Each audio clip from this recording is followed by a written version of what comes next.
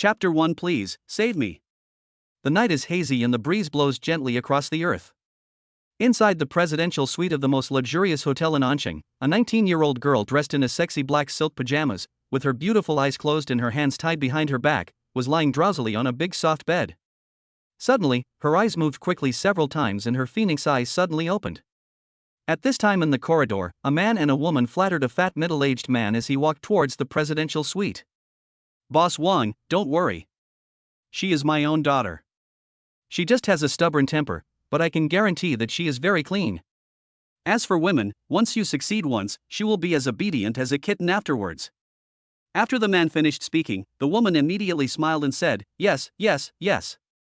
And Mr. Wang, it is better to have a young girl when giving birth. She should be in good health and good looking, so that the baby she gives birth to will be healthy, lively, and cute."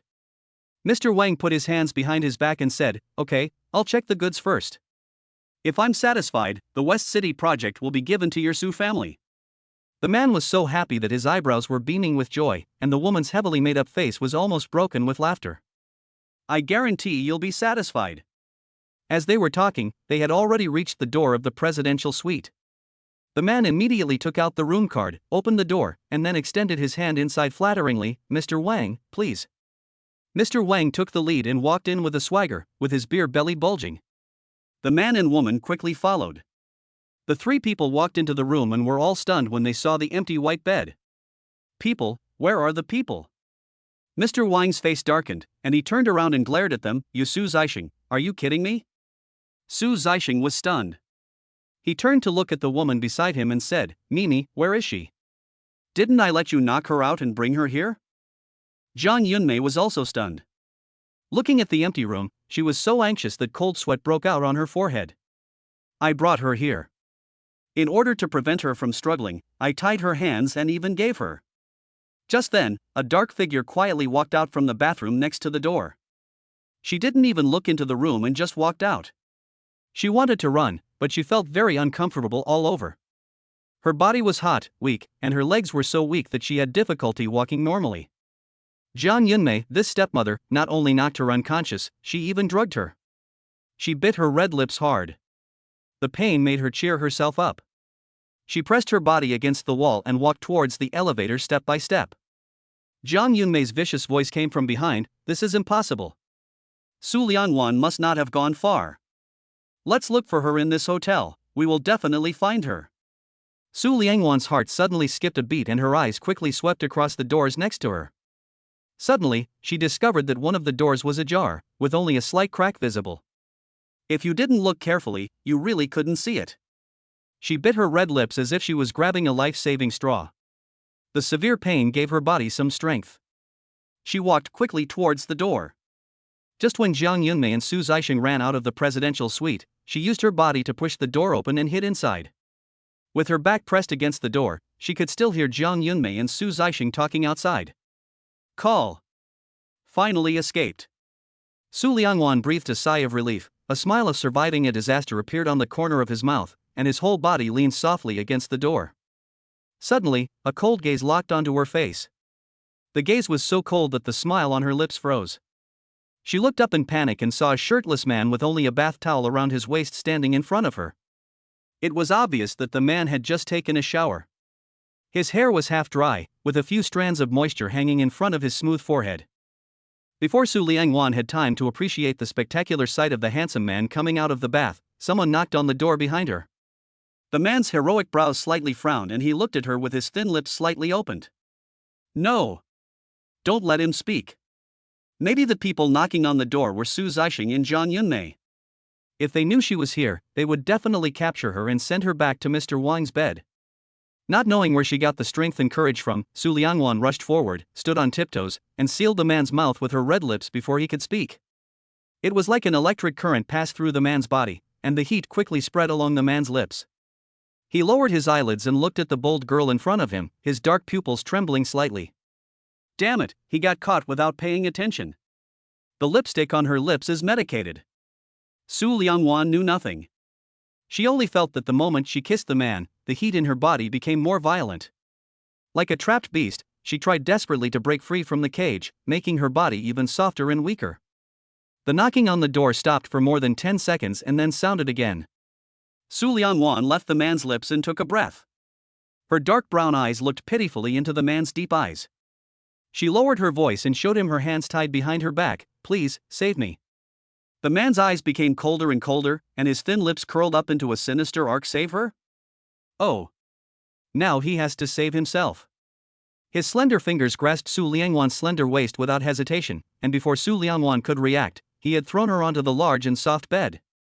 The next second, when the first ray of sunlight shone into the house through the gauze curtains, Su Liangwan slowly opened his eyes. Last night, her body felt like it was run over by wheels, and it hurt every time she moved. She bit her lip and forced herself to sit up. Looking at the beautiful face of the man sleeping beside her, she was so angry that she wanted to raise her hand and smash his head. She asked him to save her, to help her untie the rope on her hands, not this or that. Oh, forget it. Just think of it as a dog bite. Anyway, he is so handsome, much better than Mr. Wang. With this comparison, Su Liangwan feels that he has not suffered much of a loss. Gently lifting the quilt, Su Liangwan tiptoed out of bed. She definitely couldn't wear the pajamas she wore last night again. She walked to the sofa, picked up the man's white shirt and black trousers and put them on herself carefully. Although they were big and long, they were better than wearing nothing. There was a wallet in her trouser pocket. Su Liangwan took it out and opened the wallet. The thick stack of red bills made her eyes narrow with a smile. She wants to run away. How can she do that without money? That amount of money was enough for her to buy a new set of clothes and a plane ticket. She pulled out the money and stuffed it into her trouser pocket. Before throwing the wallet on the sofa, she glanced at the ID card inside. Feng Mukin. So his name is Feng Mukin. The man on the bed suddenly turned over. Su Liangwan was startled and didn't dare to stay any longer. He pulled up his trouser legs and ran quickly towards the door. Half an hour later, the man woke up. Looking at the empty room, if it weren't for the bright red color on the white bedsheet, he would have thought that last night was just a dream. This damn woman. She drugged him, and after he slept with her, she just left without saying goodbye? Shouldn't she sit on the bed and threaten him to marry her by crying, making a fuss, and even threatening to hang himself? Or should she go back and dress herself up before coming back to blackmail him? Feng Mukin picked up his phone and dialed a number. Jiayu, get over here. 10 minutes later, Jiayu came rolling in with his pants wet. Master Wu, I came here last night and knocked on the door, but you didn't answer or open the door, so I didn't dare come in. Feng Mukin was leaning against the head of the bed, wearing only a white shirt with the collar slightly open, revealing his muscular chest. He looked both abstinent and charming. He looked at Jiayu, his deep eyes suddenly cold. How many people know that I came to Ansheng? Ah? Jiayu was stunned for a moment. He originally thought that Feng Mukin called him over to scold him for not delivering the documents in time last night, but he didn't expect it to be about this. After thinking deeply for a while, he said affirmatively, no one. Even the master and the old lady don't know you came to Ansheng, let alone others. Feng Mukin frowned in confusion. If no one knew that he came to Ansheng, then that woman last night, wasn't she a trap set by someone else? But why was she in his room with medicine on her lips? Glancing at the emptied wallet on the bedside table, his eyes narrowed dangerously. Jiayu, a woman slept with me last night. You must find her for me, even if you have to go to heaven or hell. What? After 28 years of abstinence, the powerful fifth master Feng in the imperial capital was actually slept with by a woman. Jiayu shuddered all over and immediately became excited as if he had been injected with chicken blood. Ha ha, he couldn't wait to see which woman was so bold as to sleep with the vengeful master Feng Wu. He could imagine that after finding that woman, she would be tortured by his fifth master to the point where her life would be worse than death. After checking the hotel's surveillance, Jiayu quickly identified Su Liangwan's identity. Su Liangwan is the eldest daughter of Su Zixing, the president of Bohai Company. Her mother died early, and Su Zixing married his lover Jiang Yunmei, who he had been keeping outside. Su Liangwan grew up under the oppression of Jiang Yunmei. In name, she is the eldest daughter of the Su family, but in reality she is the punching bag of the Su family. However, she has excellent academic performance and was admitted to Shanghai University in Ansheng with the top score in the province at the age of 15. Although his home is in Ansheng, he has always lived in the school. At the age of 19, he has already obtained a doctorate, and he has a double degree. Feng Mukin finished reading Su Liangwan's information and raised his eyelid slightly. Where is she? Under his cold gaze, Jia Yu's facial muscles suddenly stiffened, and a layer of cold sweat oozed out of his back.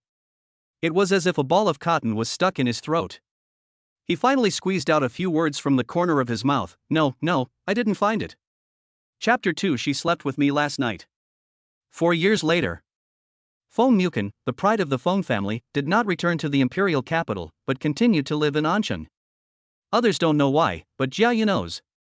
Fifth Master is competing with Su Liangwan. The woman who slept with him seemed to have suddenly disappeared from the world 4 years ago, and there was no news of her since. Feng Mukin controls the largest consortium in the country and has top talents under him.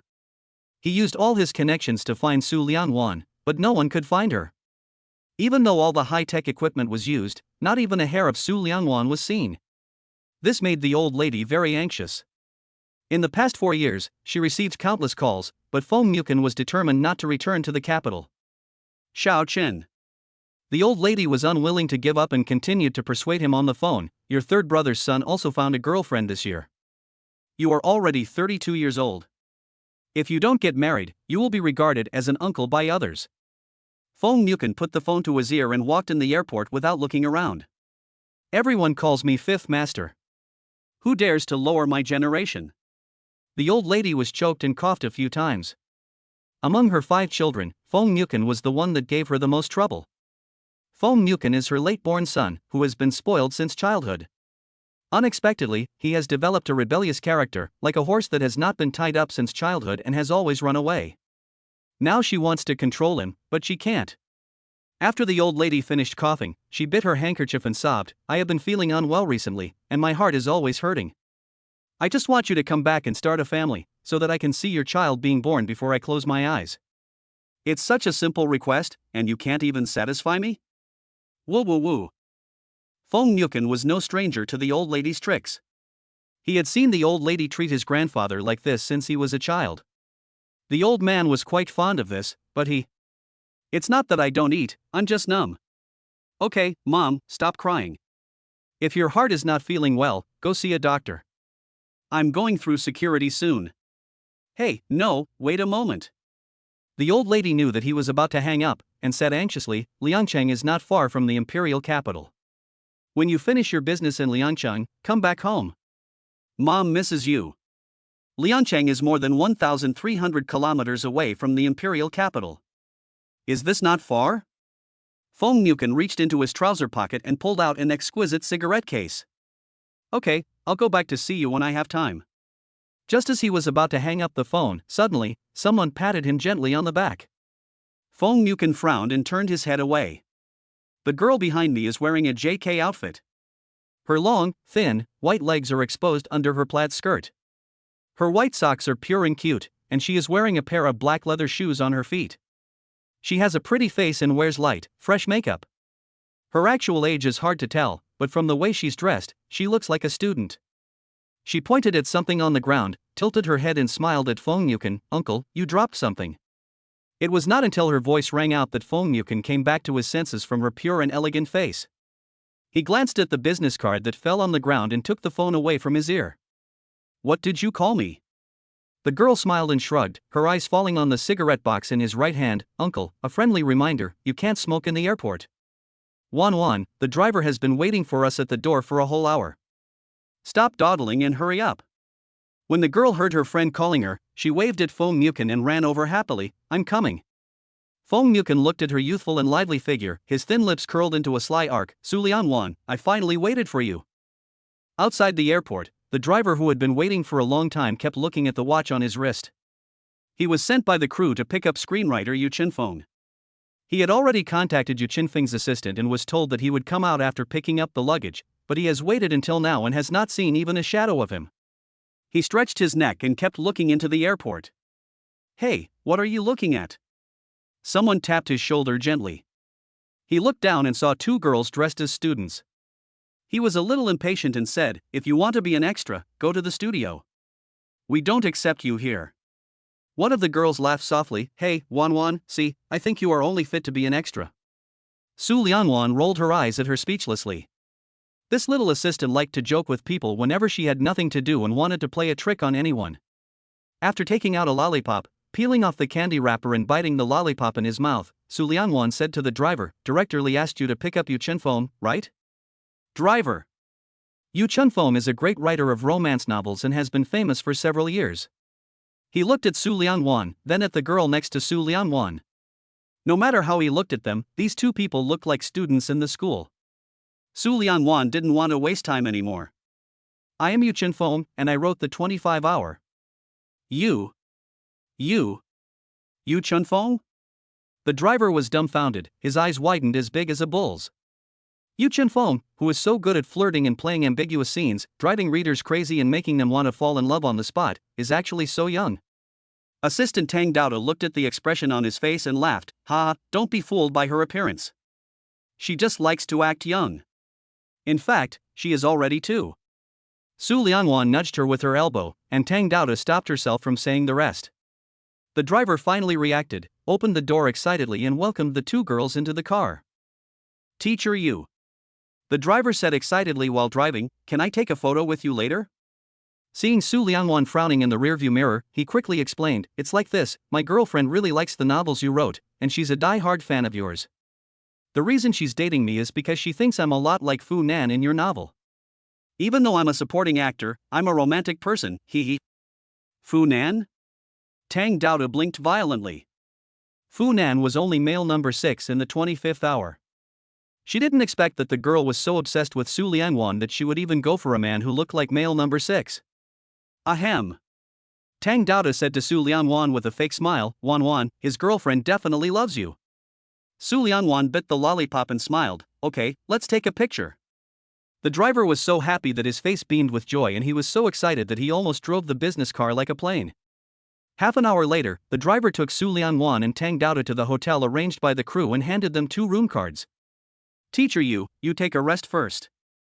I'm going to report to Director Li. Su Lianwan drew a room card, said nothing, opened the door, walked in and lay down on the large bed. Anqing, I'm back. Thinking of how embarrassed she was back then, her dark brown eyes gleamed coldly. Although she knew from a young age that her father did not like her and no one in the family considered her a member of the Su family, Su Zixing was her only relative in the world.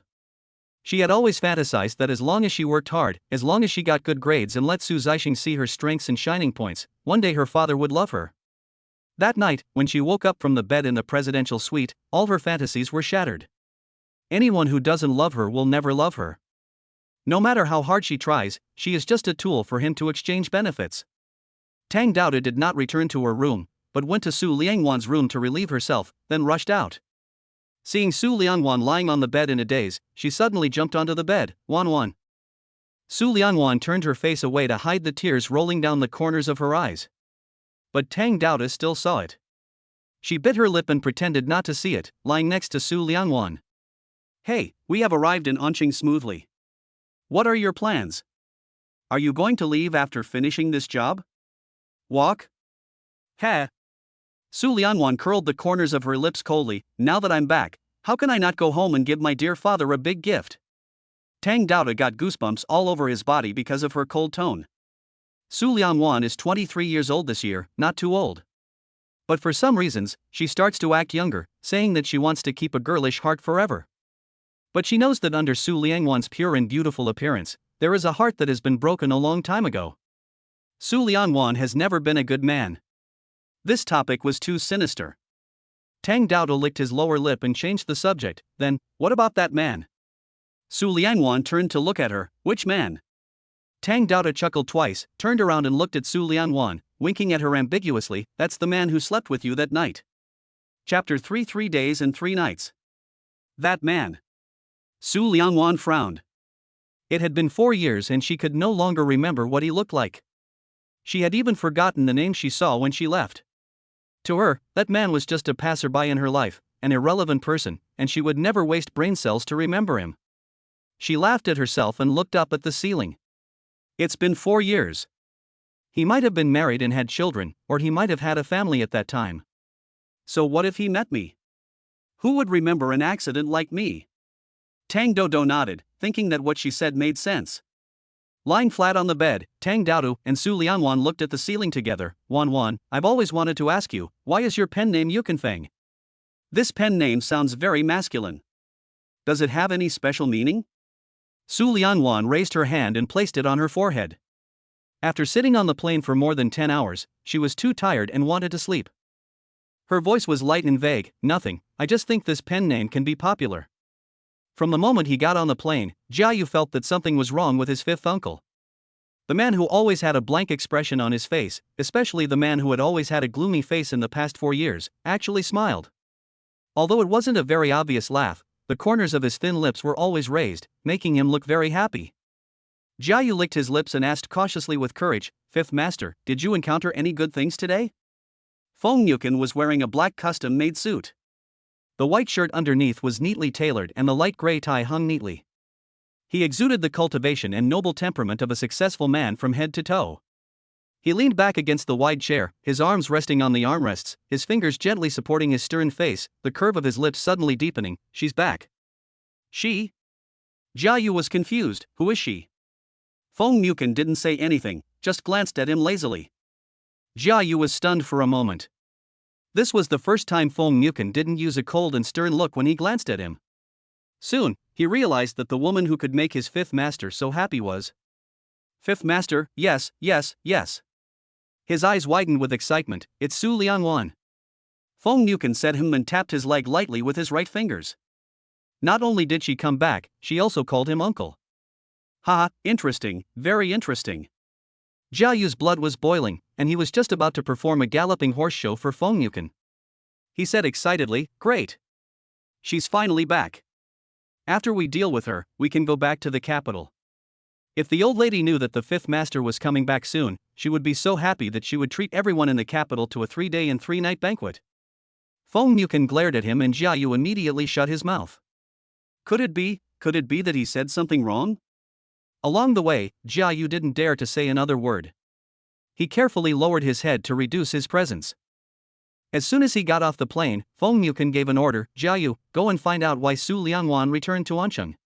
Also, I want to know her every move in Ancheng. If you let her escape again this time, you will be beheaded." "Yes." Jiayu did not dare to delay and went to do it immediately. Half an hour later, Su Lianwan's information appeared on Feng Yuken's tablet again.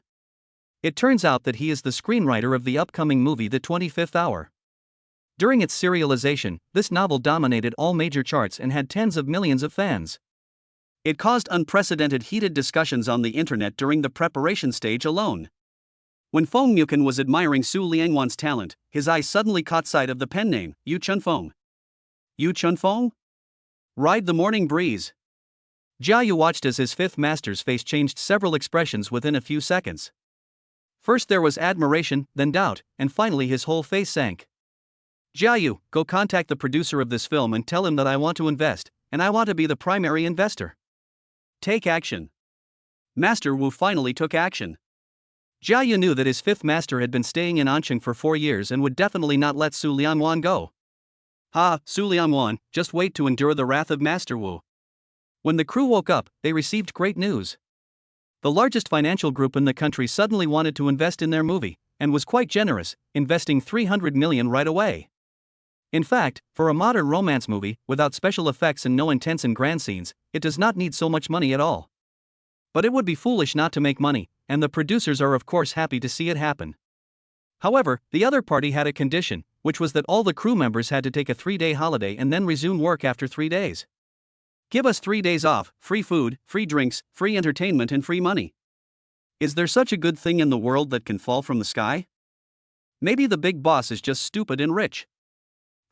Give me a bunch of these stupid, rich big bosses. I won't think it's too much." Su Lianwan listened to them with an expressionless face. 3 days off was a good thing for her. Because even if there was no holiday, she would ask directorly for a day off. Tomorrow was a very important day for her and she could not be absent. In that case, she picked up her bag and stood up. "Then I'm going on vacation." Everyone in the crew, whether it was the producer or directorly, was very polite to Su Lianwan. After all, when they were discussing copyright with Su Lianwan did not raise the copyright fee just because the novel became a hit. She was wearing simple jeans and a t-shirt, a very youthful outfit. The crew was very caring towards this young girl. "Teacher Yu, the big boss has paid for the entire crew to go to the holiday villa. Are you really not going to come with us?" Su Liangwan smiled and shook her head. Thank you directorly for your kindness, but I won't go. I have to attend a banquet tomorrow. You guys go ahead and have fun. She waved to them cheerfully, then walked away with her bag on her back. The moment she turned around, the bright smile on her face suddenly disappeared, her dark brown eyes flashed with an icy cold light, and her lips painted with bean paste-colored lip gloss curled up coldly. Dad, I'm here to give you a big gift, are you ready? In the most luxurious 5-star hotel in Ansheng, there were crowds of guests, toasting each other. Su Zixing spent a huge amount of money on his youngest daughter's engagement party. Not only did he spend a lot of money to book the entire hotel, he also sent out invitations to all the prominent families in Ansheng. It's just an invitation, whether the other person comes or not is their business. However, some small capital bosses still have to give Su Zixing this face. After all, the person Su Linglin is engaged to is Lin Jinyan, the eldest son of the Ansheng Lin family. In order to outshine all the other beauties at the engagement party, Su Linglin asked Jiang Yunmei to spend more than 1 million to buy her a high-end limited edition dress. The lake blue dress showed off her exquisite figure, and the long skirt swayed to the ground, looking elegant and noble. Wow! Linglin, you look so beautiful today. Yes, this dress looks very expensive. Linglin, I can guarantee that you are definitely the most beautiful woman in the world today. Su Linglin listened to the compliments from her besties, and her vanity was immediately satisfied. She smiled and said, "No, I just dressed up casually." You can be so beautiful just by dressing up? Oh my god, how can you let us live? She must be so beautiful just by dressing up casually. Otherwise, how could she charm Master Lin so much and make him want to marry her, huh? The girls were complimenting Su Linglin, but different voices were heard among the ladies. This Su family is really interesting. The eldest daughter has been missing for 4 years, but the Su family acted as if nothing had happened and didn't send anyone to look for her. They even allowed the youngest daughter to steal the eldest daughter's fiancé and held such a luxurious engagement party. Doesn't Su Zixing feel guilty? That's right. Everyone knows that Su Liangwan and Lin Jinyan were engaged since they were born. The two children grew up together, and in the end, Lin Jinyan is actually engaged to Su Linglin. It's really unpredictable. Hey, let me guess. Su Liangwan's disappearance must have been intentional by the Su family. Several noble ladies looked at the lady who spoke last, their eyes gleaming with gossip. What did you say? The lady took a sip of wine, with an expression that saw through everything. Think about it, Su Liangwan is the daughter of Su Zixing's ex-wife. His ex-wife died, and his stepmother came into the family. How could she possibly treat Su Liangwan well? Several ladies nodded in unison. That makes sense. Jiang Yunmei must have been planning to kill Su Liangwan so that her daughter could replace Su Liangwan and marry into the Lin family. Jiang Yunmei might have found the opportunity 4 years ago. Ah? A noble lady covered her mouth in surprise. Are you saying Su Liangwan is dead? The person has been missing for 4 years and there is no news. If not dead, what else could it be? Several noble ladies looked at each other knowingly. Just then, a tall figure suddenly walked in from the door. She was wearing a high-end limited edition lake blue long dress and a dazzling ruby necklace on her beautiful swan neck, which made her fair skin look even more radiant. The graceful curves flow down the long skirt, revealing her elegance with every step she takes. Ah! Oh my god! Seeing her, everyone was shocked. She was not. Chapter 4. Check the goods before shipment. She is the eldest daughter of the Su family who has been missing for 4 years, Su Liangwan. While they were shocked, the ladies suddenly discovered something particularly interesting. When I saw Su Linglin just now, I thought she was pretty. But now Su Liangwan appears in a dress exactly like Su Linglin's. That Su Linglin is not pretty enough. That's right. It's not a big deal to wear the same clothes as someone else. Whoever is smaller will be embarrassed. In terms of body shape, Su Linglin is not as well developed as Su Liangwan. That's fine. Su Linglin wears heavy makeup on her face, deliberately making herself look mature and charming, while Su Liangwan only wears a little powder, which makes her look natural. She is at the perfect age. From this perspective, it looks like Su Linglin is a sister who is several years older than Su Liangwan. One noble lady summed it up, huh? With Su Liangwan showing up like this, there's going to be something interesting to watch tonight. Su Linglin heard the words of the ladies with sharp ears, and a hint of malice flashed in her eyes. She dressed up so carefully, hoping to outshine all the other girls tonight and make Lin Jinyan even more infatuated with her beauty. Unexpectedly, she was outshined by Su Lianwan, who suddenly appeared. How come Su Lianwan didn't die outside in these 4 years? Sister, I knew you would come today. Su Linglin took the lead in walking towards Su Lianwan and affectionately held Su Lianwan's arm. When others saw them, they thought they were close sisters with a very good relationship. After not seeing her for 4 years, Su Linglin's acting skills have become even better. Su Liangwan pursed her lips and smiled, then raised her hand and placed it on the back of her hand. I'm getting engaged today, so of course I have to come. Since we have to act, let us all act together and see who can't hold back anymore. Sure enough, Su Linglin's face changed several colors in an instant. She pulled the corners of her mouth awkwardly and let go of Su Liangwan's arm without saying a word. Sister, stop joking. I'm not kidding. Su Liangwan raised her hand and elegantly brushed the fallen hair behind her ears. She looked at her and smiled. Everyone knows that Jin Yan and I have been engaged since we were young, and we have never cancelled the engagement, so of course it's him and me who are getting engaged today. The moment Su Liangwan appeared, Jiang Yunmei knew that she had come with ill intentions. Seeing her daughter speechless by Su Lianwan, she held the long shawl in front of her with both hands and walked over like a noble lady. Wan, you eloped with another man and left for 4 years. Jin Yan was devastated, and it was Linglin's consolation that helped him get over the shadow of heartbreak. Now Linglin and Jin Yan are together, and you are unwilling to accept it again. How can you be such a sister? You can't stand your sister like this, okay? Su Linglin bit her lip. She was so aggrieved that she almost cried. She held Jiang Yunmei's hand and said, Mom, please stop talking. My sister was young at that time. It was normal for her to be deceived by a man. Please don't say that to her in front of so many people. It's not good for her. Ah? So Su Lianwan disappeared because she eloped with another man? I said Su Lianwan is missing. Why didn't the Su family go looking for her? It turns out that family disgrace should not be made public. Su Linglin is really kind-hearted. Even after being bullied by Su Lianwan like this, she still stood up for Su Lianwan. Wow, this child has been well educated by the Su family. Listening to the discussions of the people around her, Jiang Yunmei was very proud. Su Lianwan, a little girl, wanted to fight with her daughter. Then she would make her lose her reputation and never be able to make a comeback. Looking at the mother and daughter singing the same tune and confusing right and wrong, Su Lianwan really couldn't help but want to applaud them.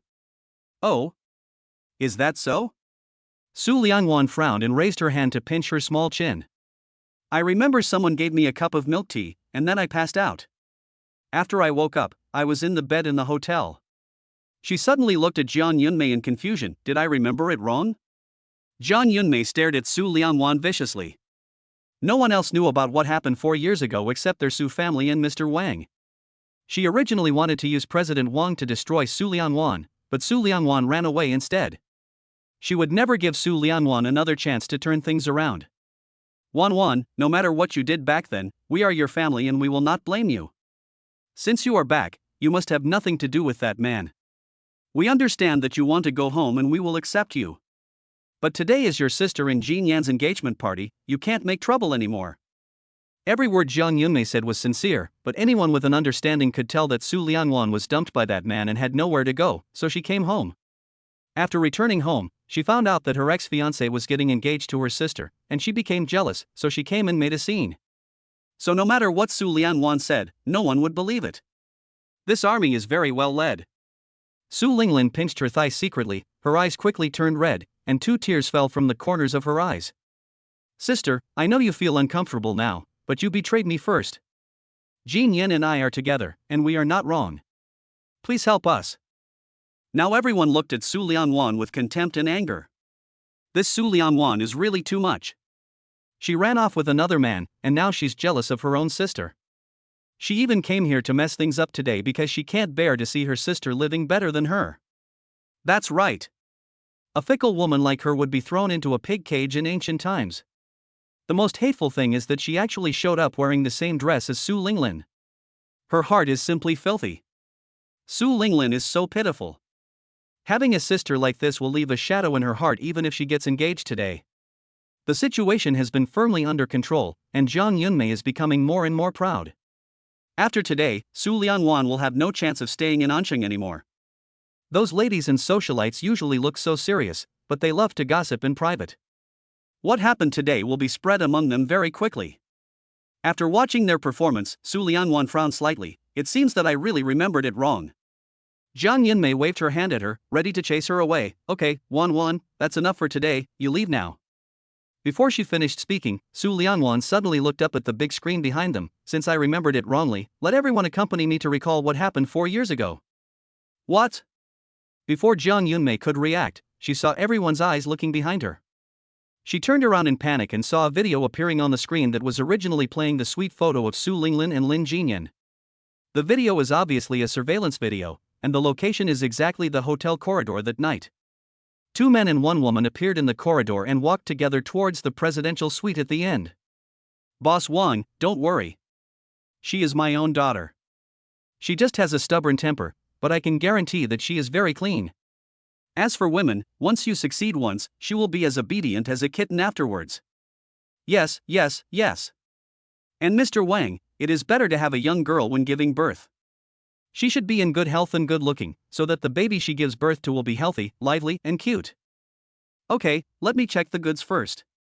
If I'm satisfied, the West City project will be given to your Su family. Jiang Yunmei was horrified and shouted in panic, Su Zixing, go backstage quickly. Su Zixing didn't wait for her to say anything and rushed to the backstage. Who posted this? Who posted this video? Turn it off for me, quickly. The staff in the background was so anxious that they were sweating profusely, and their fingers kept operating the mouse, but the mouse did not listen to his commands at all and was stuck in place without moving. Oh no, my computer is infected with a virus. How could this happen? Su Zixing slammed the table angrily. He gritted his teeth in annoyance and reached out to press the power button. But no matter how hard he pressed the buttons, the computer remained motionless and the video played steadily. Hearing Jiang Yunmei's words about arresting Su Lianwan coming from the speakers, he became so angry that his whole face turned red. What to do? What to do? With so many guests coming today, if the news of him selling his daughter gets out, it will have a huge impact not only on him, but also on his company. Suddenly, with a click, the computer screen went black. He looked up in surprise and saw Lin Jinyan holding the power cord that had just been unplugged. He breathed a sigh of relief, raised his hand and patted Lin Jinyan on the shoulder. Jinyan, I'm glad you're here. Lin Jinyan smiled faintly. Uncle, it's nothing. After Linglin and I got engaged, we became a family. Besides, what happened back then? Chapter 5, Breaking Up the Couple. Uncle understands, Uncle understands. Su Zixing smiled and patted Lin Jinyan's shoulder again. He was very satisfied with this son-in-law. When they walked out from the backstage, they found that the outside was already in chaos. Although Lin Jinyan unplugged the power cord of the computer, the scene that was to be played had already been played, and the fact that he sold his daughter shocked the guests. Oh my god. There is actually such a weird father in this world. For the sake of profit, he actually sold his eldest daughter to that old man Mr. Wang. Jiang Yunmei just said that Su Lianwan ran away with another man. As soon as she finished speaking, she was slapped in the face by Su Lianwan. I felt so sad for her when I saw it. And that Su Linglin, I thought she was a good person just now, but she actually joined her mother in framing her own sister. She is so cruel. I guess Su Linglin has probably been in love with Lin Jinyan for a long time. Her mother stole the man of Su Liangwan's mother, so she stole Su Liangwan's man. TSK. Lin Jinyan is not a good person either. Seeing the guests pointing fingers at him, Su Zixing felt a little embarrassed. That's not the case, listen to me. Su Lianwan walked over with a smile and took Su Zixing's arm affectionately. Dad, don't be anxious, explain it to them slowly. Su Zixing. He's not in a hurry? Can't he be impatient? Things have turned out like this, and tonight's engagement party will definitely not be able to go on. He will be scolded by others in the future, and he is so anxious that his intestines are about to be tied into knots. He really wanted to slap Su Lianwan, this unfilial daughter, to death. Su Lianwan watched Su Zixing and Jiang Yunmei explaining to the guests. After a long time, they still couldn't make sense of it. She thought this scene was really pleasing to the eye. She sighed regretfully. Hey, Dad, I actually have a lot more to say to you, but it seems you are very busy now and you don't have time to listen to me. Su Zixing really wanted to seal Su Liangwan's mouth with a piece of tape. He was so anxious, but she was still pretending to be innocent. Su Lianwan shrugged, turned around and winked at Lin Jinyan. Lin Jinyan, as usual, see you at your house at 5 o'clock tomorrow night. After saying that, Su Lianwan waved playfully to Lin Jinyan, turned around and left with a smile. Lin Jinyan looked at her proud back, and suddenly, he felt as if he had never known her. Is this still the same Su Lianwan who was timid, never fought back when beaten, and never responded when scolded? Rather than saying that Lin Jinyan and Su Lianwan grew up together, it would be more accurate to say that Lin Jinyan and Su Linglin were childhood sweethearts. Su Lianwan's mother died when she was very young. After Jiang Yunmei came into the family, she had long coveted Lin Jinyan as her son-in-law. Every time Lin Jinyan came to the house, Jiang Yunmei asked Su Linglin to play with Lin Jinyan, and it was difficult for Su Lianwan to see Lin Jinyan. Even if they met, Su Lianwan would just serve them tea and water, serving them like a servant. So in Lin Jinyan's heart, he looked down on Su Lianwan. But Su Lianwan seems different today. Brother Jinyan. Su Linglin jealously grabbed Lin Jinyan's hand and forcibly pulled his eyes away from Su Lianwan. When did you become so close to Su Lianwan? Still following the old rules, you guys? Lin Jinyan collected his thoughts and patted the back of Su Linglin's hand lovingly. Linglin, don't you know the relationship between her and me? Then it doesn't matter. What she said just now was just to sow discord between us. Don't be fooled. Su Linglin pursed her lips, swallowing back the words that were about to come out of her mouth. She raised her chin and looked at Lin Jinyan's flattering smile. Of course I won't be fooled. Brother Jinyan, you are mine, and no one can take you away. Lin Jinyan smiled and turned around again to look for Su Lianwan, but Su Lianwan had already left and he saw nothing. Su Linglin saw it with her sharp eyes. She gritted her teeth secretly, and a hint of viciousness flashed in her eyes. As soon as Su Lianwan got in the car, Tang Daodo couldn't contain his excitement. Without waiting for Su Lianwan to fasten her seatbelt, he asked impatiently, Wanwan, how is it? Does your dad like the gift you gave him? Thinking of Su Zixing's angry look, Su Lianwan laughed softly. It seems that he likes it very much. Ha ha ha! Tang Daodo threw the laptop on his lap onto the back seat, raised his hands and rubbed his fingers vigorously towards Su Lianwan. Since he likes it so much, do you want to express it to me? Watching her rubbing her hands and counting the money, Su Lianwan pulled the seatbelt over and fastened it on. Before I give you today's reward, you should pay the tuition first. Ah! Tang Daodo's face fell all of a sudden, and the corners of his mouth almost turned up to the sky. Wanwan, although you taught me the LT technique, I also contributed just now. Without me, who helped you hack into their computers and play the video? Moreover, he chose the right time to give Jiang Yunmei and Su Zixing the most painful blow. Okay. Su Lianwan started the car. I'll give you a bonus this month. I guarantee you'll be satisfied. I knew you were the best, Wanwan. Tang Daodo was so happy that she danced with joy. If Su Lianwan wasn't driving, she would have wanted to pull Su Lianwan's face over and give her 2 big kisses. Thinking of tomorrow, she secretly swallowed her saliva. Wanwan, how about, let me go with you tomorrow, maybe you can use me. Su Lianwan rolled her eyes at her and said, you're addicted to making money, right? No, no. Tang Daodo waved his hands repeatedly. I am really worried about you. Think about it, if you go alone and face those 2 families, they will definitely eat you alive. Take me with you, at least I can keep watch for you at the door. Su Lianwan stared at the road ahead and snorted with a fake smile. Huh? If I want to go out for a walk, I might as well bring a dog. As for that little money grubber Tang Daodo, Su Lianwan doesn't he even know her? However, she was just saying that. She didn't take Tang Daodo with her because she didn't want her to get involved in those bad things. Su Zixing is a cruel and ruthless person. She is afraid that Su Zixing will become desperate and unable to do anything to her, so he will find a way to deal with the people around her. She is not always by Tang Daodo's side. For Tang Daodo's safety, it is better not to let Su Zixing and others know about Tang Daodo's existence. At 5 o'clock in the afternoon of the next day, Su Lianwan drove to Lin Jinyan's house on time. After parking the car, she noticed a black Bentley Mulsanne parked 20 meters away from him. There was someone in the car. Although she couldn't see the face clearly, she could feel a pair of deep gazes fixed on her. She frowned, without thinking too much, raised her hand and rang the doorbell. The one who opened the door was Lin's nanny. When she saw her, she said expressionlessly, the young master is waiting for you inside. Come with me. Su Lianwan followed the nanny and walked in. Suddenly, an unidentified object flew straight towards her face. She narrowed her dark brown eyes slightly, turned her face slightly, and dodged it easily.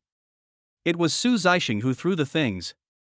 Seeing that Su Lianwan was not hurt, he angrily slapped the coffee table and said, you are such a good daughter that I raised you. What good will it do you if you destroy me and the Su family? Jiang Yunmei echoed him. Su Lianwan, you are an ungrateful person who can't even support his family. Even if you don't like me, I am still your biological father in life. Is this how you show filial piety to your biological father? Su Lianwan passed away yesterday. Su Zixing and Jiang Yunmei lost their outlet and could only hold their anger in. When they went out today, they felt that other people looked at them differently and were always pointing fingers at them behind their backs. Now that Su Lianwan had just appeared, the two of them could no longer suppress the anger in their hearts and wished they could tear Su Lianwan to pieces with their bare hands. Su Lianwan did not show any surprise, because she had expected them to have such a reaction. Lin Jinyan's face wasn't looking good either. Su Lianwan, there are no outsiders here, so let's be frank. I have never had any feelings for you. You ruined my engagement with Ling Lin yesterday. I won't hold you responsible, but please don't pester or harass me again in the future. You are both very clear-headed people. Su Lianwan smiled and sat down on the single sofa without any hesitation. She straightened her back and spoke in a negotiating tone. I am not the kind of person who likes to break up couples. In this case, let's talk about the cancellation of the engagement and the compensation the Lin family should give me and my mother's will. Asshole. Hearing the word will, Su Zixing immediately got furious.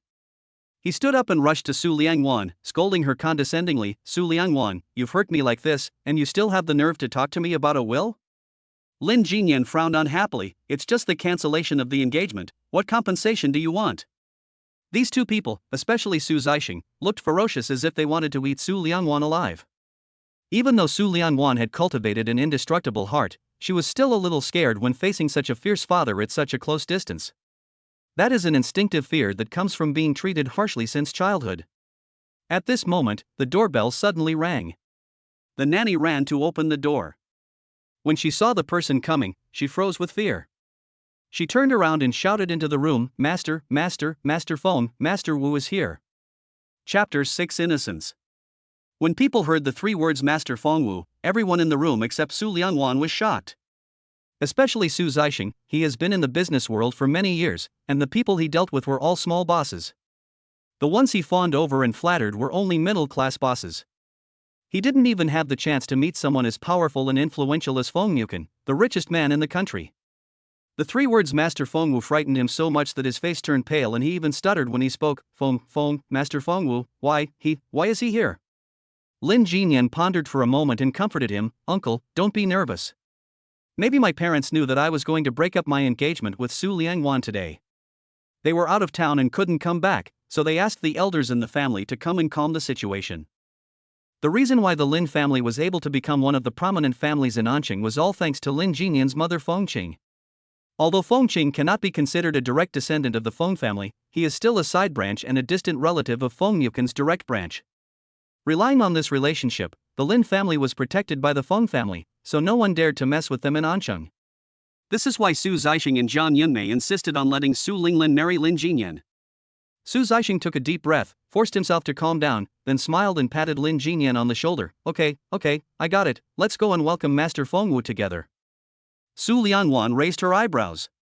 She was very curious about who this person was. The person who could scare Su Zixing to death must be a big shot, but it seems that this big shot is here to help Lin Jinyan maintain order and suppress her. Oh. No matter who he is, she is not afraid of him. She looked at Lin Jinyan and Jiang Yunmei. Su Linglin stood up. The four of them walked towards the door impatiently. She curled the corners of her lips coldly. Even with the pressure from the mountain, she did not bend down. She sat there steadily and calmly without moving. The man at the door was wearing a black custom-made suit with the collar of his white shirt slightly open, revealing a part of his collarbone. He looked very abstinent, yet one could not help wanting to pull his shirt open to see what was inside. Besides his abstinence, he also gave people a sexy and charming feeling. Especially his deep eyebrows, high nose bridge, and thin lips, all of which show his unique mature masculine charm. Su Linglin was stunned. She had never seen such a handsome and elegant man before. Lin Jinyan secretly tugged at her hand, then respectfully called out, Great-grandpa. Su Linglin. Great-grandfather? What's going on? Why do you call him great-grandfather? Seeing her daughter stunned again, Jiang Yunmei poked her from behind in dismay, and then she and Su Zixing called out in a flattering voice, Master Feng Wu. Feng Yuken said him indifferently and walked in. When passing Su Lianwan, he looked straight ahead and sat down on the large sofa. It was clearly a three-seater sofa, but after he sat down, Lin Jinyan, Su Zixing and others did not dare to sit over there. Even on the empty sofa next to it, no one dared to sit. They all stood respectfully by the side, just like the eunuchs and palace maids who would serve the ancient emperor after he took his seat. Su Lianwan just laughed. The man who was so aggressive towards her just now was so cowardly now. He was indeed a bully. But why is this man whom Lin Jinyan calls great-grandfather so young? And it looks so good. She seems like I've seen her somewhere. For a moment, no one spoke first, until the nanny came over and respectfully served tea to Feng Yuken. Feng. Fifth Master Feng, please have some tea.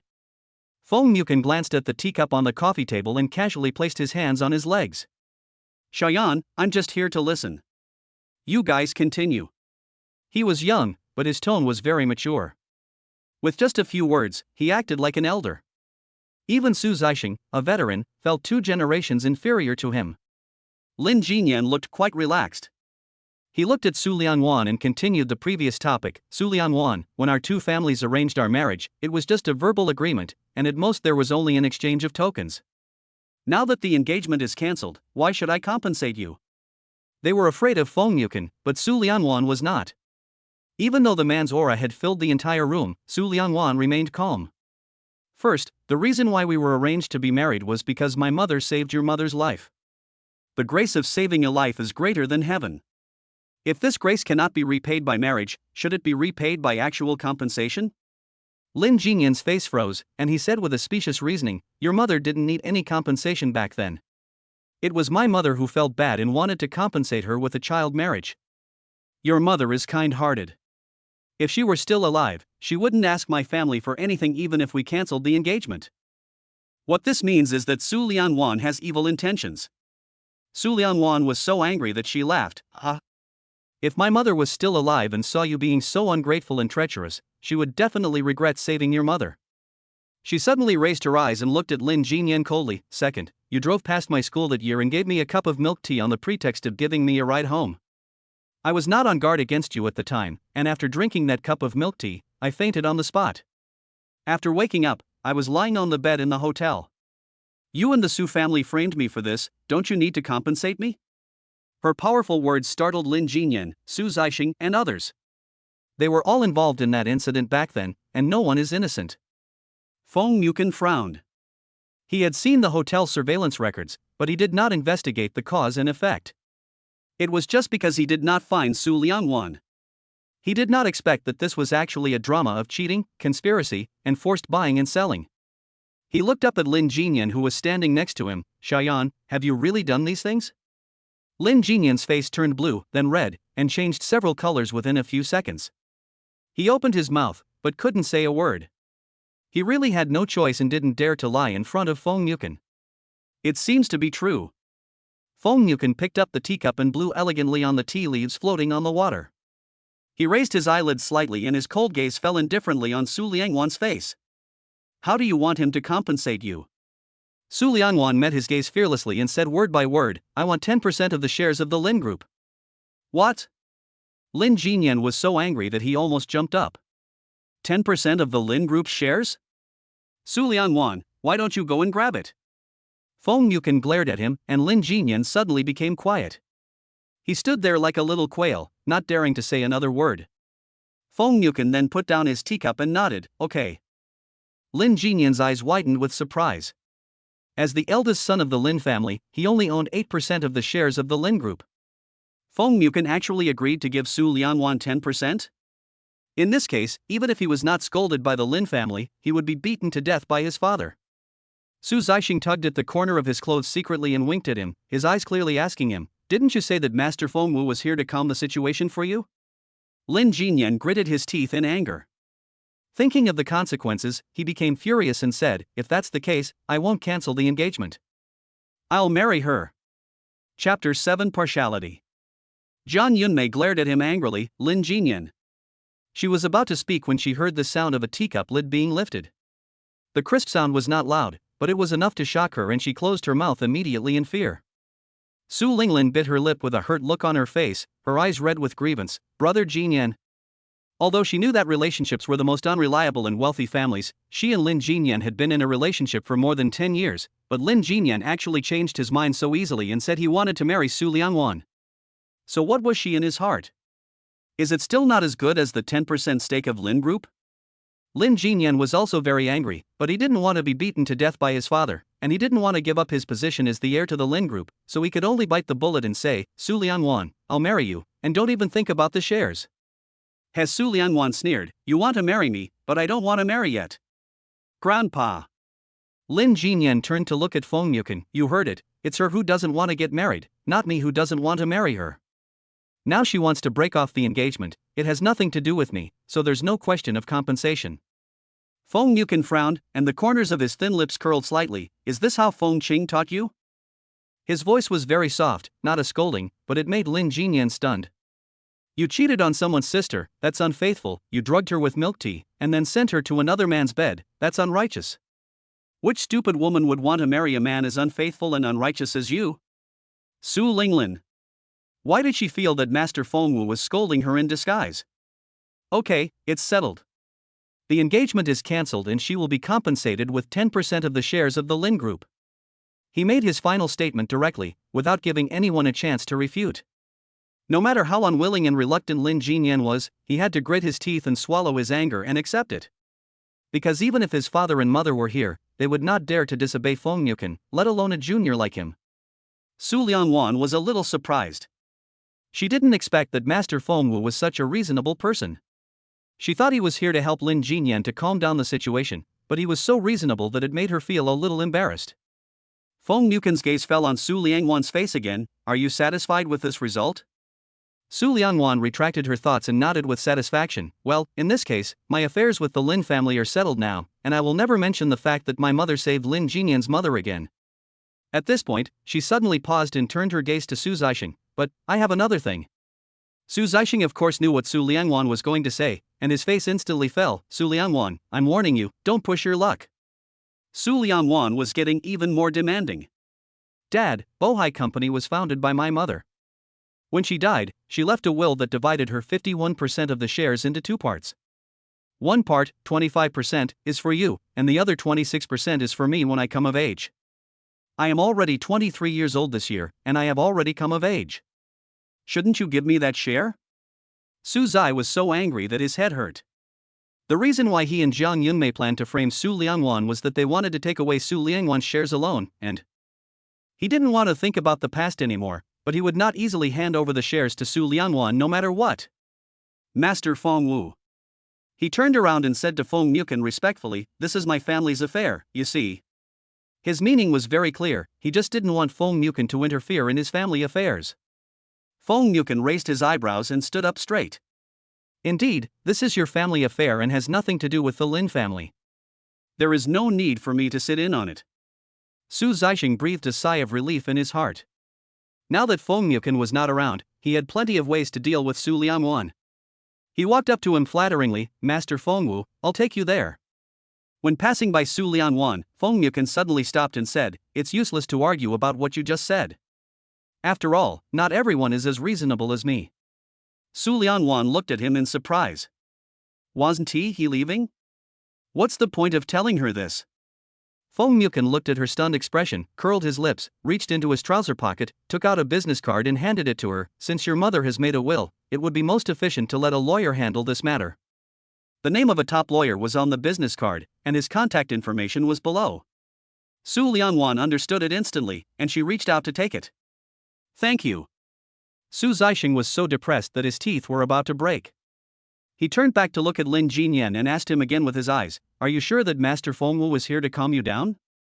Why did he feel that Feng Yukin had been helping Su Liangwan since he came in?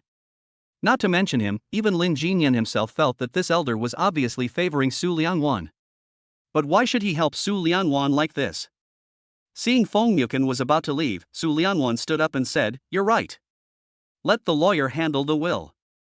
I won't stay here and interfere with their love. As she said that, she walked over and stood beside Feng Yukin. I'll go with you. Su Zixing. Su Liangwan has been missing for 4 years. He finally had the chance to catch her, but she just left like that. If she doesn't come forward and sends a lawyer to find him directly, how can he threaten and intimidate Su Liangwan? He was so anxious that he just stared blankly and kept winking at Jiang Yunmei and Lin Jinyan. Lin Jinyan didn't want to let Su Liangwan go so easily. He took a few steps forward and was about to speak, but Feng Yuken set him and stood shoulder to shoulder with Su Liangwan. Okay, let's go together. Lin Jinyan, Su Zixing, Jiang Yunmei. Even though they wanted to say something to keep Su Liangwan, they didn't dare to even fart. Are you kidding? Who dares to act rashly in front of Master Feng Wu? Who else would dare to stay and go with Master Feng Wu? They could only watch helplessly, unwillingly, as Su Liangwan and Feng Yuken walked away in front of them. As soon as he walked out of the door, Su Liangwan couldn't help laughing. Ha ha ha, this is the first time I've seen my dad look so frustrated. Feng Yuken glanced at her sideways without saying anything, but just curled the corners of his lips slightly without making any expression. Su Liangwan was really happy. When she came here today, she originally thought that she would have to fight a tough battle. Even if she didn't get beaten to a bloody pulp, they would not let her leave so easily. Unexpectedly, Feng Yuken's arrival made things go very smoothly, and she got what she wanted. After laughing a few times, she patted Feng Yuken's shoulder heavily with her slender little hand. Uncle, thank you. Uncle? It turned out that she just remembered their encounter at the airport that day. Feng Yuken glanced at the little hand on his shoulder, his deep eyes narrowed slightly. Lin Jinyan calls me great-grandfather, you are his equal, don't you think it's disrespectful to call me uncle? Chapter 8 is also perfunctory. Su Liangwan put her hands behind her back, tilted her head slightly, and looked at Feng Yuken with eyes curved into two crescents of joy. I have nothing to do with Lin Jinyan, why should I be his equal? Today, Su Liangwan is going to negotiate with Su Zixing and Lin Jinyan. In order to show her strength, she deliberately wore a white casual shirt. It was a professional outfit, but in Feng Yuken's eyes, she still looked like a naive little girl. Just because of her pair of bright and clear eyes, without any impurities, like the purest thing in the world. He saw her wearing black silk pajamas, JK student uniforms, and professional suits. No matter whether they were sexy, simple, or meticulous, they could not conceal the innocence in her eyes. Such a pair of eyes was so tender that it made his heart itch. He deliberately put on a stern face. Your father also calls me Master Feng Wu. What's the big deal? Su Liangwan said disapprovingly, you are so young and good looking. I don't mind calling you fifth master because I think you look old. Feng Yuken frowned, am I good looking? This was the first time he had heard of this statement. When others praise men, don't they always say they are handsome, cool, and dashing? Why is it that when it comes to Su Liangwan, he is just described as good looking? Su Liangwan nodded, yes, you are very handsome, the most handsome man I have ever seen. Just then, Su Liangwan's cell phone suddenly rang. She took it out and saw that it was Tang Daoda calling. She guessed that the girl was going crazy worried about her. She waved at Feng Yuken with her phone in hand. Uncle, thank you for what you did today. I have other things to do, so I'll leave first. Bye. She had just taken 2 steps when Feng Yuken's voice rang out behind her. How do you want to thank me? Su Liangwan stopped and looked back at him. She saw that he had a serious look on his face, as if he really wanted her thanks. He actually took this kind of verbal remark seriously. She pretended to think about it seriously, then smiled at him and said, I'll treat you to dinner some other day. Apart from the meeting at the airport, the two of them didn't even know each other. They had no contact information such as phone calls or WeChat, and Su Liangwan's words were very perfunctory. Feng Yuken looked at her back, chuckled, turned and walked towards the Bentley Mulsanne not far away. Jia Yu saw him coming and hurriedly got out of the car to help him open the back door. Fifth Master. Fifth Master. Hearing this name again, Feng Yuken felt a little uncomfortable. It was Su Liangwan's call of uncle that made him feel comfortable both physically and mentally. But he just stopped for a moment and then got into the car. He took out his cell phone, found Feng Qing's phone number, and dialed it indifferently. After Feng Yuken and Su Liangwan left, the entire Lin family fell into darkness. Su Zixing sat on the sofa, lowered his head, and clenched his fists. If he really gave that 26% of shares to Su Liangwan, he would no longer be able to hold on to his position as chairman. With just that extra 1%, Su Liangwan could replace him. Su Liangwan is here to snatch the company from him. This little bitch Su Liangwan really dares to ask for everything. Not only does she want 10% of the shares of Lin Group, she even wants to snatch Bohai's shares. What is a little girl like her going to do with so many shares? Jiang Yunmei, the old woman, kept cursing Su Lianwan. She must have a strange man outside. With her IQ, she can't think of this. It must be that strange man who gave her the idea to come back and snatch my property.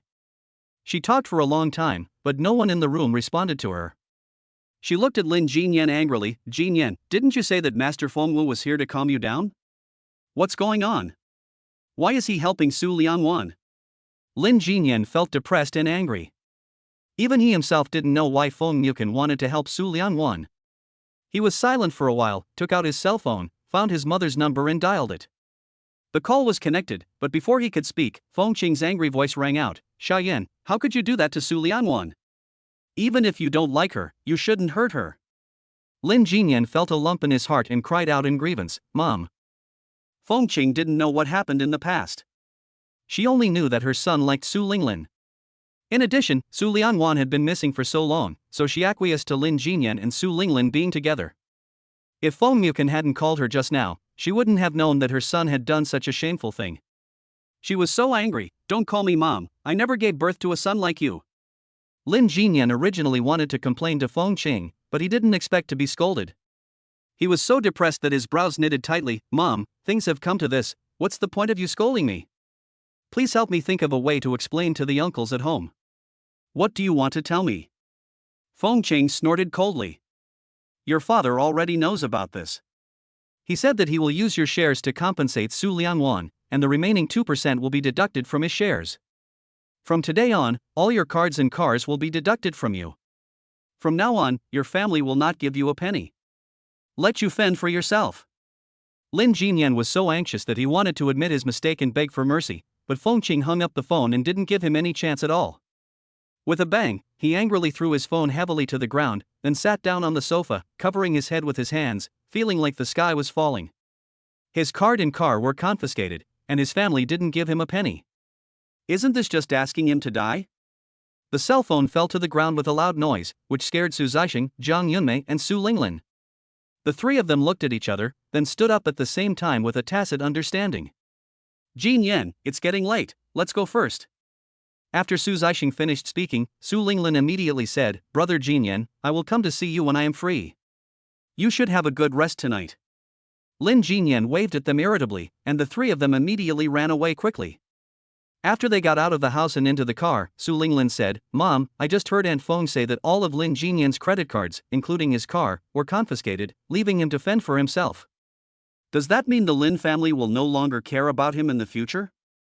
Jiang Yunmei glared at her in dismay. Feng Qing is just talking. After all, Lin Jinyan is her eldest son.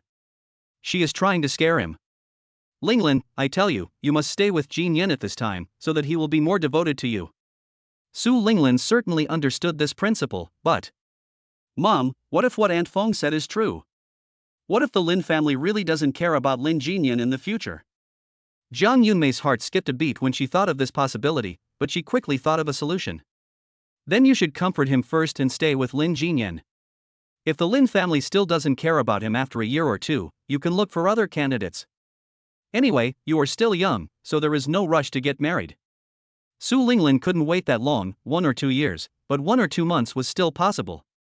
Su Linglin agreed verbally, but she already had other ideas in her mind. Chapter 9, She's in such a great shape. After 3 days of fun, the crew came back feeling refreshed and in high spirits. After the opening ceremony, filming officially began.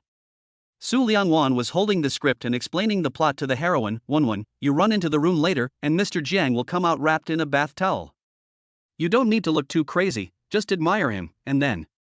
Before she could finish her words, Tang Daodu suddenly screamed, Ah, ah. Su Lianwan and Xie Tingwen looked over in surprise and saw her raising her hand and pointing forward, her eyes turning into stars. Following her finger, they saw Emperor Jiang standing not far from them with his upper body naked and only wrapped in a bath towel. Tang Daodu's screams continued, Oh my god! Mr. Jiang has such a great body. Su Lianwan raised her hand to support her forehead. It was too embarrassing for her as an assistant. Not only is he a little money grubber, he's also a little flower crazy. Daodu. She was also helpless. Stop looking like you've never seen the world, okay? Tang Daodu jumped over and hugged her arms. Wan, it's not that I haven't seen the world, that's Mr. Jiang. Look at those chest muscles and abdominal muscles, so attractive. But Xia Tingwen burst out laughing. Teacher, you speak as if you have seen a lot of the world. Could it be that? She paused and winked at Su Lianwan ambiguously. Teacher, you has seen a lot of things like this?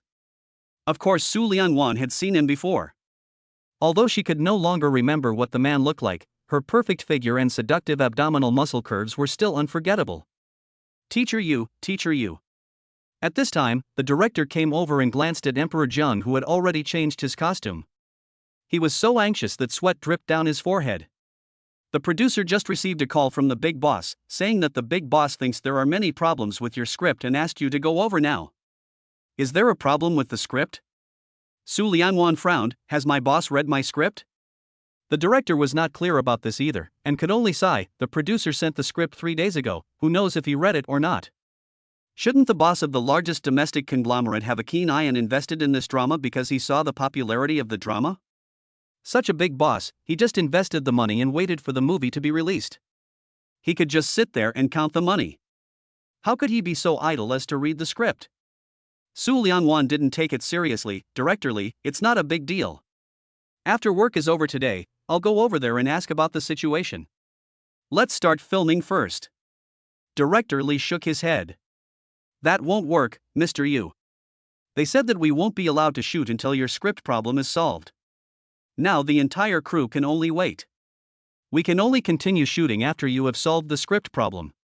Su Lianwan was speechless. Could that big boss understand the script? Isn't this just picking on her? The crew can't wait, and Xia Tingwen and actor Zhang's schedules are full. If it continues to be delayed like this, she really won't be able to explain to them. Okay. She put the script away. I'll go now. Director Lee gave Su Lianwan a business card with the boss's name and phone number, as well as the company's address. Su Lianwan glanced at the business card, Feng Yukan. She felt that the name looked familiar. But she didn't think too much about it. She put on her bag and drove to the address on the business card. Fengxing Group's headquarters is in the imperial capital, and it only has a branch in Ansheng. But starting 4 years ago, the Ansheng branch has grown bigger and bigger, from a small company that rented an office building to a large enterprise that bought a business building in the most luxurious location in the city center. Su Lianwan stood in front of the 88-story building, looked up, and felt the sunlight was very dazzling. 300 million at a time, it is indeed a big company and a big boss. Walking to the front desk, she asked politely, "Excuse me, which floor is Mr. Feng on?" The receptionist took a look at her. She was a girl wearing a t-shirt, jeans, and white sneakers. She looked like a student, or at best a recent graduate. You look like a child, and yet you come to see their President Feng? The receptionist's eyes were almost on top of her head. Our President Feng is not available to anyone who wants to see him. Do you have an appointment?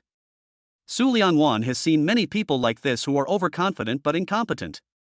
She raised her work permit hanging around her neck and said, "I'm Yu Feng, the screenwriter of the movie The 25th Hour. Mr. Feng said there were some issues with my script and asked me to come and see him." The 25th Hour? Yu Feng?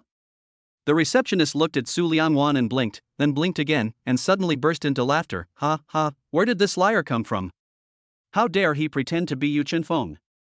Su Lianwan didn't say anything, just looked at her.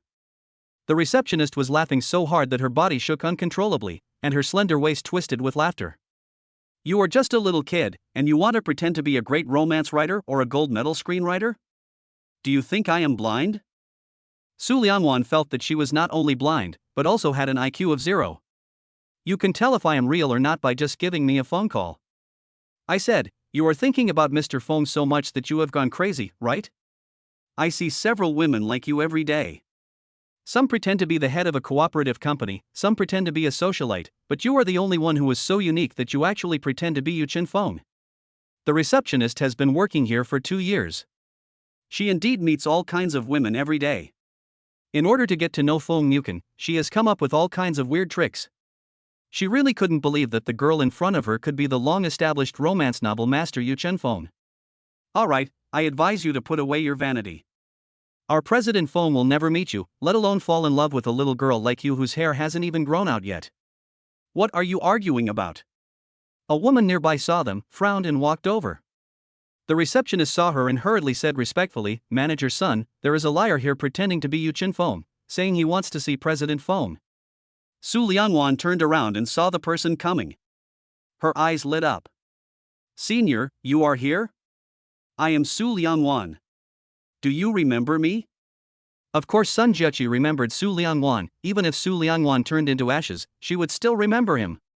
She used to be the campus belle of Shanghai University, and was adored and flattered by everyone.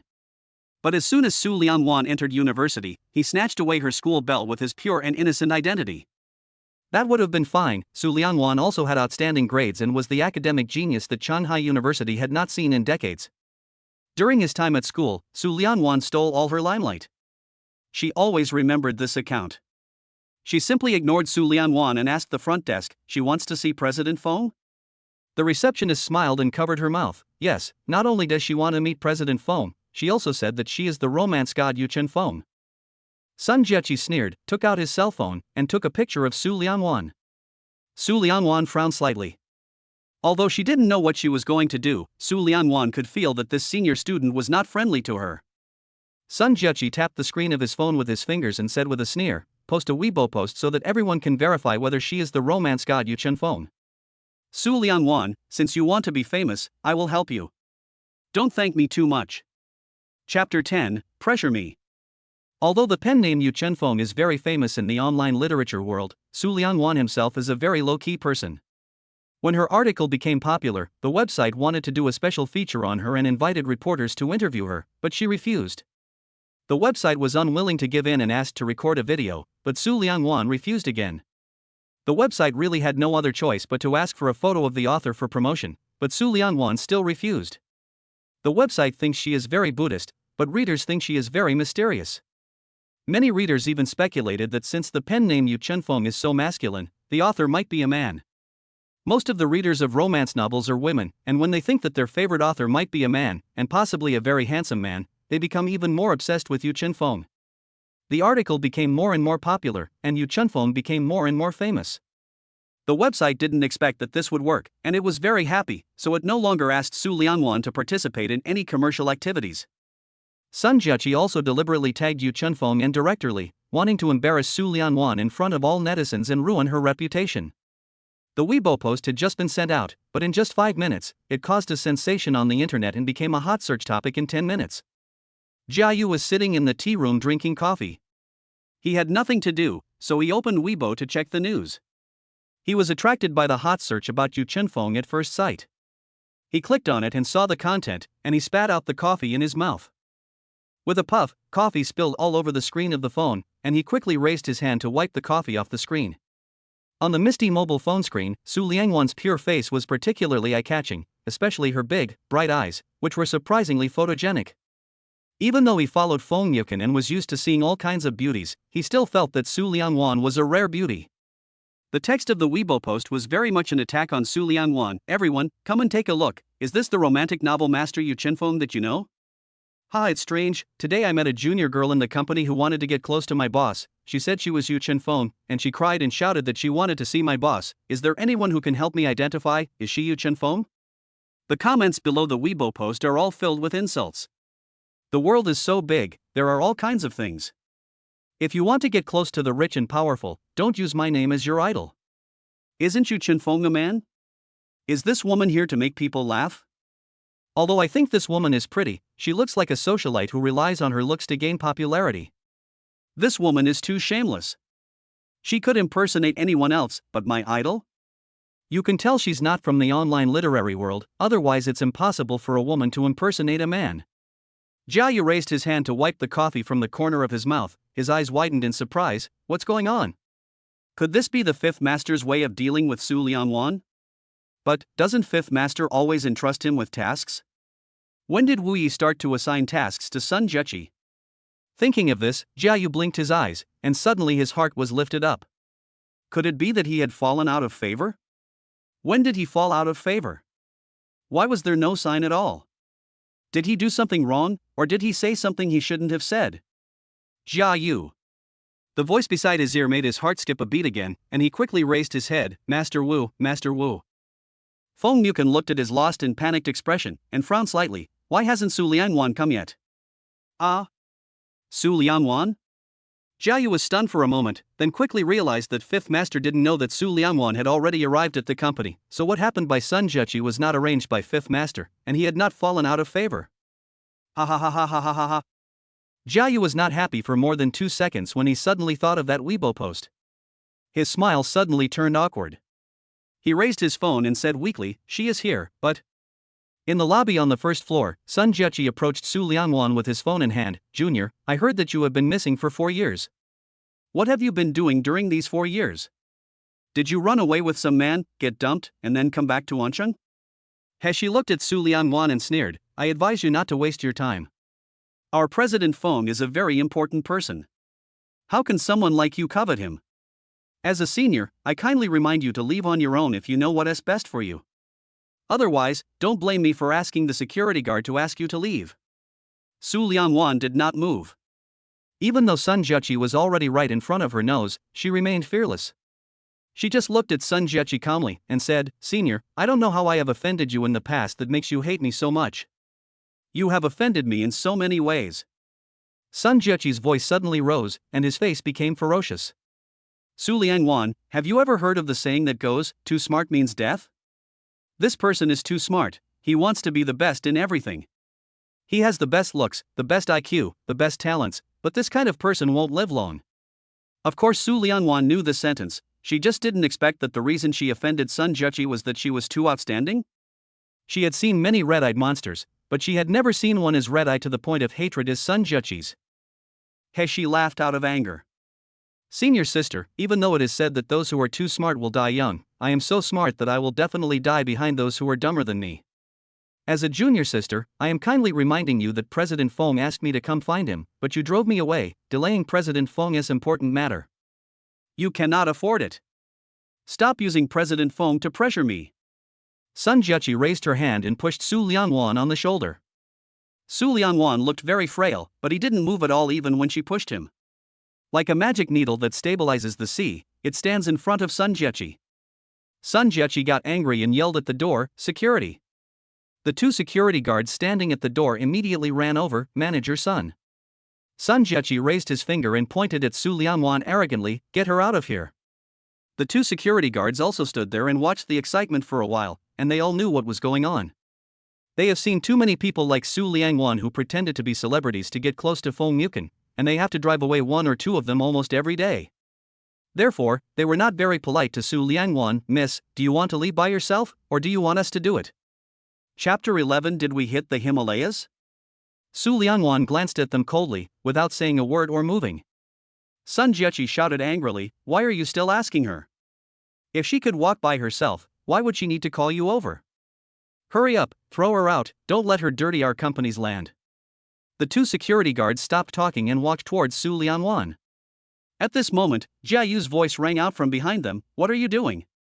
The security guard was about to grab Su Liangwan's hand but suddenly pulled it back. Hearing Jiayu's voice, Sun Jueqi's face changed immediately. There was no trace of her previous arrogance and pride. She was so flattering as if she saw her own mother. "Special Assistant Jia." She turned around and saw Feng Yuken actually walking towards them with Jiayu.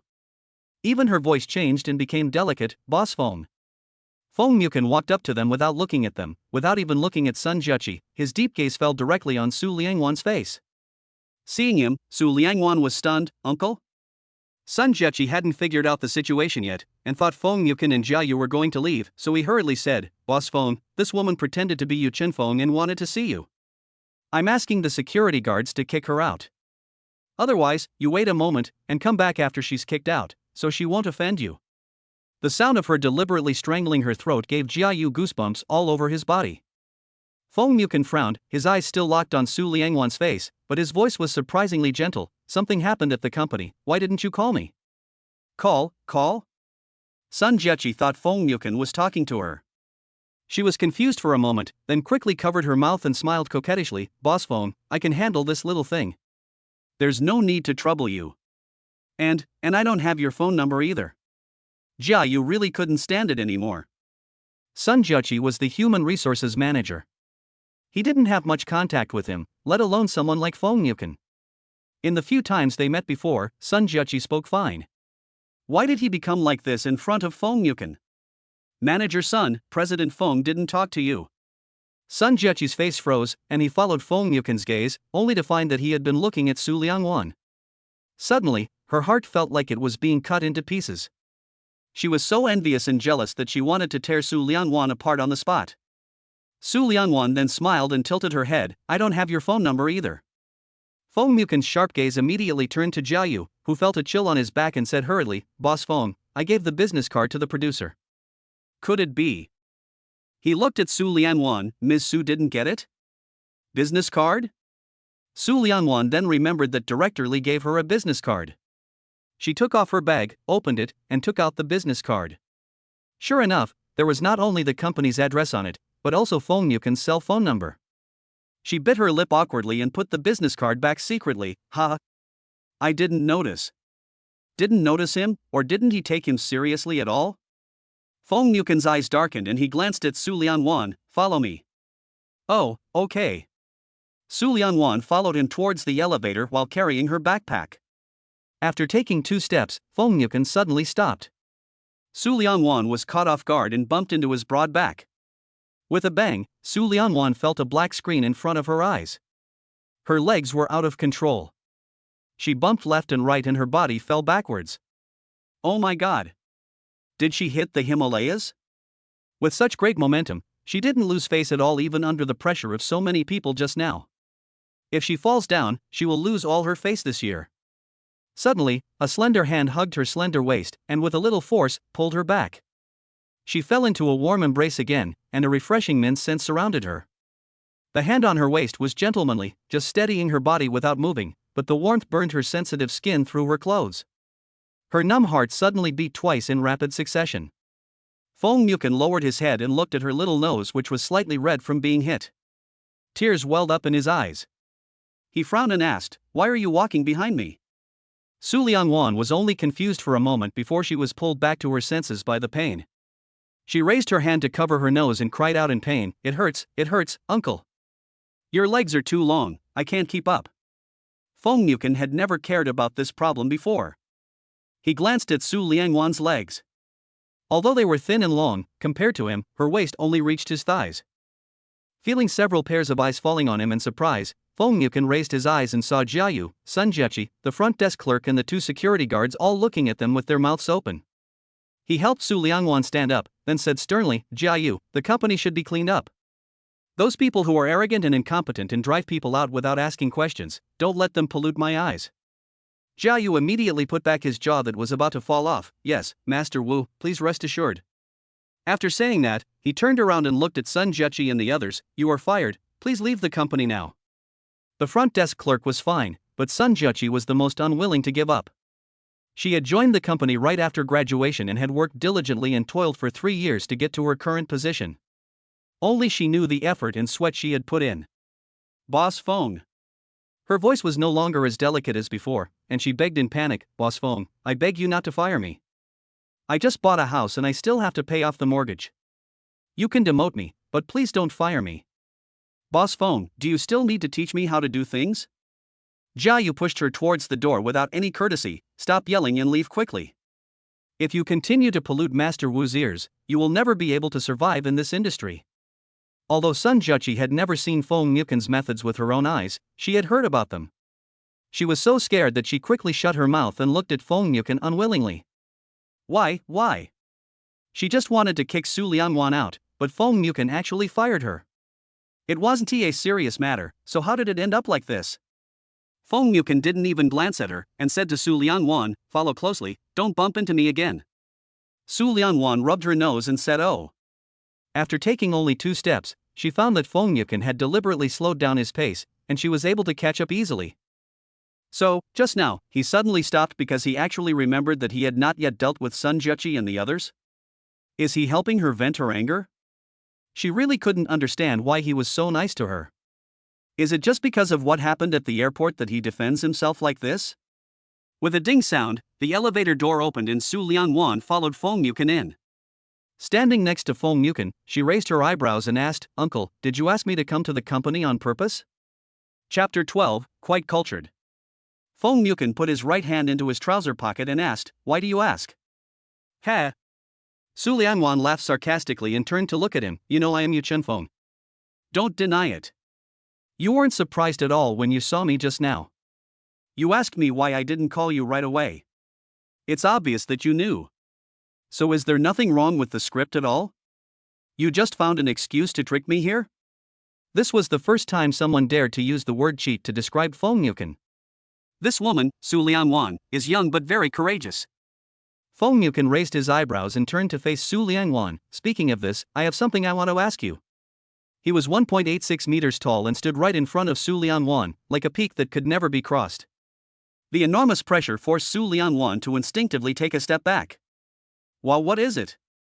Feng Mukin curled his lips and took a step closer to her. He glanced at the work badge on her chest and said, "Yu Chen Feng.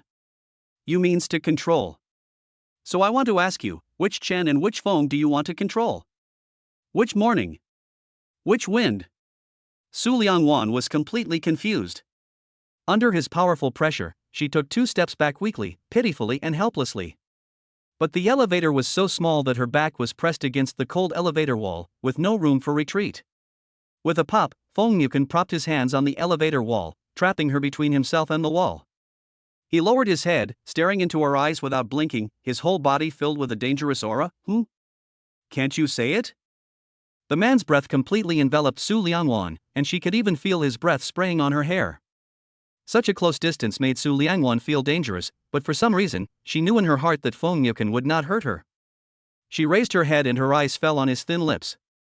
Although he was a man, his lips were pink and shiny, more attractive than any other lipstick color. She had seen such attractive lips before. Ugh! It's already this time, and she is still thinking about this. The man in front of him is Lin Jinyan's great-grandfather. Feeling her face getting hot, she looked away quickly as if her eyes were burned.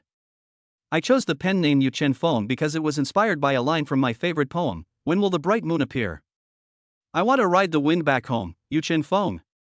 Feng Mukin. This is a bit embarrassing. When he saw this pen name for the first time, he subconsciously associated it with himself. He didn't expect that Su Lianwan could paraphrase a sentence from a familiar song so skillfully. Although 2 of the 3 characters are homophones, but it actually makes sense. Just then, with a ding sound, the elevator door opened. Feng Mukin withdrew his hands and naturally put his right hand into his trouser pocket. "Well, you are really cultured." His tone was calm, as if he was just discussing a very ordinary matter with Su Lianwan. Su Lianwan raised her hands to cover her hot face, looked at his back as he stepped out of the elevator, and stuck out her tongue at him mischievously. "What do you mean by very cultured? She is cultured, okay? She is a top student that Shanghai University has not produced in decades. She is both excellent in character and academics, and has a double degree." Feng Mukin suddenly turned around and looked at her. "Why aren't you following me?" Su Lianwan immediately retracted her pink tongue and ran up to him awkwardly and walked beside him. Feng Mukin's office is on the 88th floor, the highest floor of the building. In such a large office area, there is not a single woman to be seen. The sight of all of them being men made Su Lianwan feel that Feng Mukin probably looked down on women in his heart. Everyone knows that at the top level, the office area next to the president's office is the core of the company, and there is no woman there. Ha ha! How much does he despise women as a species? Walking beside Feng Mukin and feeling the gazes of those people, she felt a little strange in her heart. It was not until they entered the door that the group of men outside swarmed around them. "Oh my god, was I hallucinating just now? Master Wu actually brought a woman here? It's not your hallucination, I saw it too. Emma, isn't this floor off limits to outsiders? Even the company's managers can't come up here, so why is that woman?" The person next to him slapped him on the head. "Are you stupid? Master Wu brought her up here personally, it's obvious that he doesn't treat her as an outsider." "It's not an outsider, it's..." "Hey hey." A group of people laughed obscenely. "That must be our 5th grandma." Some people questioned, "That's not necessarily true. The Feng family is so big, maybe it's the younger generation of some distant relative." "Hey, look at this." Someone raised his phone, and on the screen was the Weibo post that Sun Juchi had posted. The person's face flushed with excitement. "Isn't that the girl in the picture?" When everyone saw it, they all nodded. "It's her." Ha! Wu Yi actually intervened personally. Have you ever seen Wu Yi reply to anyone's Weibo? At this point, there were no more questioning voices. Everyone looked towards the door of the president's office and smiled ambiguously. They went in and closed the door. Fong Nukin's office is very large, covering an area of 300 square meters. In addition to the office area, there is also a leisure area for people to rest, a meeting area for conversations, and an audio-visual room for video calls. Standing on such a high building, Su Lianwan felt that even the air was much fresher. Fong Nukin sat on the sofa in the reception area and reached out to Su Lianwan. Su Lianwan understood and walked over. Suddenly, her eyes fell on the round table in front of Fong Nukin, on which lay a very eye-catching script of the 25th hour. It seems that he really read her script and asked her to come, to discuss the script. She blinked in surprise and sat down weakly on the sofa opposite Fong Nukin. Uncle, have you really read my script? Fong Nukin raised his lips slightly. I haven't seen it, I just tricked you into coming here. He. Su Lianwan was so embarrassed that she wanted to dig a hole in the ground to crawl into it. She quickly took off the bag on her back and took out the script from it. Uncle, don't joke with me. I was overthinking just now. Now let's talk about the script. Fong Nukin took out his phone and placed it on the round table.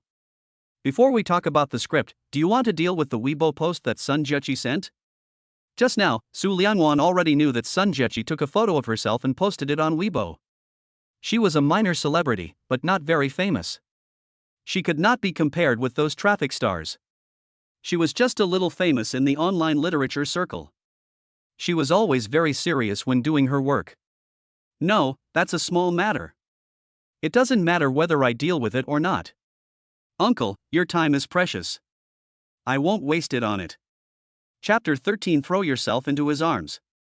Fong Nukin raised his eyebrows, bent down and took the script on the round table in his hand. Su Lianwan looked down at the script in his hand. Uncle, what do you think is wrong? Fong Nukin just held the script without opening it, and said casually, beginning. Opening? Su Lianwan felt that her opening was just a little too ambiguous, but there was nothing out of the ordinary in the plot. She carefully read the opening plot from beginning to end and frowned in confusion. I think it's fine, but a little. She suddenly raised her head and looked at Fong Nukin suspiciously. Uncle, you are not an old-fashioned person, are you? You cannot have any ambiguous scenes? Old-fashioned. Fong Nukin's face darkened. I don't mind the ambiguous scenes, but your logic doesn't make sense. Su Lianwan put the script on his lap and discussed it with him seriously. What's wrong with my logic? The book has been published for almost 4 years, and no one has ever said that my writing is illogical. Although she did not graduate from the Chinese department, she has always been good at Chinese. Besides, it is just a simple romance novel, not a very profound subject. The simplest words and the most normal emotional lines, how could her logic not make sense? She doesn't believe it. Fong Nukin threw the script back on the round table without even glancing at it. Two strangers, a man and a woman, meeting for the first time, and something unspeakable can happen. Wan, do you think this makes sense? He called the name Wan naturally and fluently, as if he had called it countless times before, which made Su Lianwan's heart numb and tender, as if it had been electrocuted. The way he looked at her also deliberately restrained his sharp eyes, and became gentle and calm. Under the embrace of his gaze, Su Lianwan's little heart, which had been electrocuted, began to beat rapidly again. He was clearly discussing the script with her seriously, so why was her heart beating uncontrollably? Suddenly, Su Lianwan didn't dare to look him in the eye anymore. She lowered her head in panic, and wrinkled the corner of the script with her fingers. Of course the logic makes sense, because a man won't reject a woman who throws herself into his arms. She said this as if she understood men very well. Fong Nukin frowned. Who told you? Su Lianwan raised her head unconvinced and met his gaze again. Isn't it? Fong Nukin sneered and looked at her aggressively. I am not. Whispering sound. Su Lianwan rolled his eyes in disdain. Who knows whether he is true or not? Anyway, this was the only time in her life that this happened. Fong Nukin saw that her expression was one of disbelief. He raised his hand and waved his finger at Su Lianwan. Don't believe it? If you don't believe me, you can come and try. Try it? How to try this? Could it be that he wanted her to throw herself into his arms? Su Lianwan was a little depressed. She had never done such a thing in her life, and it was so embarrassing to do that to Lin Jinian's great-grandfather. Suddenly, what directorly said to her popped up in her mind. If the big boss didn't give in, the movie couldn't be filmed and the entire crew would have to wait. Now Fong Yukin was blocking her from passing this issue. If she couldn't convince him, she would have to take the blame, and the entire crew would blame her. Thinking of this, she gritted her teeth, threw the script on the round table, and stood up with great momentum. Let's give it a try, who's afraid of who? She said it, but when she really walked towards Fong Yukin, the momentum she had worked so hard to build up seemed a little weak. After all, the man exuded a sense of abstinence from strangers inside and out. Her legs were shaking a little. Then I really come, you don't hit me. Fong Yukin laughed softly. Aren't you sure that a man won't reject a woman who throws herself at him? Are you afraid that I'll hit you? That's right. Su Liangwan really didn't believe it. The two little hands hanging by her side clenched into fists. She suddenly quickened her pace and came in front of Fong Yukin in a few steps. The man was wearing a black checkered suit with a white shirt underneath, which was his usual style. He didn't wear a tie today, and his collar was unbuttoned, revealing a sexy collarbone. Su Liangwan looked at his collarbone and slowly bent down. Fong Yukin sat there calmly, neither avoiding her approach nor pushing her away. He just lowered his eyes and watched the woman in front of him hesitantly reaching out her hand towards him. Oh! He was so majestic just now, but now he is so timid, even a little cute. Feeling the gaze falling on her face, Su Liangwan swallowed secretly. This was really difficult for her. She had never seduced a man before, and now she didn't know where to start. Her small hands grabbed the buttons of Fong Yukin's suit and unbuttoned them tremblingly. She raised her eyes to glance at him and saw that his expression was the same as when they were discussing the script just now, without any change. She felt relieved. I just hope he isn't angry. She became bolder and grabbed the buttons of Fong Yukin's shirt and unbuttoned them one by one. After unbuttoning all the buttons, the man's muscular chest was revealed. Just now on the set, Tang Daoda screamed like a groundhog when she saw Emperor Zhang's abdominal muscles. If she had seen Fong Yukin's, she would have had a nosebleed and died of anger and blood loss on the spot. This figure is so great. What great-grandfather, what fifth uncle, these titles are totally incompatible with his appearance and figure. He is just a man, a young and charming man who can drive women crazy. Does it look good? Suddenly, a man's teasing voice came to her ears, but Su Liangwan was so distracted that she didn't hear it. Fong Yukin raised his eyebrows and waved his hand in front of her eyes. Wan, if you keep reading, I'll charge you. Su Liangwan finally came to his senses, and knowing that he had lost his composure, he quickly turned his eyes away. I didn't see it. The little mouth is quite hard. Fong Yukin curled his lips calmly. Do you want to continue? Go on, of course. Su Liangwan didn't want to change the script. This was the opening plot. If it was changed here, there would be no way to continue later. He had to change everything. She didn't want to do such a huge project.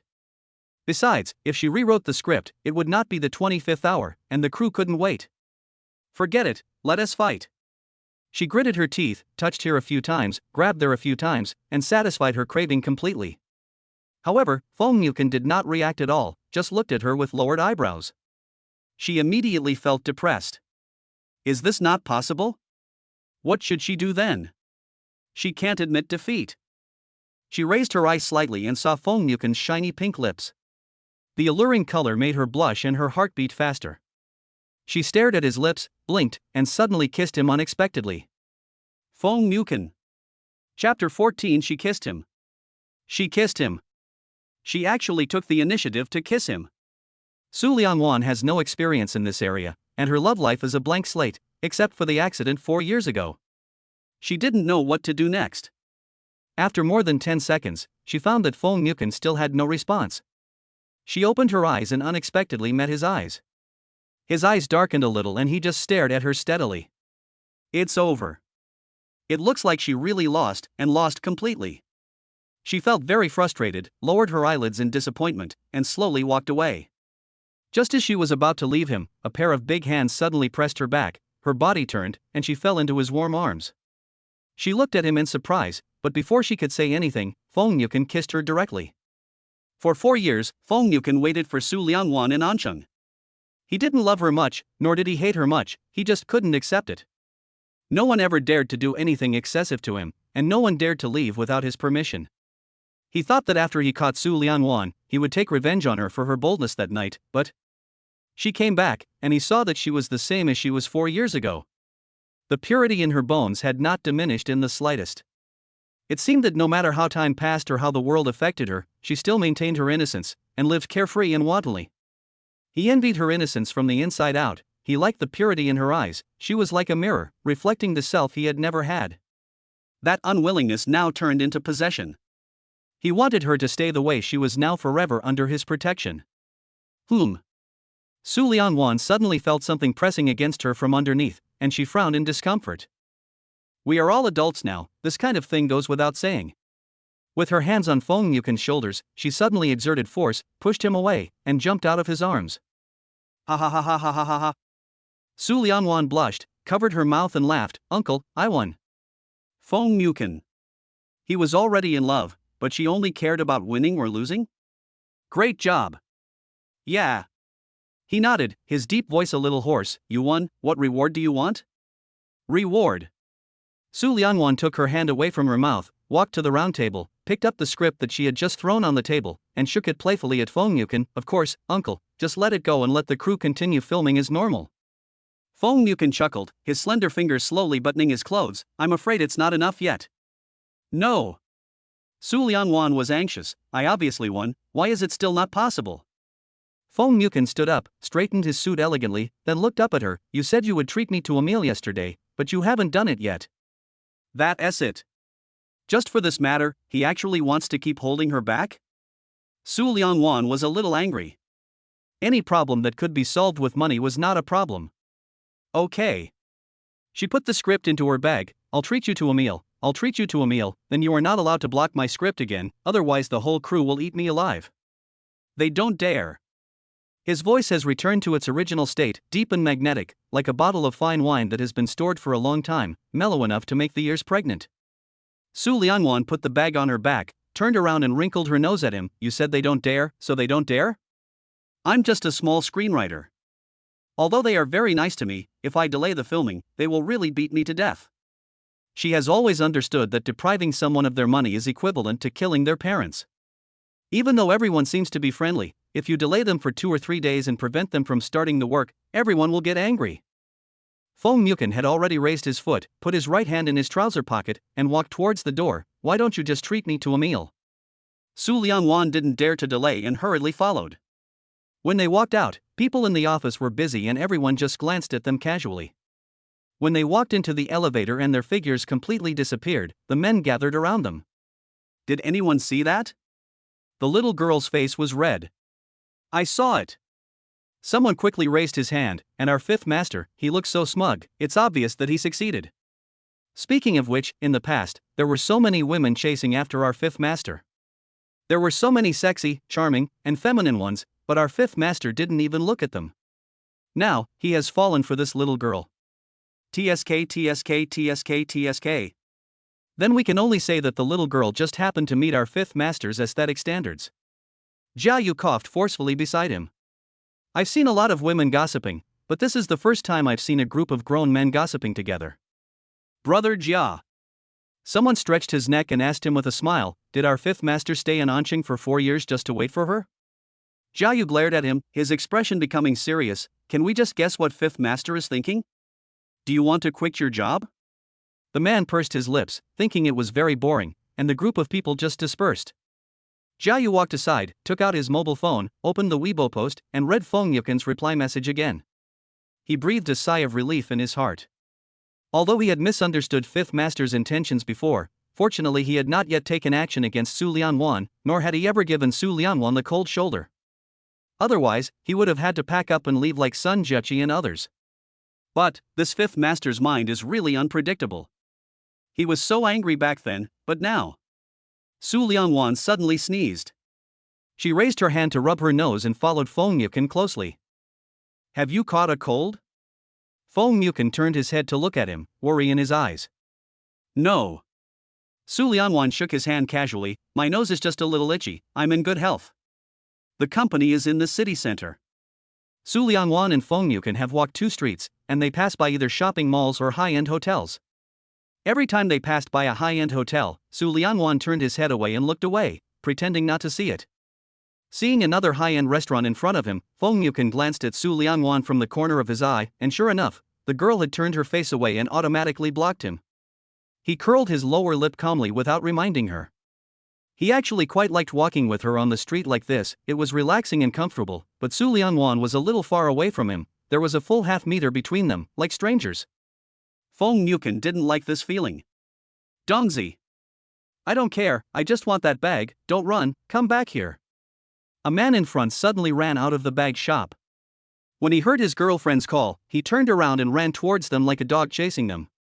Feng Yukin's eyebrows moved, and he reached out to grab Su Liangwan's arm and pulled hard. Su Liangwan stumbled and bumped into him unexpectedly. Chapter 15. Why, are you feeling sad? When she looked up, she saw the man running away from Feng Yukin. Stay closer to me, walk beside me. There are many people on the road, and there are many reckless people. It would be bad if you get hurt. Listening to his calm explanation, Su Liangwan blinked.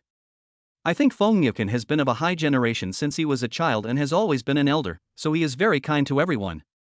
Oh. She stood up straight and leaned against his arm obediently.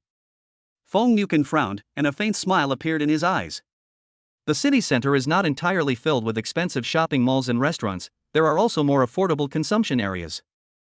It's just that it's backed by a busy street and is on the darker side. Looking at a small restaurant in front of him, Su Liangwan's eyes lit up. Uncle, you are used to eating foie gras and truffles, why don't I treat you to something different today? Following her gaze, Feng Yukin saw the restaurant that couldn't be any smaller. Fortunately, it looked clean from the outside. Good. After getting permission, Su Liangwan happily ran over and asked the boss to find a seat in a corner. She sat down confidently and waved at Feng Yukin. Uncle, here, come quickly. Feng Yukin was wearing a handmade high-end suit, which was totally incompatible with his status for such an occasion. As soon as he stepped into the restaurant, everyone inside looked at him at the same time. He faced those gazes, walked to the opposite side of Su Liangwan, and sat down calmly. Su Liangwan held the menu in his hand and tapped on it with his fingers. This, 2 dishes and 1 soup, that's enough. The boss took back the menu with a look of annoyance on his face. He even walked a few steps and turned back to look at Feng Yukin, muttering in disdain, You're dressed so nicely, I thought you were a big boss, but I didn't expect you to order these. Su Liangwan took the chopsticks from the wooden barrel, took Feng Yukin's bowl to her side, poured boiling water into it, and put the chopsticks in to rinse. After rinsing, she placed the clean bowl and chopsticks next to Feng Yukin, and then began to rinse her own bowl and chopsticks. Feng Yukin watched her movements and found them very pleasing to the eye. Her hands were very small compared to his, with slender, white and tender fingers. When she was rinsing the chopsticks, her little fingers were slightly curled up, which was very cute. All right. Su Liangwan put his bowl and chopsticks in place, then picked up the cup and took a sip of hot water. Hey, buckwheat tea, so bitter. She looked at the drink cabinet over there and asked perfunctorily, Uncle, do you drink? Feng Yukin didn't have the habit of drinking at noon, and he usually drank little. He shook his head, No. Since you don't want to drink, I'll go get my own.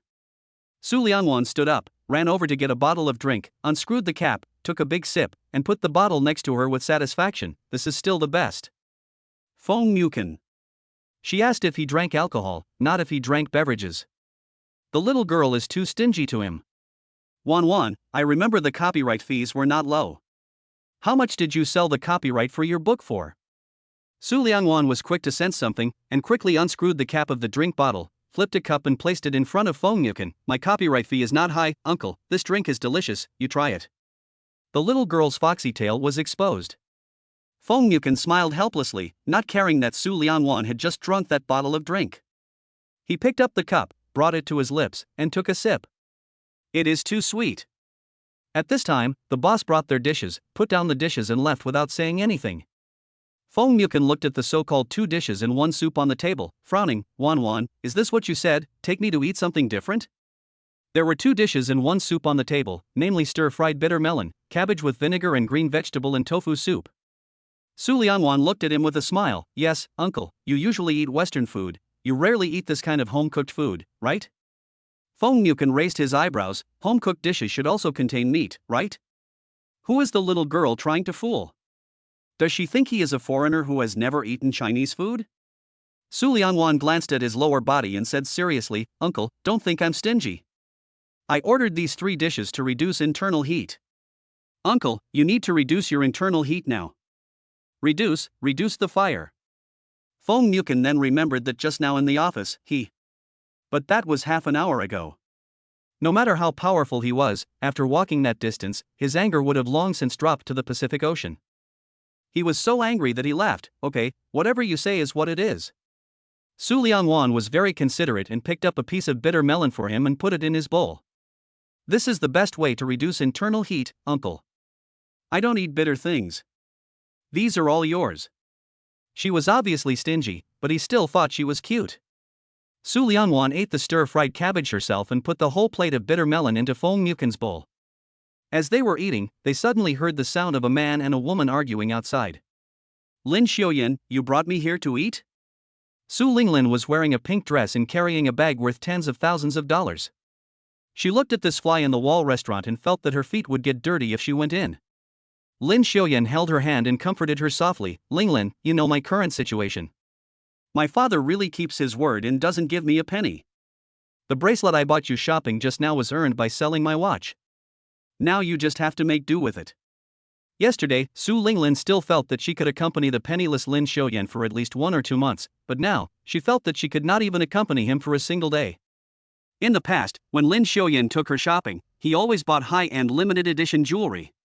Now, he just bought her a bracelet worth several $1,000s from an ordinary jewelry store. She couldn't even bear to wear such a thing. Lin Xiuyan, I don't blame you for having no money.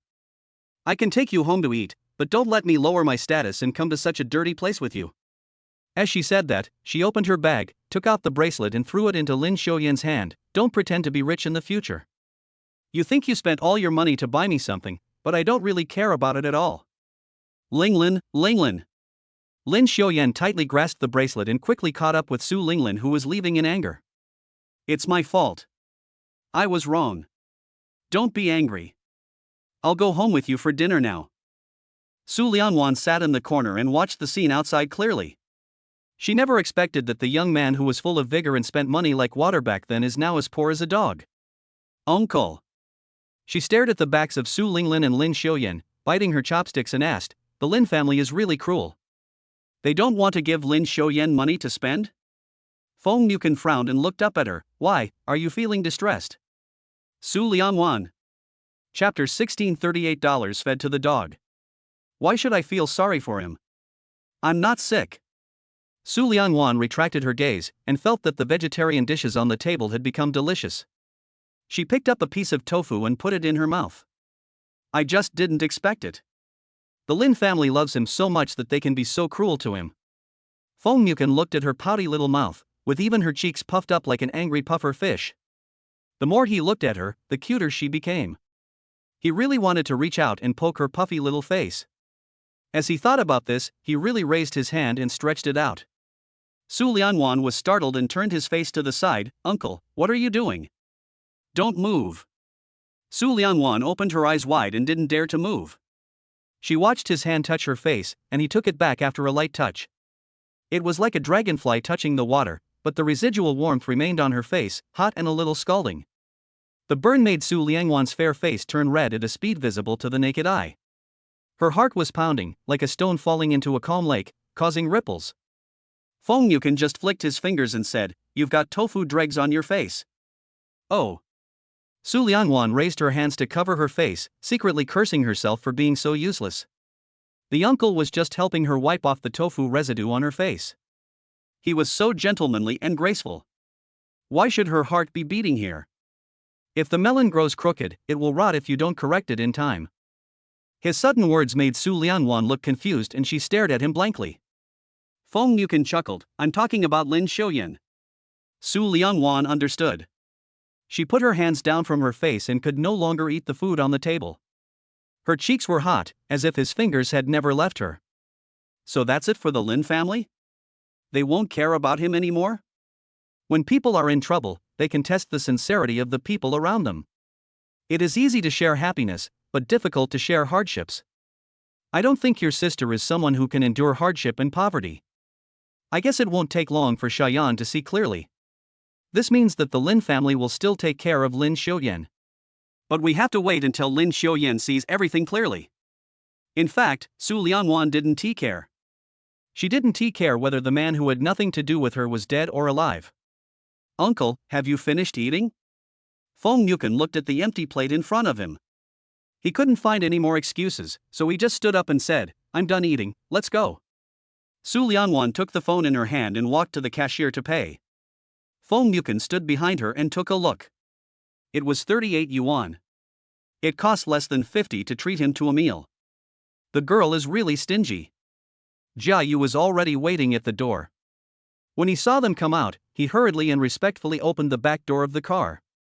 Su Lianwan waved to Fong Yuken, "Goodbye, uncle."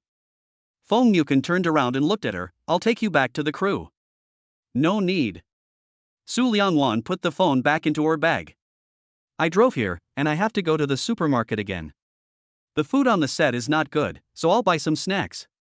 Fong Yuken didn't force it and turned around and got into the car. After the car drove away for a distance, Fong Yuken suddenly asked, "Jia Yu, what do the crew usually eat?" Jia Yu glanced back in the rearview mirror and saw that Wu Yi was asking seriously, so he answered honestly, "I don't know exactly what they eat, but it should be boxed lunches. I've met several crews before, and they all ordered boxed lunches." Fong Yuken leaned back in his chair, closed his eyes, and said nothing more. Su Lianwan stuffed the trunk full of snacks before driving back to the crew.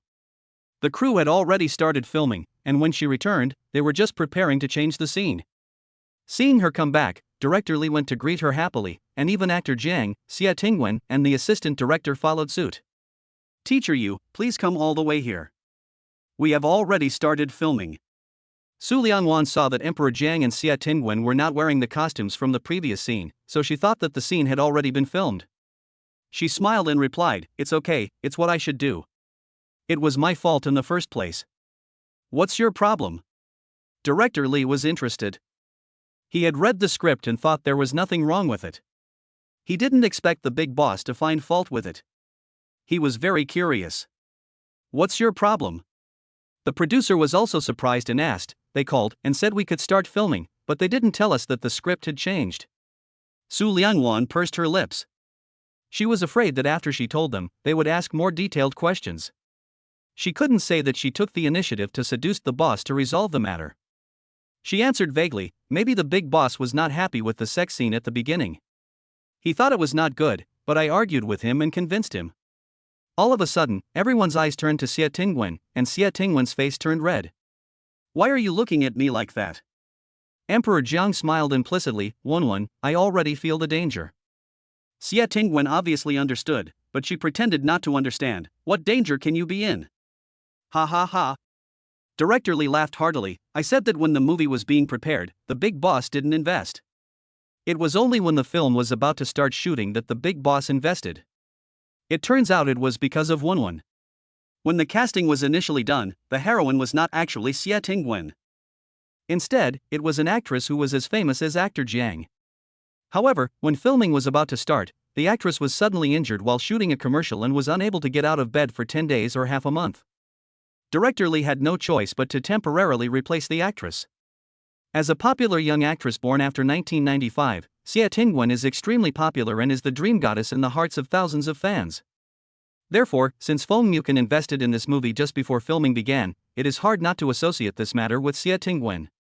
The producer raised his hand and patted Xia Tingwen on the shoulder. "It seems that the big boss doesn't like you to shoot emotional scenes. Wenwen, this big boss is not an ordinary boss, he is. We are the top rich people in our country. We will all be in your care from now on." Xia Tingwen pursed her lips and said shyly, "Hey, stop making fun of me. I haven't confessed to me." Su Lianwan hadn't thought about it this way before, but now after hearing everyone say this, she also felt that this was the case. She suddenly felt depressed and felt that Fong Yuken was not honest. In order to prevent the person she likes from being intimate with other men, she deliberately found problems in her script. People who don't know her would think she is a bad screenwriter.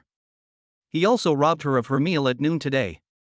Fortunately, she was smart and did not treat him to a big meal, otherwise she would have suffered a great loss. She pursed her lips, not wanting to listen to them continue complimenting Xia Tingwen, and walked to her own rest area and sat down. There were a lot of snacks in her bag. She took out a bag of potato chips, opened it violently, and then grabbed a handful of potato chips and stuffed them into her mouth. "Wenwen, you're back." Tang Daoda came over with a bottle of newly bought coffee and sat next to Su Lianwan. Seeing that Su Liangwan was eating voraciously, she asked in surprise, "Didn't you have lunch?" Su Liangwan bit the potato chips hard, making crunching sounds in her mouth, and said, "I ate it." "You're still so hungry after eating?" Tang Daodu took a sip of coffee, stared at the group of people surrounding Xie Tingwen, and nudged Su Liangwan with his elbow. "Hey, Wanwan, why are they saying that the big boss has a crush on Xie Tingwen?" The topic that Su Liangwan least wanted to discuss right now was this. When she thought of Feng Mukin, she felt like her $38 had been wasted. Chapter 17, Good Boyfriend. Have no idea. How could you not know? Tang Daodu turned around with his cup of coffee in his arms and looked at Su Liangwan with a look of horror. "You have such a good relationship with the big boss, if you don't know, who would know?" Su Liangwan was furious and stuffed another handful of potato chips into her mouth. "When did I ever get along with him? You have a bad relationship with him, why would he reply to Weibo to speak for you?" "Ha?" Su Liangwan paused while chewing potato chips and turned to look at Tang Daodu. "What Weibo?"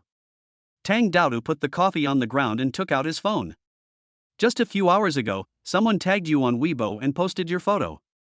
It was very unpleasant. It basically meant that you were pretending to be Yu Chunfeng and wanted to hook up with their boss." As she spoke, she opened the Weibo post. "After a while, the big boss personally stepped in to clear your name." Su Lianwan leaned closer and asked, "What did he say?" Tang Daodu tapped on the screen for a long time but couldn't find the post. She gritted her teeth in frustration and asked, "Could it be that the post was deleted?" "Ha!" Su Lianwan sneered and turned her face away, chewing the potato chips even louder. Tang Daodu was annoyed by her sneer and said quickly, "Hey, Wanwan, don't disbelieve it. The big boss really responded to her Weibo post. He said, 'You are fired.' The you refers to the person who slandered you." Afraid that Su Liangwan wouldn't believe it, she grabbed Su Liangwan's hand and shook it vigorously. The internet was going wild at the time. First, they actually saw the true face of the great god Yu Chenfeng, and second, the big boss was so domineering that he cleared your name with just a few words and helped you vent your anger. Some people even supported you and the big boss as a couple. Because he was anxious, Tang Daodu shook with great force, causing the potato chips in Su Liangwan's hand to shake out. "Okay, Daodu, stop shaking. I believe it. Isn't it okay for me to believe it?" Tang Daodu then let go of Su Liangwan's hand, holding his chin with both hands, with a face full of infatuation. "Wanwan, you don't know, those people on the internet are so envious, saying that the big boss has never replied to anyone's Weibo, even he himself rarely posts, and he actually came out to whitewash you personally. What a boyfriend." Boyfriend? Feng Mukin? Su Liangwan didn't dare to think about it. First, Lin Xiuyan's words great-grandfather made her respect him in her heart. Although she said verbally that it was nothing and she didn't care, she still respected him from the bottom of her heart. Besides, she herself is too. Anyway, no matter what, Su Liangwan felt that there was no possibility for her in Feng Mukin. However, Tang Daodu's words made her feel much better. Since he personally came out to clear her name, then $38, just think of it as buying him dog food. The afternoon passed quickly and it was almost time for dinner. The person delivering lunchboxes pushed the cart to the door. When the assistant director saw him, he clapped his hands at everyone and said, "It's time to eat. Let's get back to work after we finish eating." After calling everyone, the assistant director turned around and saw Su Liangwan and Tang Daodu sitting there eating snacks. He asked with a smile, "Teacher, aren't you going to eat?" The food on the set was really not that good, it was just a big pot meal. Su Liangwan shook her head and stuffed a piece of beef jerky in her mouth. "I'm not going to eat it, you can give my share to someone else." Young people nowadays, especially young girls like Su Liangwan and Tang Daodu, love to eat snacks the most. The assistant director understood this and without saying anything, he turned around and asked everyone else to go eat together. Suddenly, there was a sound of orderly footsteps at the door. The next second, Jia Yu led a group of people in. Some of them set the table and some put the food on the table. They were well trained and orderly. Jia Yu glanced at Su Liangwan and said to everyone with a smile, "General Feng sympathized with the crew for the poor food and specially prepared meals from his own hotel. Everyone, please don't be polite and enjoy it." All of a sudden, everyone in the crew looked towards Xie Tingwen. Xie Tingwen blushed when they looked at her, but she still stood up magnanimously and walked to Jia Yu in a very impressive manner. "Boss Feng is really thoughtful. Please help us thank him."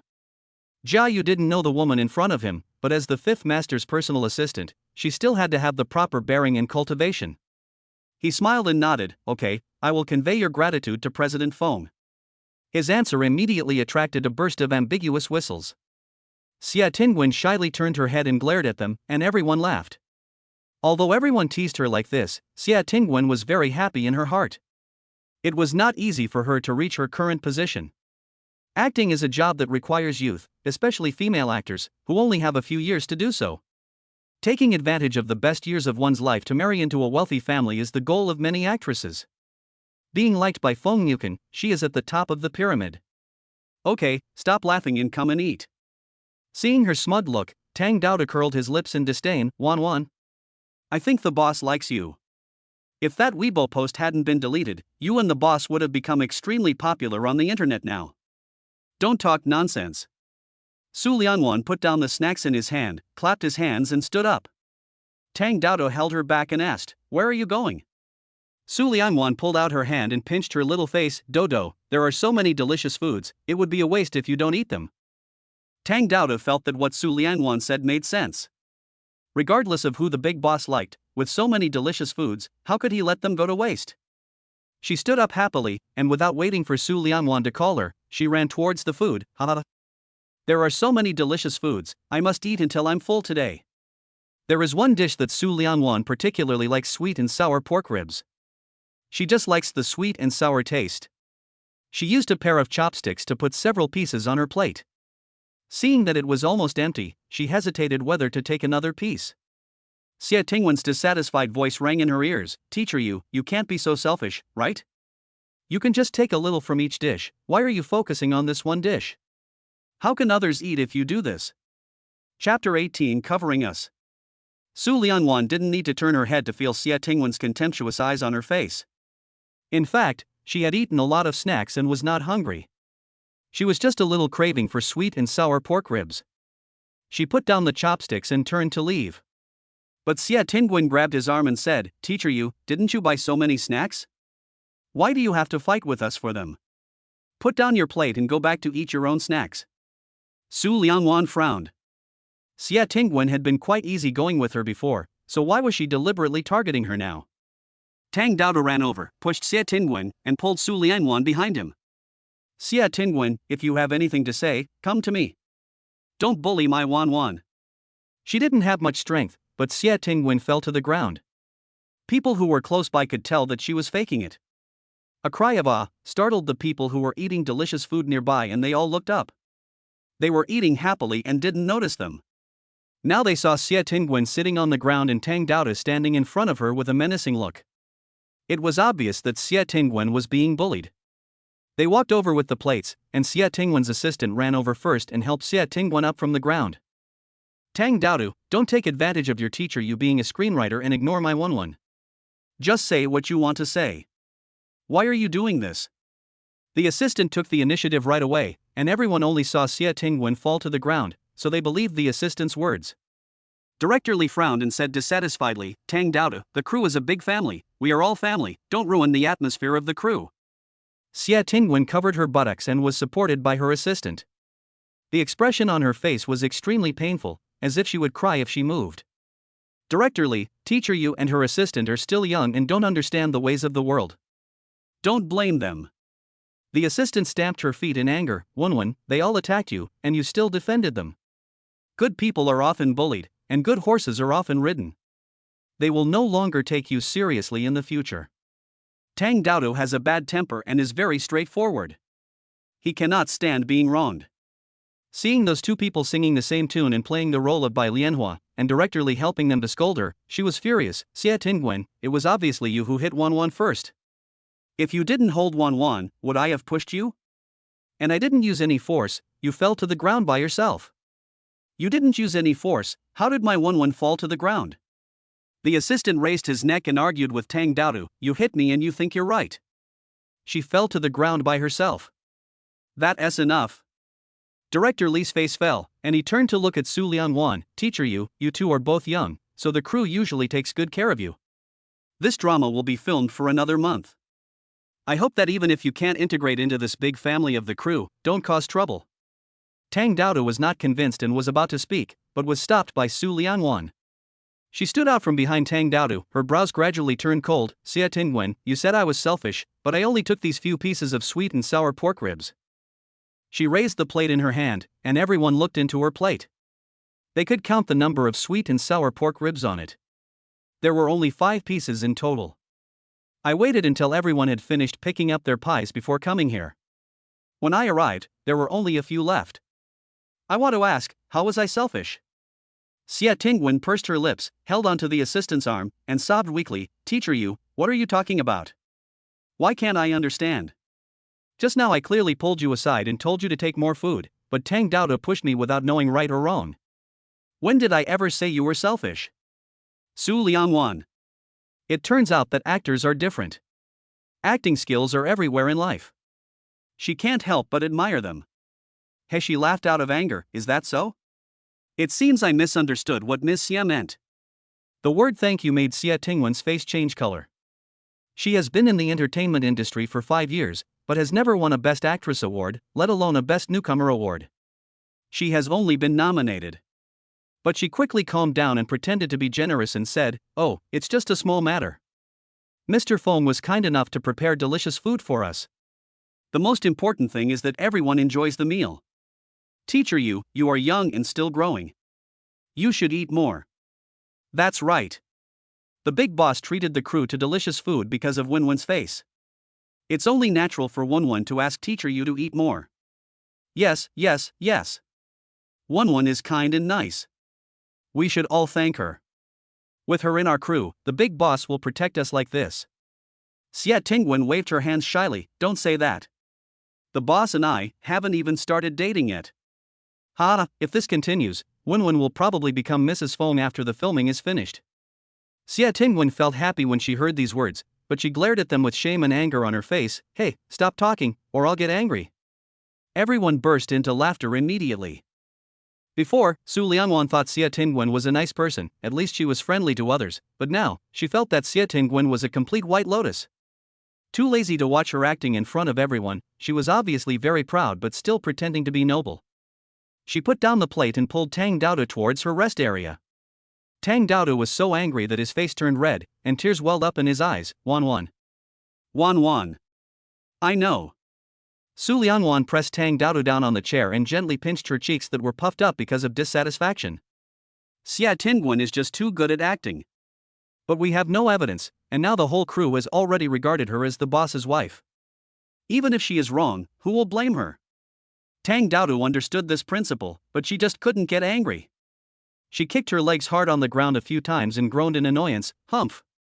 Didn't she fail to order me around this morning? She started to attack you now. Don't let me get the chance, or I will expose her in public. Wait a minute.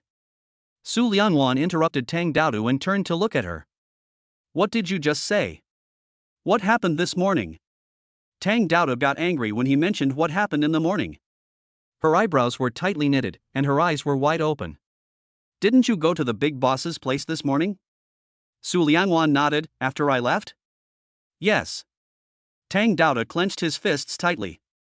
Not long after you left, the producer received a call from there saying that the film could be shot normally, and then they started working. During the break, Xia Tingwen's assistant came over and asked me to buy coffee for Xia Tingwen. I was not happy about it at the time, so she said, you are not here, and I have nothing to do, so let me help out. Chapter 19. How will he explain when he returns? She became more and more angry as she spoke. I bought Xia Tingwen a cup of Nanshan coffee, but she said it was too bitter and wanted something sweet, so I went to buy her a cup of cappuccino. But she said it was too sweet. Wan, you know there is no coffee shop outside here. I walked 2 blocks to buy it, but she actually found fault with me. I was so angry that I pretended to be careless and kicked the cup of Nanshan coffee on her pants. Su Liangwan. This is something Tang Daoda can do. But if it were her, she would probably pour the cup of cappuccino directly on Xia Tingwen's head. She said that she clearly didn't have any unpleasant experiences with Xia Tingwen, so why did Xia Tingwen target her? She didn't expect it to be like this. At this time, Jiayu came back, followed by several people. Each of them held a pile of bags of coffee in their hands, but Jiayu only had 1 cup in his hand. He smiled and said to everyone, Boss Feng said he was worried that you would be too sick after eating, so he asked me to buy some coffee. 1 cup per person. Don't be polite. Xie Tingwen looked at the cup in his hand and walked over with a smile. Boss Feng is so considerate. I was just saying that I felt a little greasy after eating so much meat. As she spoke, she reached out to take the cup from Jia Yu's hand. Jia Yu acted as if he didn't see it. He moved his hand to the side and walked straight past her towards Su Liangwan. Xie Tingwen was stunned, her hands suspended in the air, feeling extremely embarrassed. Tang Daoda watched him approach and nudged Su Liangwan with his elbow. Wan. Is she coming towards you? In this direction, only Su Liangwan and Tang Daoda were there. Even with their big toes, they knew that Jia Yu was coming for Su Liangwan. Tang Daoda was so excited that he almost jumped up on the spot, but Su Liangwan sat there steadily, with no unnecessary expression on his face. Ms. Su. Jia Yu respectfully handed the coffee in his hand to Su Liangwan. Mocha frappuccino, I specially asked for more cream. Wan. Tang Daoda grabbed Su Liangwan's hand and shook it excitedly. It's your favorite mocha frappuccino, with extra cream. It's exactly your favorite flavor. Su Liangwan likes to eat sweets the most. Not only sweets, but also sweet drinks. Tang Daoda usually doesn't drink Su Liangwan's milk tea and coffee because she thinks they are too sweet. I didn't expect the boss knew such a unique taste. Tang Daoda was so excited that she almost fainted, but Su Liangwan just gently pushed her hand away and took the coffee from Jia Yu. Thank you. Those 3 words were so casual, and the tone was so calm, without any sense of surprise or flattery. Jia Yu was a little surprised. This was the first time that his 5th master bought something for a woman, and it was sweet coffee that little girls liked to drink. However, Su Liangwan didn't look touched at all. If it were any other woman, she would have been overjoyed. In his heart, he secretly gave Su Liangwan a thumbs up. She was worthy of being the woman that his 5th master liked. She was not surprised by either praise or criticism. Miss Su, are you satisfied with today's dinner? Su Liangwan took a sip of the coffee. It was so sweet that her eyes narrowed. Delicious. She likes it. But even though she liked it, she still looked calm and said, I didn't eat it. Why didn't you eat it? Jia Yu was a little anxious. That was something the 5th master prepared specially for Su Liangwan, but Su Liangwan didn't eat it. How would he explain when he went back? Is it not to your taste? Su Liangwan took another sip of coffee and glanced at the trash can beside him. I'm full from the snacks. This. Jia Yu looked at the bags of snacks piled up in the trash can next to him and hit his head in annoyance. Blame me. I should have told you in advance. Miss Su, snacks are side dishes after all, and cannot be eaten as staple food. I will come to deliver lunch and dinner to you tomorrow, so don't eat snacks anymore. Otherwise, Master Wu will be sad. On the other side, everyone in the crew was looking at Su Liangwan while holding their cups of coffee. Although they didn't know Jia Yu's identity, he was definitely here on behalf of the big boss. Could it be that they guessed wrong? The person the big boss likes and wants to please is not Xie Tingwen, but Su Liangwan? Xie Tingwen was so angry that her face turned pale, but she still had to sit upright, looking at Su Liangwan with eyes as vicious as if they were poisoned. Seeing that everyone was looking at Su Liangwan, her assistant deliberately asked in surprise, Wanwan, is that man pursuing Teacher Yu? That man. Everyone turned around to look at her. Xie Tingwen saw that everyone was looking at her, so she quickly retracted her vicious eyes and shook her head tenderly. I don't know. The assistant snorted in disdain. Humph. You can tell at a glance that the man is chasing after Teacher Yu. Look at how he's standing there fawning on her, wishing he could embed Teacher Yu into his eyes. It's obvious that he's deeply in love with her. Everyone turned their heads again, and the more they watched, the more they felt that Jia Yu's behavior was just as the young assistant had described. The assistant director laughed knowingly. Ha, I think so. Men are only so cautious when facing the woman they like. Someone agreed, yes, a woman you like should be held in the palm of your hand, so the cup of coffee he gave to Teacher Yu must be different from ours. He was deliberately trying to please Teacher Yu. Xie Tingwen was originally filled with anger, but when she heard everyone say this, her anger instantly disappeared. Yes, looking at the tender appearance of Su Liangwan, how could she be the dish of such a big shot as the one who covers the sky with one hand in the imperial capital? She took a sip of coffee proudly and found that the coffee in her mouth was not so bitter anymore and had a slight sweetness. Snort. She is just a dog of Feng Mukin, yet he dares not take her seriously. When she becomes Mrs. Feng, she will get rid of this man who brought shame upon her. After watching Jiayu finish talking to Su Lianwan and ask those people to pack up their things, she stood up and walked towards Jiayu gracefully. Mr. Feng treated us to so many delicious meals today. To express my gratitude, I would like to treat Mr. Feng back on behalf of the crew. How could Jiayu have the final say on Feng Yukin's affairs? He smiled and replied, "Okay, I will report your opinion to President Feng. As for whether to come or not, it depends on his opinion. I can't decide." Xia Tingwen smiled and nodded, "I understand. Thank you for your help then." The moment she turned around, the smile on her face disappeared and she glanced at Jiayu with disdain. If she didn't need this man to help her pass a message to Feng Yukin, she wouldn't have given him a good face. As soon as she walked back, the crew surrounded her. "Wenwen, you are awesome. That's right, you're the only one who dares to treat the big boss to a meal. We wouldn't dare say such a thing even if you kill us." Chapter 20 The Old Man. Although they had never met Feng Yukin, they had heard that Feng Yukin hated socializing the most, and even more so, he hated eating with people he didn't know. He is unique and has always stood at the top of the pyramid, so that everyone can only look up to him and dare not touch him at all. Xia Tingwen raised her hand to lift the hair beside her ear and said with a shy smile, "I just invited him. It's not certain whether he will come or not." She was not sure in her heart whether Feng Yukin was really interested in her, she just wanted to use this incident to test it out. Over there, Tang Daodo happily spun around in front of Su Lianwan. Wan, the boss personally selected the coffee for you.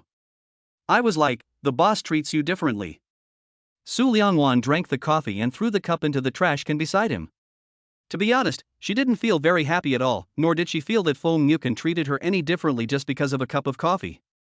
"Daodu, don't be too happy. I don't have any special relationship with him. He is just Lin Jinyan's great-grandfather."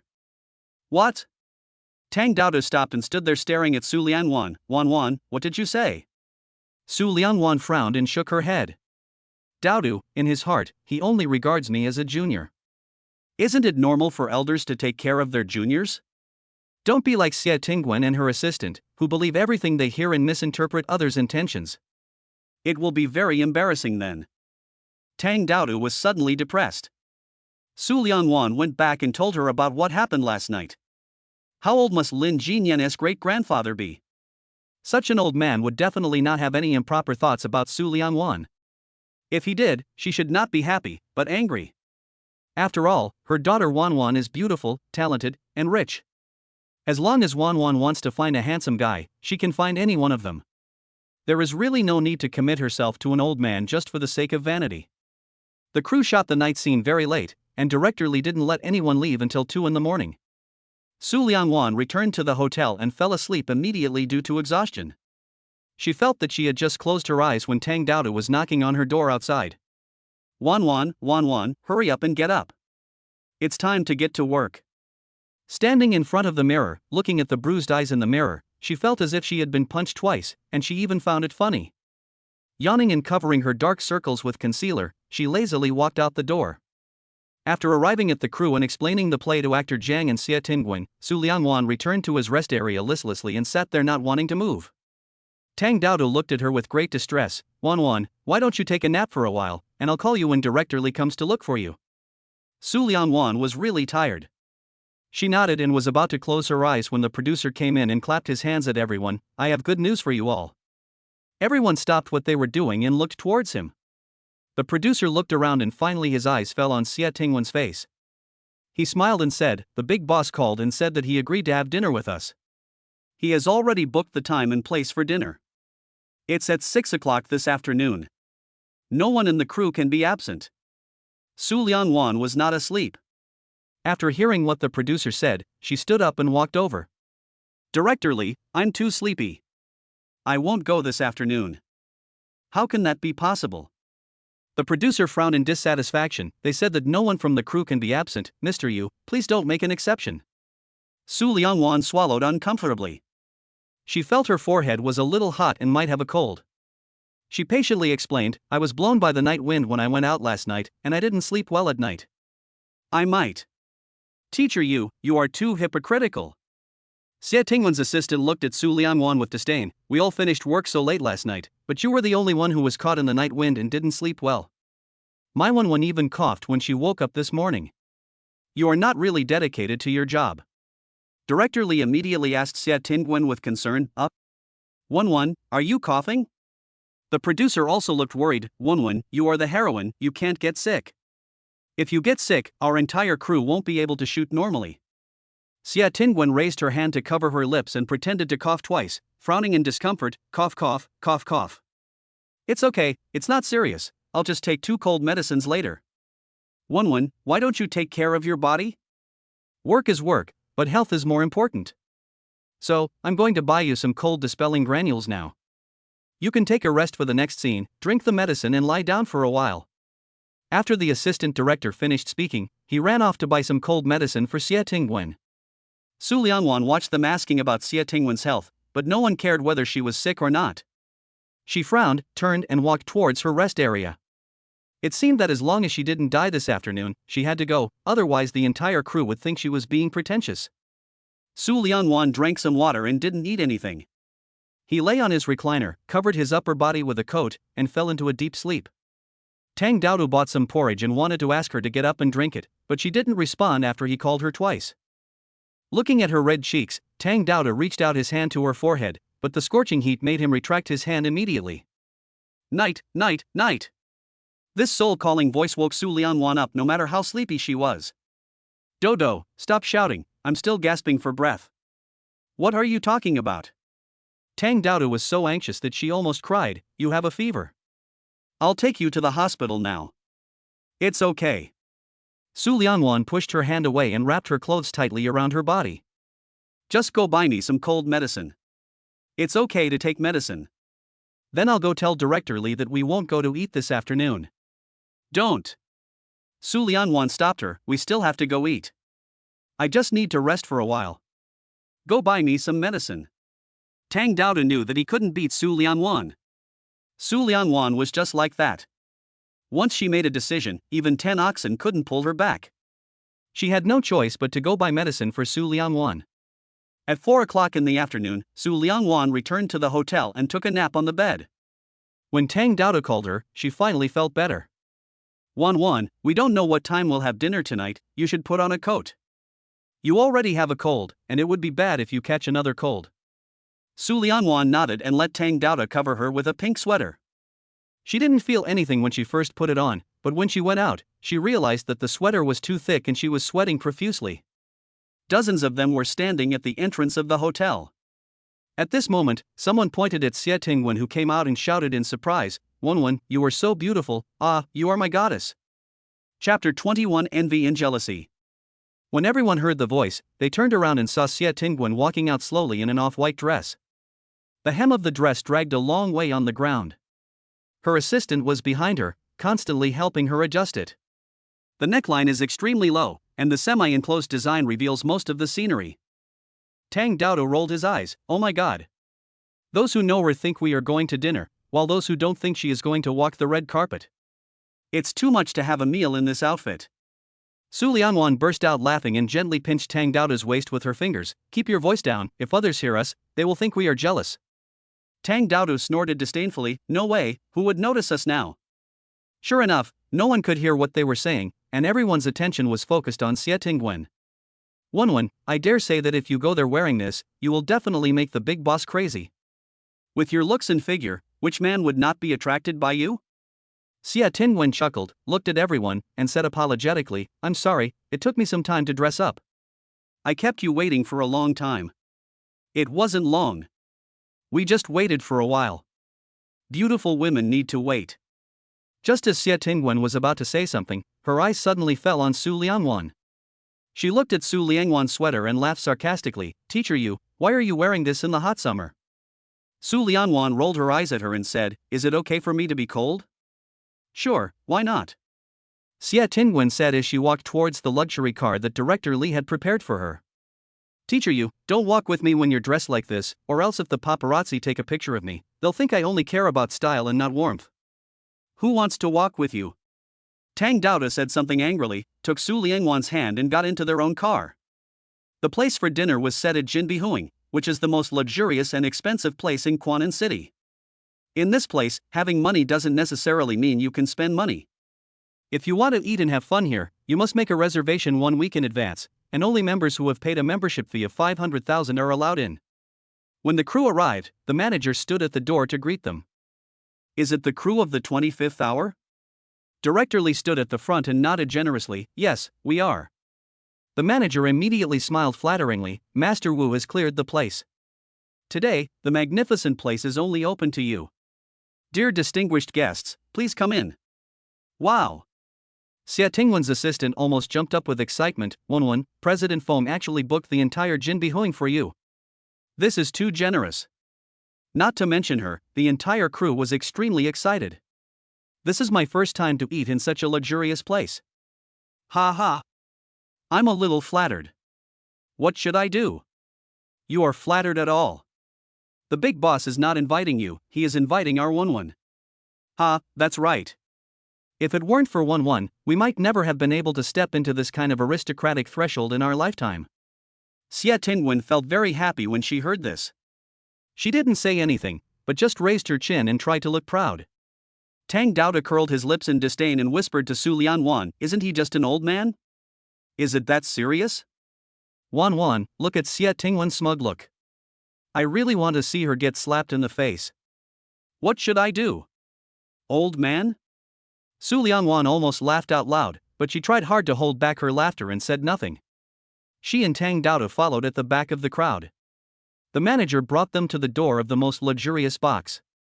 He bent over with both hands on the door handle. Even if the people inside couldn't see it, his deep-seated respect for that man made the entire crew nervous. Everyone held their breath, as if what was about to open before their eyes was not just the door of a box, but the door to a new century. Finally, the door slowly opened in front of them.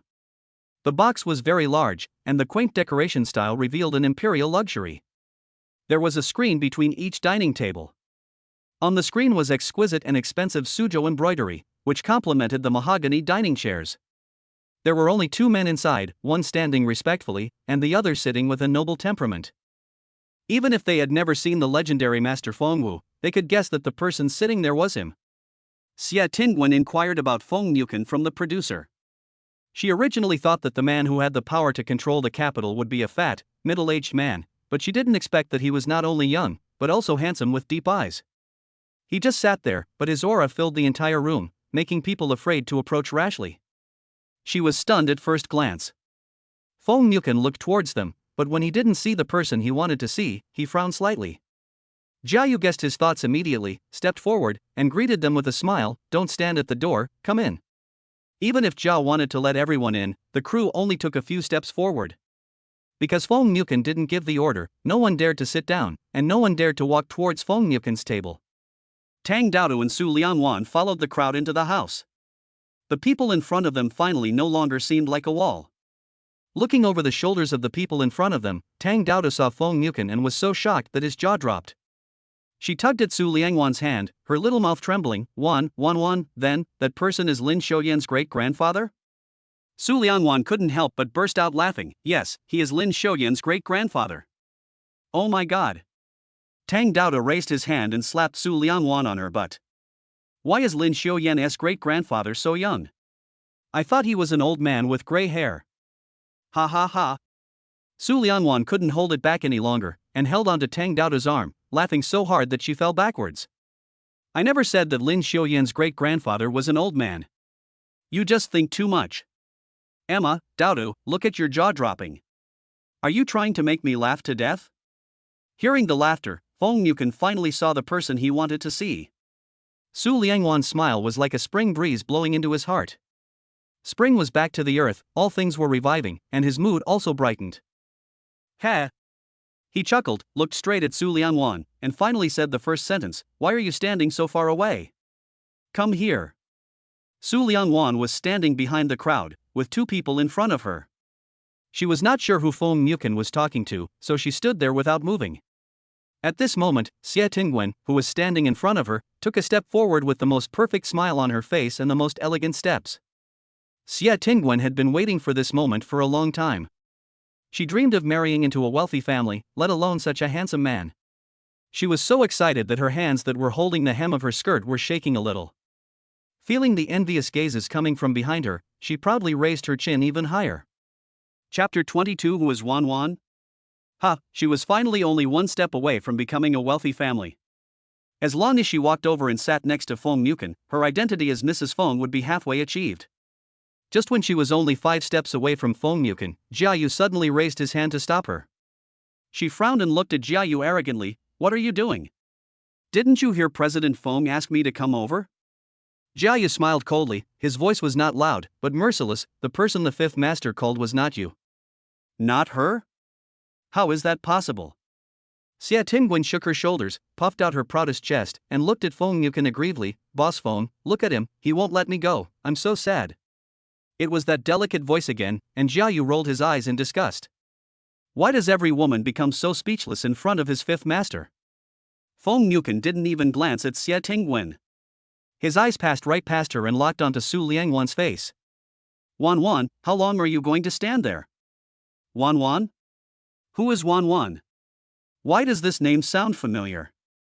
Just when everyone was wondering who Wan Wan was that Fong Mukin was talking about, Su Liangwan yawned and walked up lazily. Uncle, this is not my fault. You were the one who called me without calling my name. How would anyone know who you were calling? If I hadn't been called and I had gone over there shamelessly, wouldn't that have been extremely embarrassing? Xia Tingwen's face turned blue and red. Why did she feel like Su Liangwan was scolding her? They said she was shameless and that she was embarrassed to death. The entire crew complimented her for 2 whole days, saying that Fong Mukin had a crush on her. She also thought it was her, so she walked straight up to him after Fong Mukin finished speaking. Now the entire crew was watching her, and she was really embarrassed. She glared viciously at Su Liangwan who was walking towards her, but Su Liangwan treated her as air and walked right past her, stepping on her skirt a few times as he walked. Su Liangwan approached, and Fong Mukin raised his hand and tapped her forehead. Who else do I know in the crew besides you? Su Liangwan raised his hand to cover his forehead and groaned in pain. It hurts. Fong Mukin raised his hand but did not retract it. Instead, he turned his hand over and stroked Su Liangwan's forehead with the back of his hand. The scorching temperature made him frown. Why is it so hot? Do you have a fever?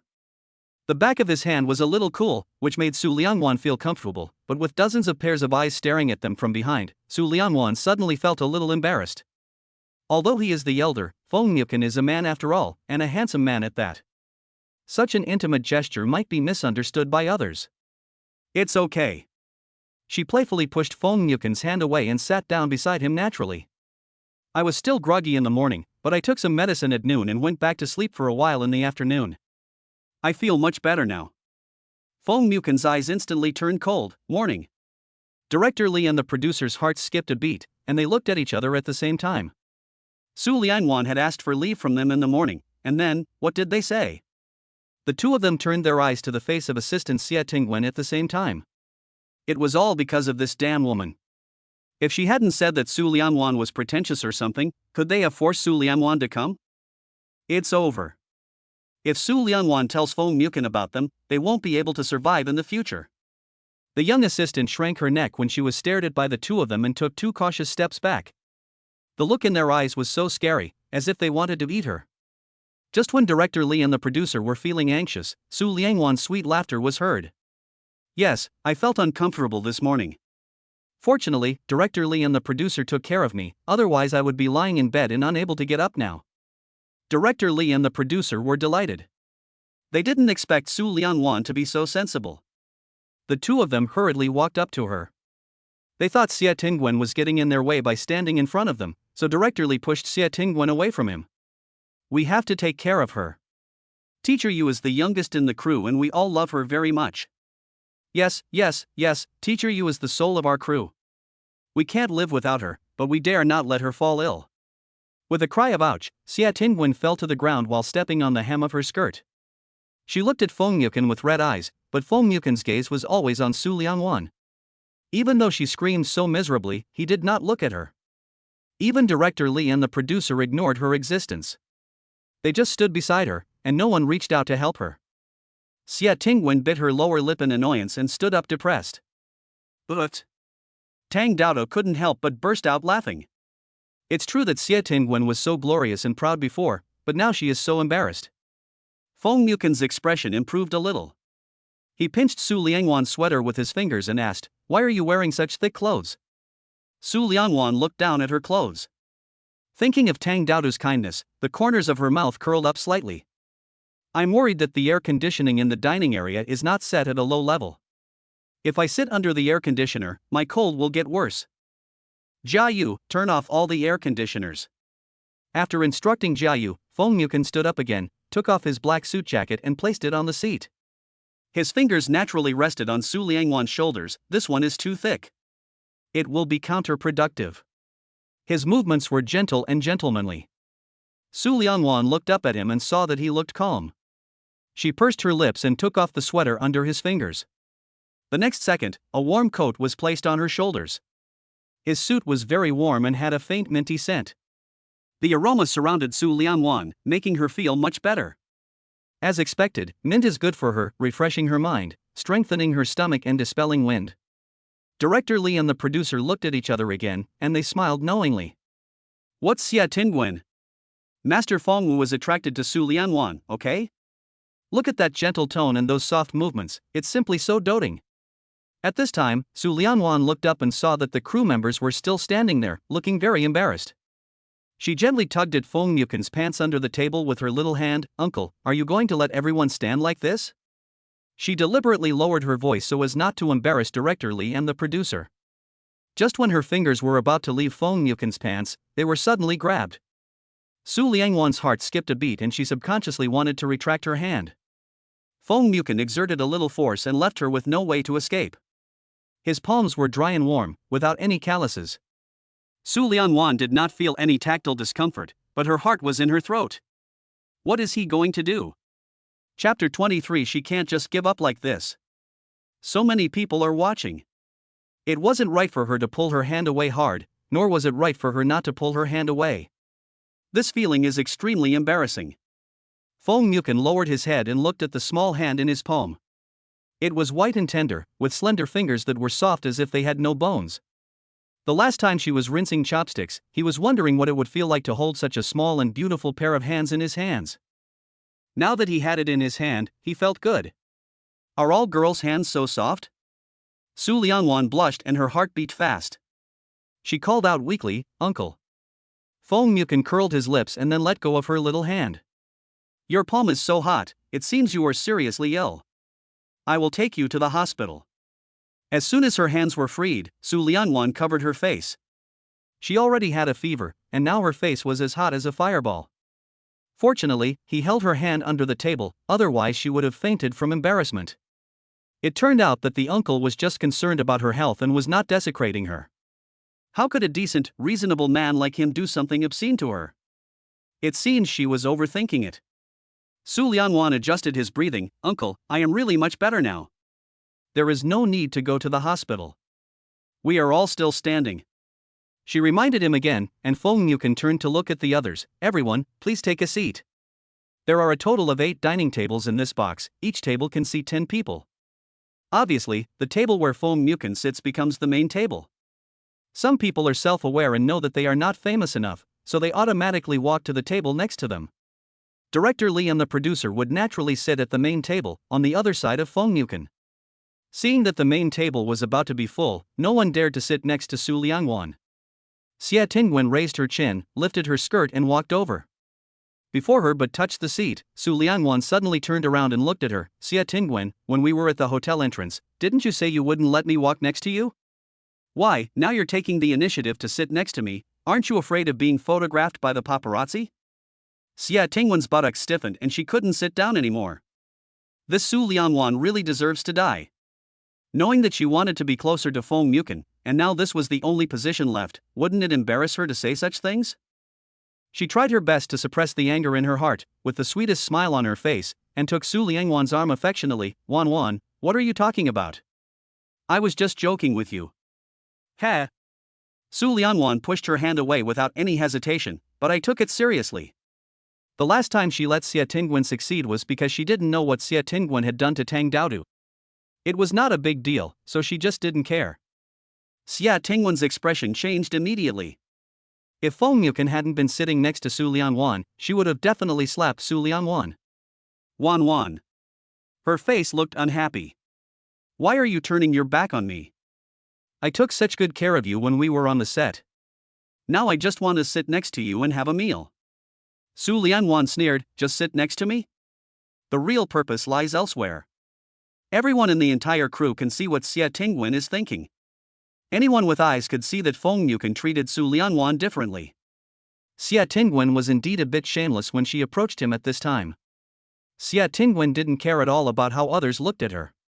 It had come to this point, she was only one step away from marrying into a wealthy family, she couldn't just give up like that. Even if others called her shameless behind her back, as long as she was favored by Feng Yukan and became Mrs. Feng, all those gossips meant nothing. Wan she frowned and looked at Su Lianwan hurt, her face looked like she was about to cry, delicate and tender, how could you miss me so much? As soon as she finished speaking, 2 tears fell from her eyes. It can be said that she used all her life's acting skills. Feng Yukan's face darkened and he put the chopsticks he had just picked up heavily on the table. He didn't say anything, but he scared everyone at the table and made them tense. Jia Yu was so depressed that he wanted to kill someone. What on earth is wrong with this woman? Didn't she learn her lesson from what happened just now? Why did he have to argue with Su Lianwan when there were so many people to argue with? Wasn't this just ruining the 5th master's appetite? Madam! Jia Yu walked up to her with a cold attitude, not everyone can sit next to Miss Su. Please go to another table, or I will kick you out without mercy.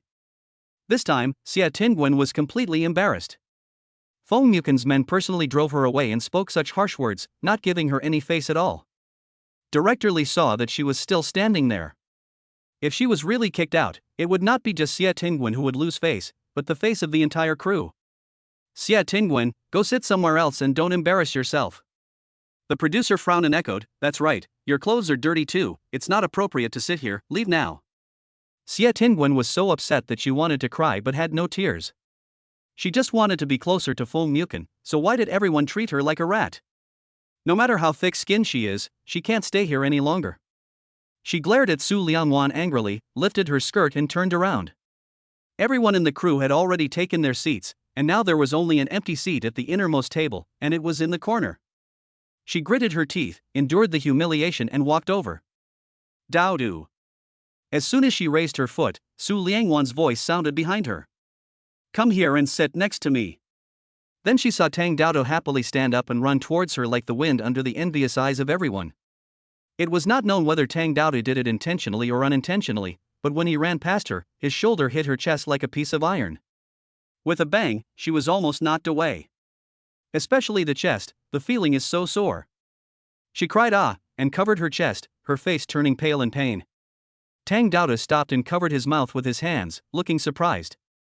Ah! Xie Tingwen, I didn't hurt you, did I? If it were any other time, Xie Tingwen would have acted delicately and pitifully, but she already looked ugly enough now, and she didn't want to make herself look even uglier. She felt pain coming from her chest. She covered her chest and tried to stay calm. It was just a bump. How could it be broken? How is it impossible? Tang Daodu put his hands behind his back and stared at her, tightly covering her hands without blinking. Isn't silicone very fragile? I was careless just now and used a little too much force. What if it bursts? With a pft sound, several people laughed out loud in an unkind manner. Crash, ha ha ha ha. Why is Tang Daodu so bad? Do you think that is a balloon that will burst if hit? Chapter 24. If you don't give me face, I won't let you have an easy time. Ha ha ha ha, are you trying to make them die of laughter? Xie Tingwen's face changed several colors in a few seconds. She was annoyed, aggrieved, and furious. Now even one of Su Lianwan's assistants dared to ridicule her like this. She took a sharp breath in anger, lowered her hand from her chest, and stood up proudly. This is the real thing, there is no silicone in it? Oh, really? Tang Daodu glanced at her and turned away indifferently. Why are you explaining so much to me? I don't care. She walked over and sat down next to Su Lianwan. She glanced at Feng Yukan over Su Lianwan. He was so handsome. Hey. She leaned close to Su Lianwan's ear and asked, Wan, how was my performance just now? Su Lianwan gave her a thumbs up under the table, excellent. She didn't give him any face at all. Of course I do. Tang Daodu shook his head proudly, don't you see who brought me here, he. After saying that, she took the initiative to extend her hand towards Feng Yukan. Hello, great-grandfather of Lin Xiuyan, my name is Tang Daodu, and I am Wan's assistant. The eyes of several people at the table widened instantly. When they sat down, none of them dared to shake hands with Fong Yukin. After all, who was Fong Yukin? He is the person standing at the top of the pyramid, and he doesn't give face to everyone. What if I reach out and Fong Yukin ignores me? Wouldn't that be embarrassing? They don't want to be like Xie Tingwen. This Tang Daodu is so brave. Just when everyone thought that Tang Daodu was going to be turned away, Fong Yukin chuckled and gently held Tang Daodu's fingertips with his slender fingers. "Hello, nice to meet you." Although her finger was only held a little, Tang Daodu's face turned red with excitement. She quickly retracted her hand, hugged Su Liangwan's arm and giggled, Wan, this great-grandfather is so friendly and handsome." As soon as Xie Tingwen walked to her seat, she saw the scene. She was so jealous that her eyes turned red. Not to mention shaking hands with Fong Yukin didn't even look at her from beginning to end. Why? On what basis? All the actors at this table are 18th-tier minor actors. The second and third female leads have long disliked Xie Tingwen, especially after everyone speculated that Fong Yukin had taken a fancy to Xie Tingwen. Xie Tingwen became so proud that she didn't take them seriously at all.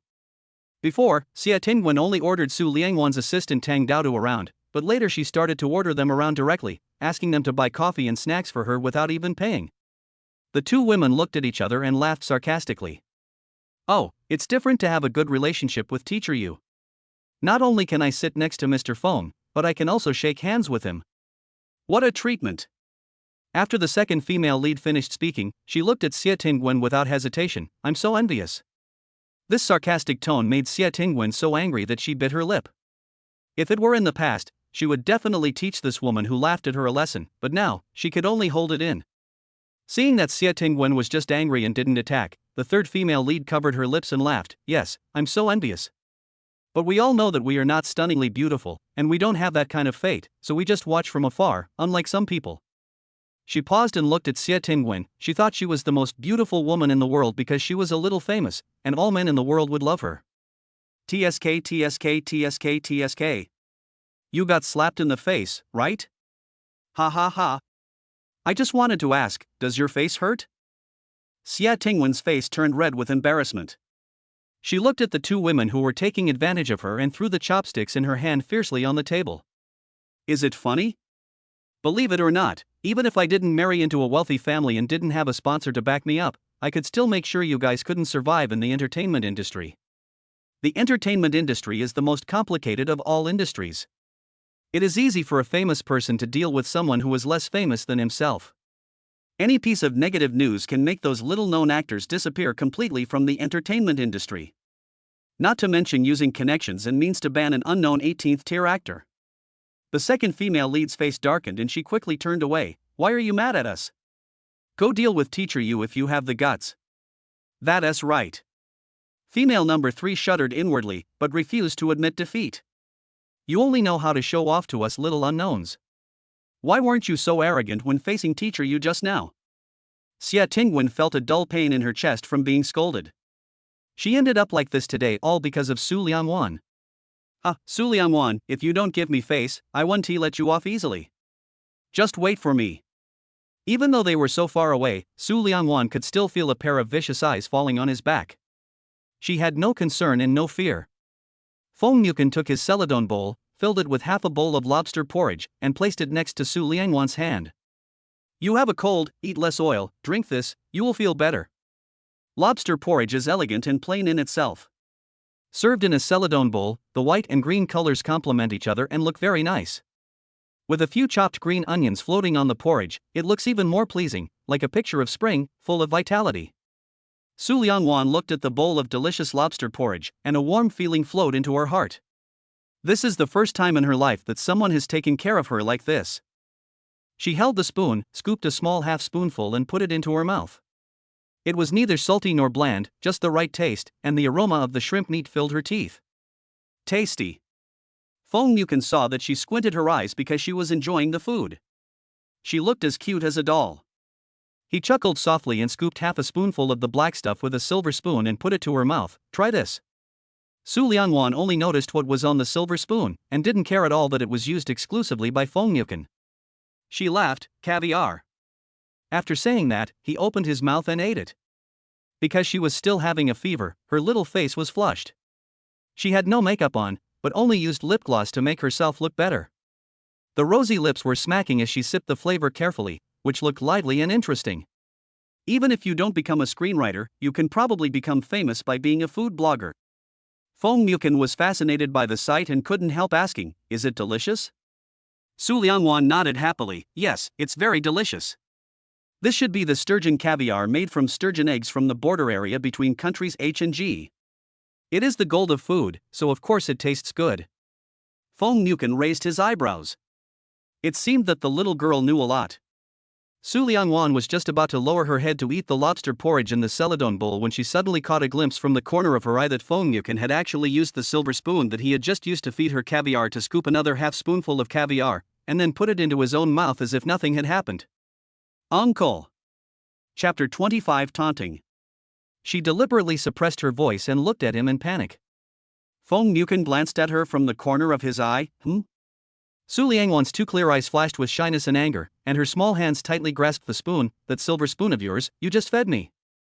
"Oh, really?" Fong Mukin glanced at his silver spoon and scooped half a spoonful of caviar into his mouth. "I just asked you to help me test the poison." Su Liangwan. What care and concern. It turned out that he just wanted her to help him test poison. She was so touched that she was moved for a long time. This uncle is so bad. What should she do if she really wants to hit him? Su Liangwan didn't have a good appetite, and after drinking half a bowl of lobster porridge, he was basically full. She put down the spoon and looked around. Today Fong Mukin invited everyone to dine at the most luxurious Jinbihuing restaurant in Ancheng. The table was filled with top-quality ingredients. Most people here had never eaten such expensive and delicious food, so everyone was eating very happily. The dishes are still being served and it doesn't look like they will be finished anytime soon. She moved her chair back a bit and was about to stand up when Tang Daoda suddenly turned around and looked at her. "Wan Wan, where are you going?" Su Liangwan waved at her, signaling her to keep her voice down, and then lowered her voice and said, "I want to go to the bathroom." Tang Daoda immediately put down his spoon and stood up with Su Liangwan. "I'll go with you." It's usually like this. No matter where Su Liangwan goes, Tang Daoda will follow if she can. Just like Su Liangwan's shadow, the two little girls are inseparable. Su Liangwan nodded, took her hand and walked towards the door together. Xie Tingwen, who was sitting at the last table, saw Su Liangwan and Tang Daoda walk out at the same time. She knew where they were going without thinking. She gave her assistant a look, and a few minutes later, the two of them stood up at the same time and walked towards the door. Director Li held up a wine glass and toasted Fong Mukin flatteringly. "Boss, thank you for investing in the crew this time. We can shoot so easily and happily." Fong Mukin glimpsed Xie Tingwen and her assistant walking out from the corner of his eye, frowned slightly, said nothing, and gently clinked his wine glass with Director Li's. In the bathroom, Su Liangwan and Tang Daoda were standing by the sink washing their hands. Tang Daoda thought about what he had just seen and couldn't help but tease Su Liangwan. "Wan Wan, what do you think of Grandpa Zhang?" Su Liangwan immediately thought of Fong Mukin's words about asking her to try the poison. She angrily splashed the water flowing from the faucet into flowers. "What do you mean? He is just a bad uncle." The water splashed out and splashed on Tang Daoda's arm. She refused to give in, so she scooped up a palm of water and splashed it towards Su Liangwan. "What bad uncle? I love you very much, okay?" Su Liangwan's suit was covered with water stains, but it wasn't hers, it belonged to that bad uncle, so she didn't feel sorry at all. She returned a handful of water to Tang Daoda. "Daoda, are you blind?" "Ha ha ha ha." Tang Daoda was having fun, and he desperately hit Su Liangwan with his little hands under the running water. "My eyes are not blind, it's you who are blind in your heart." Half of Su Liangwan's suit was soaked with water stains. Seeing that she was about to lose to Tang Daoda, she turned off the water and ran towards the door with a smile. Seeing that she was about to run away, Tang Daoda turned around and chased after her. "Ha! Wan Wan, don't run away. This is the first time I beat you. Can you give me a sense of accomplishment?" If Su Liangwan hadn't been sick and lacked physical strength and energy, Tang Daoda would have been no match for her. The bathroom door is winding and you have to go through 3 doorways in a row to get outside. When Su Liangwan ran past the second porch, 2 figures suddenly appeared at the entrance of the third porch in front of her. She braked in time, reached out and grabbed the porch, narrowly avoiding being hit. Just as she was trying to steady herself, a hand rudely pushed her shoulder, and her body uncontrollably took 2 steps back. Tang Daoda ran out and saw the scene. She took a few steps forward and supported Su Lianwan. Looking up, Tang Daodu's eyes were burning with anger, and he cursed at the two people at the door. Xia Tingwen, are you sick? Wanwan didn't bump into you, why did you push her? This is her temper. She can tolerate others bullying her, but she absolutely cannot tolerate others bullying Su Lianwan. Su Lianwan is a person who doesn't like to argue with irrelevant people, but she is not like that. Just now in the box, she deliberately bumped into Xia Tingwen just to avenge Xia Tingwen's frame-up of Su Lianwan that day. Xia Tingwen had seen through her character a long time ago, and whenever anything happened to Su Lianwan, Tang Daodu would explode.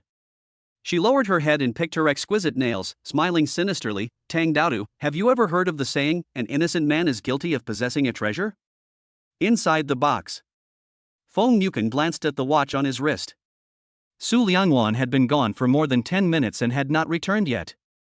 The producer has a low alcohol tolerance and usually doesn't drink much during social events. Today, Feng Yuken was here and he was in a good mood. He was thinking about asking Feng Yuken for investment in his next movie, so he drank a little too much. With his hand on Director Li's shoulder, he stood up and held out his wineglass to Feng Yuken. Fifth Master. Fifth Master Feng. You are my grandpa. Thank you for your love for our play. I will toast you another glass. Director Li smiled and pushed his hand away, then helped him sit down on the chair. You're done. What's the use of calling him grandpa? That's out of date, right? Now everyone calls him Sponsor Daddy. Several planners nearby started laughing. Feng Yuken glanced at them indifferently and stood up straight. Director Li quickly stood up and asked flatteringly, Master Wu, what are you doing? Could it be that he has finished eating and is planning to leave? He hasn't gotten Wu Ye's phone number yet, and he hasn't secured funding for his next movie, so wouldn't this meal be in vain?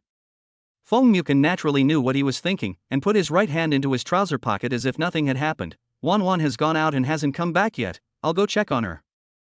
Yo ho! I can't be away from Teacher Yu for even a minute. As a man, he could see that Feng Yuken liked Su Lianwan. He was not the type to just play around with her and then throw her away. He wanted to marry Su Lianwan and make her his wife. He quickly smiled and said, then I'll go with you. I also want to relieve myself. Hearing the word convenient, the main planners and Mr. Jiang stood up at the same time. I'm going too. I'm going too. Feng Yuken glanced at them, said nothing, just nodded, and then walked out of the box surrounded by the crowd. At this time, at the bathroom door, Tang Dodo was stunned by the question. She went abroad when she was 5 years old and only returned to China now. She could understand the words of the profound literature, but could not grasp the meaning. Su Lianwan frowned, took her hand and walked away. Dodo, let's go back. Tang Daodo listened to Su Lianwan the most. When Su Lianwan said to go, she would follow. But just when they reached the third porch, Xia Tingwen's mocking voice rang out. Chapter 26. You're quite good at hiding. Tang Daodu, since you don't know, then I'll tell you. What that sentence means is that Su Lianwan herself did nothing wrong. The mistake was that President Feng fell in love with her. Tang Daodu's feet froze for a moment, and she turned around abruptly, glaring at Xia Tingwen. Xia Tingwen, I've never seen a woman as shameless as you in my life. You even went to the bathroom to fight over a man. What, Master Feng Wu doesn't like you, so you want to take it out on me, Wanwan? Heh, so what if I take it out on you, Wanwan? As she spoke, Xia Tingwen opened her bag and slowly took out a long, round wooden tube. Xia Tingwen looked at Su Lianwan, a cold and vicious smile appeared on the corner of her mouth, and she gently turned the cover of the wooden tube with her fingers. Tang Daodu didn't know what that thing was, but she knew that there was definitely something bad in that wooden tube. She opened her arms and protected Su Lianwan behind her, her heart tense. Xia Tingwen, what do you want to do? What don't you want to do? The smile on Xia Tingwen's face became more ferocious, and she suddenly pulled out the thing in the wooden tube. It was a thin and long silver needle, at least 10 centimeters long. The slender needle body flashed with an icy cold light, which made Tang Daodu's hair stand on end. She took a step closer to Tang Daodu and Su Lianwan, and held the silver needle in front of Tang Daodu's eyes. I just want to leave a few needle holes on your Wanwan's body. Seeing the fear in Tang Daodu's eyes, she laughed wildly and crazily, ha ha ha. Don't worry, when you prick it, you'll only feel pain, but you won't bleed, and it won't be detectable by any equipment. Madman, Xia Tingwen, you are a madman. Tang Daodu grabbed Su Lianwan's hand, turned around and wanted to run out of the porch. Assistant Xia Tingwen, who was standing nearby, immediately ran over and blocked their way. Su Liangwan, Tang Daodu, you can't escape. If I don't make you suffer a pain worse than death today, I will never be able to relieve the hatred in my heart. As soon as he finished speaking, Xia Tingwen took the silver needle and stabbed it towards Su Liangwan's face. Tang Daodu gritted his teeth secretly and grabbed Xia Tingwen's hand with his bare hands. Xia Tingwen turned his wrist and the silver needle pierced directly into Tang Daodu's palm.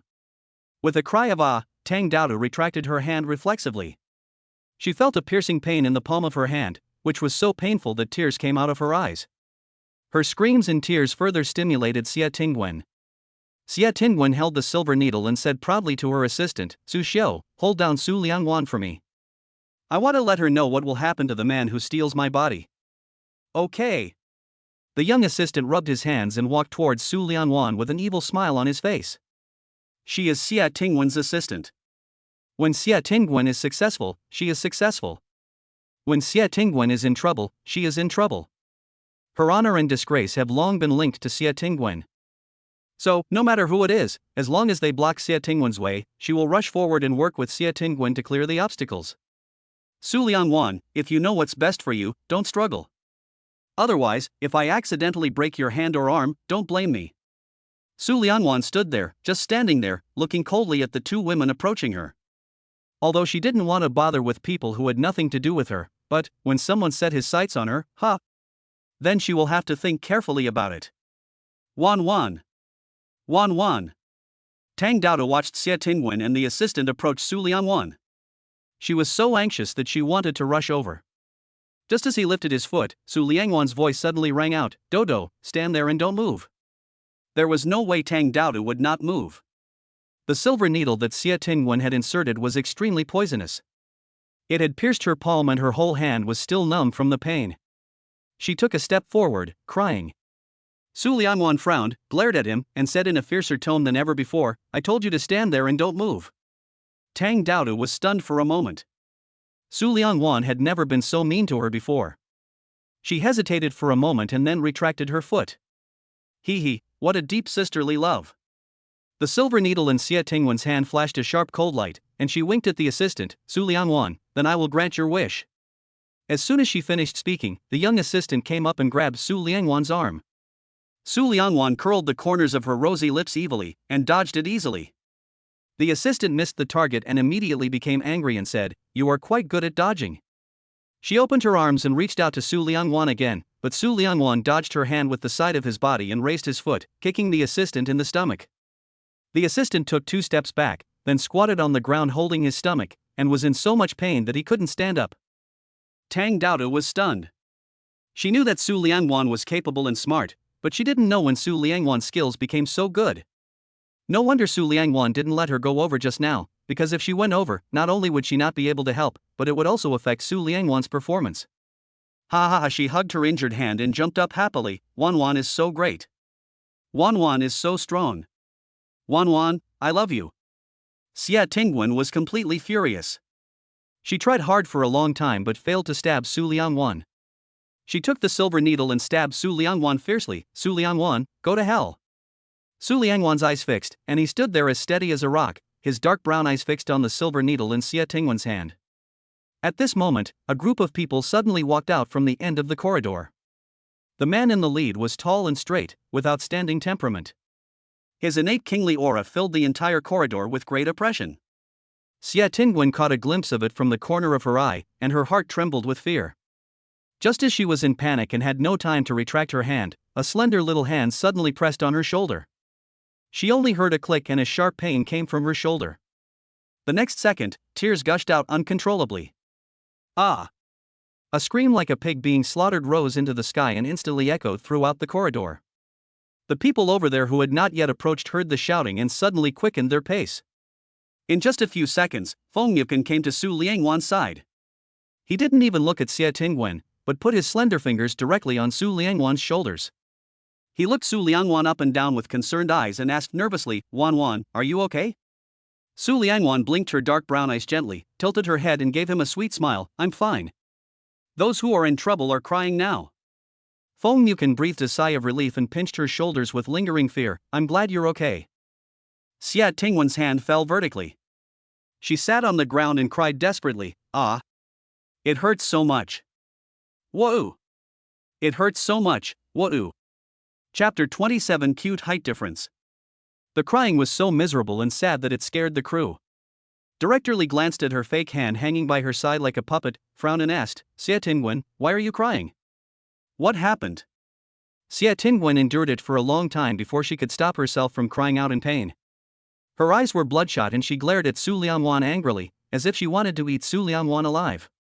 He screamed hysterically, What's wrong with me? What's wrong with me? That bitch Su Lianwan hit me. She even dislocated my arm. She wanted to raise her hands to show Feng Yukin, but when she only used a little force, the pain was so severe that a layer of cold sweat broke out on her forehead. Her assistant looked up and saw her like this, and secretly gave her a thumbs up in her heart. That expression, that cold sweat, how could ordinary acting skills achieve that? It seems that Wenwen's acting skills have been qualitatively sublimated, and even she almost believed it. Xia Tingwen is best at pretending to be injured, and what she is best at is helping her confuse right and wrong. Boss Feng, Director Lee. She stood up in pain, holding her stomach, glaring at Su Lianwan angrily, and accusing Su Lianwan of his crimes to everyone in an emotional voice. Just now, Wenwen and I came from the private room to go to the bathroom. I don't know what Su Lianwan and Tang Daoda were doing. They ran out of the bathroom. I don't know if Su Lianwan did it on purpose, but she bumped into Wenwen. Wenwen fell to the ground. Not only did she not apologize, she also ridiculed Wenwen. Wenwen and I were so angry that we started arguing with her. She was in the wrong and couldn't win the argument, so she kicked me and knocked me to the ground. Then she and Tang Daoda grabbed Wenwen and started beating her. She pointed at Xia Tingwen and became more and more sad. She even started crying while she spoke. Look, the two of them dislocated Wenwen's arm. You're talking nonsense. Tang Daoda covered his still aching hand and cursed angrily, It was obviously you who beat us. Xia Tingwen took out such a long silver needle. She raised her painful hand and compared its length. Without saying a word, he stabbed Wenwen in the face. I blocked it for Wenwen, and my hand still hurts. If you don't believe me, look. Director Lee stretched his neck to look at Tang Daoda's raised hand. Even though he squinted his eyes, he couldn't see anything. This time, he was embarrassed. Xia Tingwen was just the leading actress of the crew, but Su Lianwan was the apple of Feng Yukin's eye. The more he looked at her, the more he felt that what Xia Tingwen and her assistant said was true. After all, Xia Tingwen was now sitting on the ground with her hand hanging by her side, shaking, and it was obvious that it was dislocated. But even if Tang Daoda slandered them, he couldn't say that Su Lianwan was wrong in front of Feng Yukin. He turned around and looked at Feng Yukin awkwardly, Master Fengwu, this matter. Feng Yukin was standing next to Su Lianwan, his left hand hanging by his side and his right hand elegantly inserted into his trouser pocket. Even though he didn't do anything intimate towards Su Lianwan, he was still like an umbrella that even missiles couldn't penetrate, protecting Su Lianwan from wind and rain. When Director Lee saw this, he regretted it so much that he wanted to slap himself. Is there any need to ask? Master Fengwu's attitude was telling everyone that no matter what Su Lianwan did, she was right. Alas, we are all from the same crew, there is no deep hatred. Director Lee said with a playful smile, let's just forget about it. We can't just let it go like this. The assistant took 2 steps forward and cried angrily, it was Su Lianwan who dislocated my Wenwen's hand. Why should we just let it go? She turned around and glared at Tang Daoda angrily, you said Wenwen took the silver needle, where is the silver needle? Take out the silver needle to prove that Wenwen did it. After her reminder, Tang Daoda remembered that as long as they found the silver needle, they could prove that Xia Tingwen was the first to take action. She squatted down quickly, opened her eyes wide and looked around. After looking around on the ground, where was the silver needle? The assistant immediately became proud, look, there is no silver needle, Tang Daoda, you are lying. Tang Daoda became anxious and was about to speak when Su Lianwan, who had been silent, suddenly spoke up, Xia Tingwen, you said I dislocated your hand?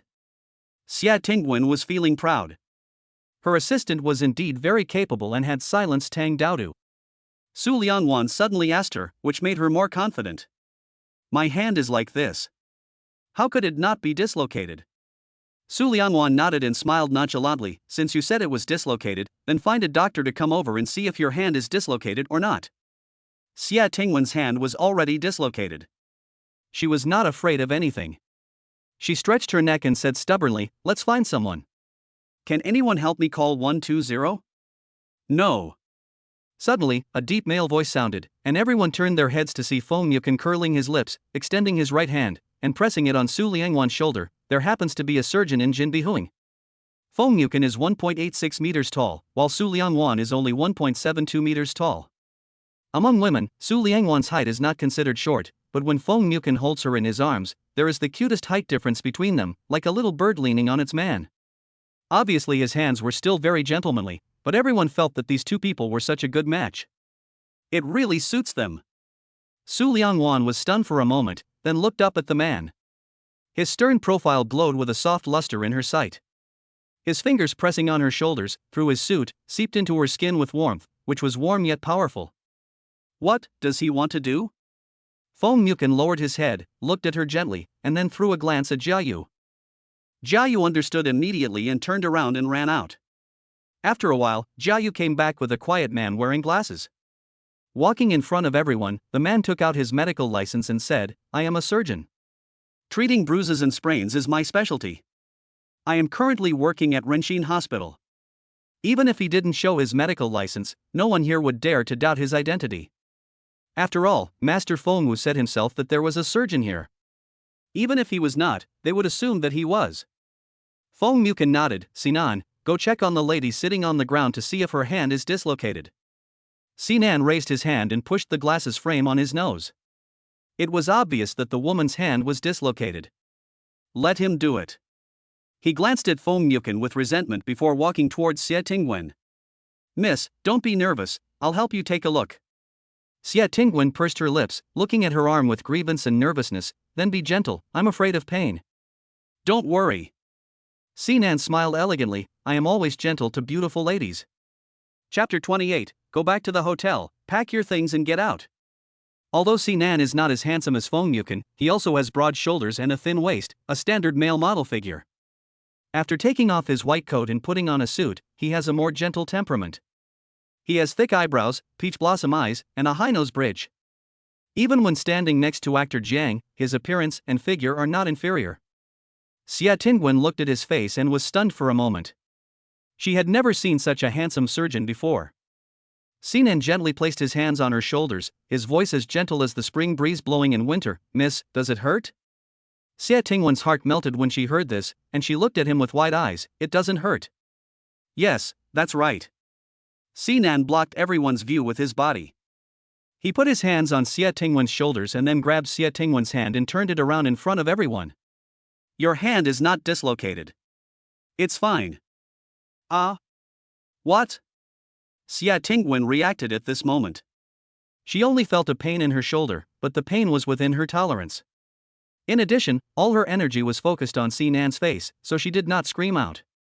Now that her brain was clear, she pushed Sinan away and pretended to scream, "Don't move my hand, it hurts, it hurts." Sinan raised his eyebrows, a smile flashed under his glasses. "Your hand is so painful and dislocated, you can still push me away?" Xie Tingwen. Can she move her hands? But it was clearly dislocated just now? She didn't believe it, so she gently lifted her hand and moved it, and sure enough, the pain went away. She understood immediately, stood up angrily, pointed at Sinan and cursed, "Okay, you were in the same group with that bitch Su Liangwan, you just took my hand." Before she could finish her words, there was a crisp ding sound, and a silver needle shining with a cold light fell from her body. Tang Daodo had sharp eyes. He ran over and pushed Xie Tingwen away. He picked up the silver needle on the ground and held it up for everyone to see. "That's the silver needle. She used this silver needle to prick me in Wanwan just now." Xie Tingwen was startled for a moment, but she remained calm and demonstrated her acting skills to the fullest. She opened her eyes wide and raised her hand to cover her mouth in disbelief. What is this? Why is this thing on me?" Tang Daodo was so angry that he laughed. "Didn't you hide the silver needle, Xie Tingwen, during the chaos just now?" She paused, the sarcasm in her eyes growing stronger. "Or, did you just lay this? I've only heard of hens laying eggs, but never heard of people laying needles. Are you trying to make me laugh to death?" Ha ha ha. Two people couldn't help laughing and held their stomachs. Tang Daodo was really unforgiving with his mouth. The more Xie Tingwen acted and pretended now, the more of a joke she became in their eyes. After all, we are all smart people and no one is a fool. Once the silver needle comes out, it is clear who is right and who is wrong. Fong Mukin's lips curled up into a cold smile, his deep black eyes flashed a cold light, and his cold gaze fell lightly on Director Lee's face. Director Lee, you really have a keen eye for talent. You found an Oscar-winning actress. His voice was not loud, and his tone was not very deep, but Director Lee's back stiffened in vain, and cold sweat immediately broke out on his forehead. Being looked at like this by Fong Mukin, his heart was trembling. If he doesn't handle the situation well, let alone this drama, he might not be able to film any dramas in the future. It would be easy for Fong Mukin to ban him. Xia Tingwen. He frowned angrily and cursed. When we were on the crew before, you wronged teacher you in this way, right? I was really deceived by your acting skills at that time. When he reminded them, everyone remembered that when Xia Tingwen was filming, she had a quarrel with Su Lianwan and Tang Daodu. At that time, they all thought that Su Lianwan had wronged Xia Tingwen. Now it seems. How could this woman be such a good actress? Director Lee took a deep breath, put his hands firmly behind his back, turned around, and didn't even want to look at Xia Tingwen again. He said angrily, you have been causing trouble again and again. The crew can't tolerate you. Go back to the hotel and pack your things and get out. At this point, Xia Tingwen was dumbfounded. She didn't know how things turned out like this. Even if Director Lee is not the best director in the country, he is still a first-rate director. This drama has caused heated discussions online during the preparation stage. It has the popularity and the attention. If the previous film queen had not been suddenly injured, she would not have been able to play the role. She was replaced just 2 days after filming began, which was bound to lead to groundless speculation among netizens. Director Lee. She panicked and ran over to grab Director Lee's arm and started crying. Whoa, Director Lee, I didn't cause any trouble. It was Su Lianwan who wronged me. I really didn't do anything to her. I am the victim. Director Lee's frown was so tight that it could kill a fly. This Xia Tingwen was really an idiot. Even at this point, she still couldn't see the situation clearly. He pushed her away mercilessly and shouted angrily, "Get lost!" Xia Tingwen was pushed away by him, and she looked at the other people in the crew unwillingly. No one spoke for her, and everyone's eyes showed disgust, contempt, and disgust. Moving her gaze over, she saw Fong Mukin. Even though this man was standing in front of her, she still felt that he was superior to her. But why would such a man fall for Su Lianwan, a tender cabbage that had no oil at all? With a plop, she suddenly knelt down at Fong Mukin's feet, grabbed Fong Mukin's trouser legs with both hands and cried heartbreakingly, "Boss Fong, I beg you, please help me. As long as you help me, you can ask me to do anything, serve tea, even warm the bed. I don't need a name, I don't need anything." Everyone.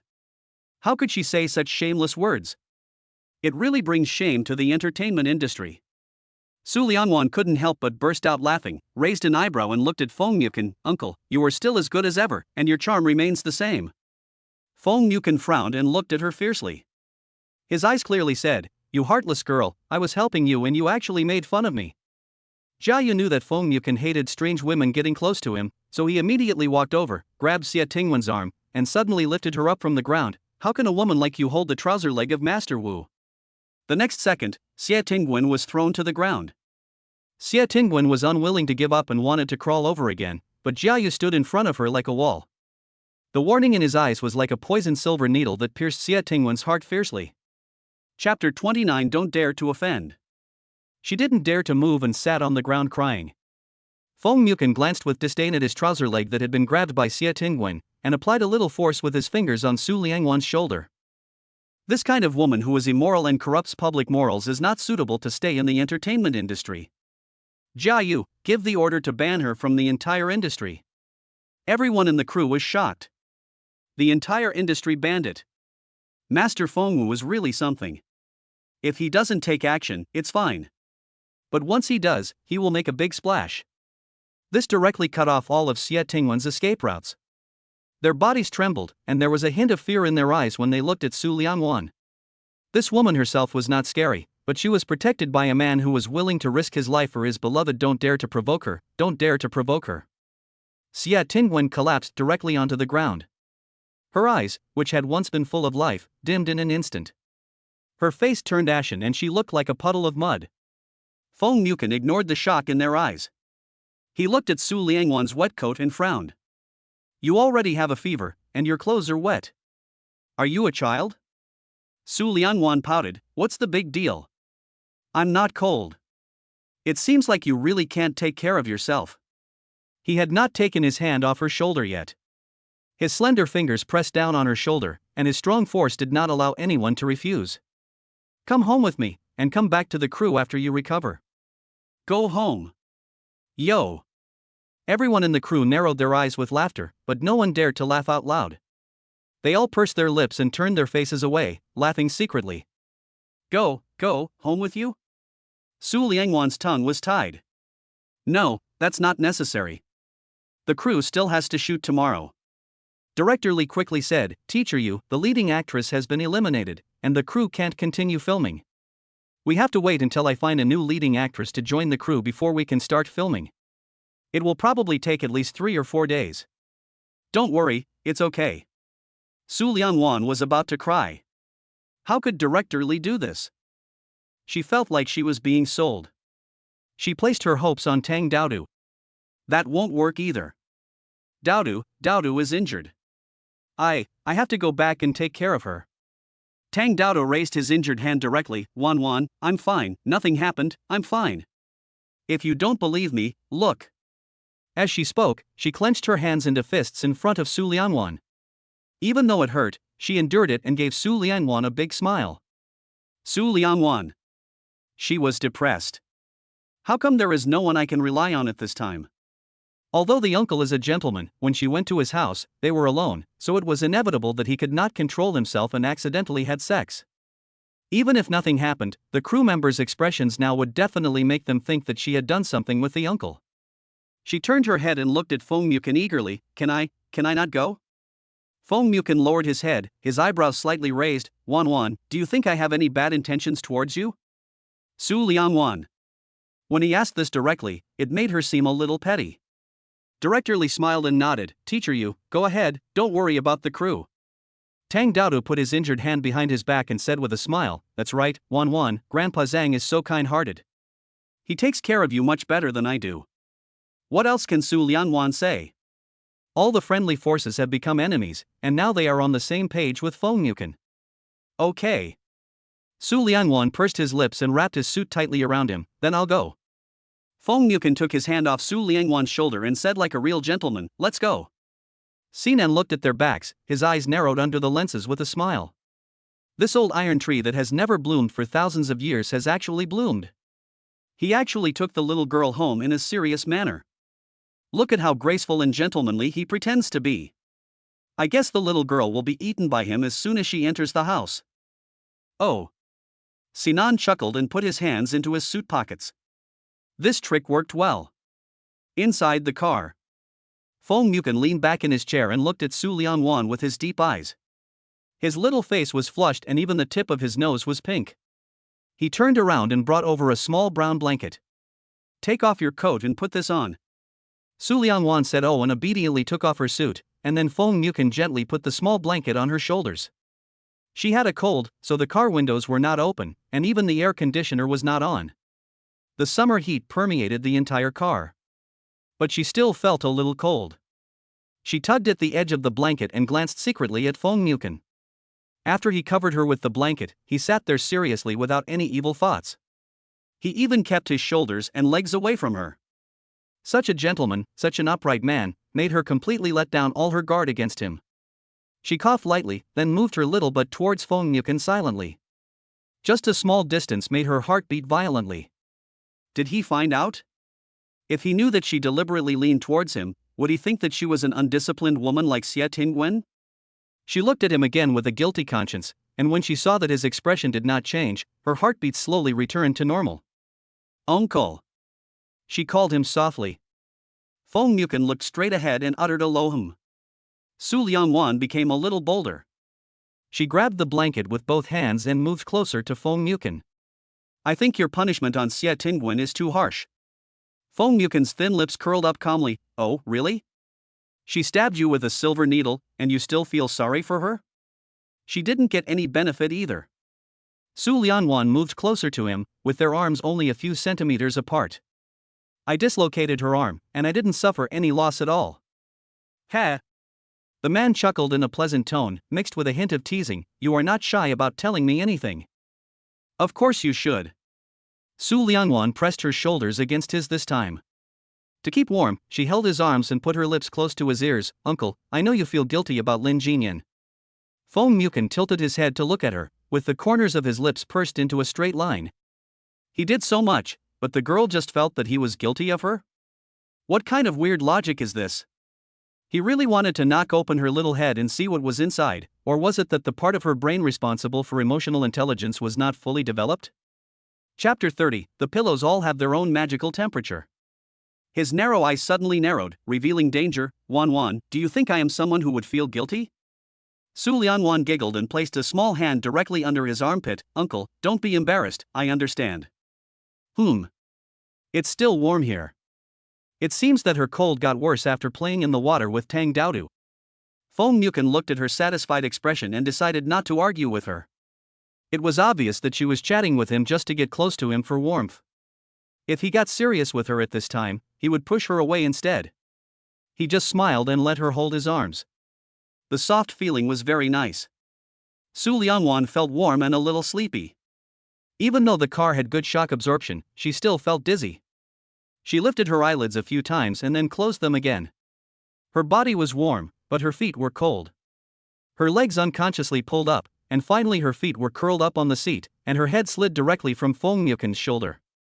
A big hand held her little face at the right time, and then gently placed it on his legs. Seeing that her whole body was curled up into a ball, soft and small, he chuckled, gently pulled the blanket off her shoulders, and then moved her body up so that her upper body could keep warm on his legs. Then he opened the blanket and covered her with it.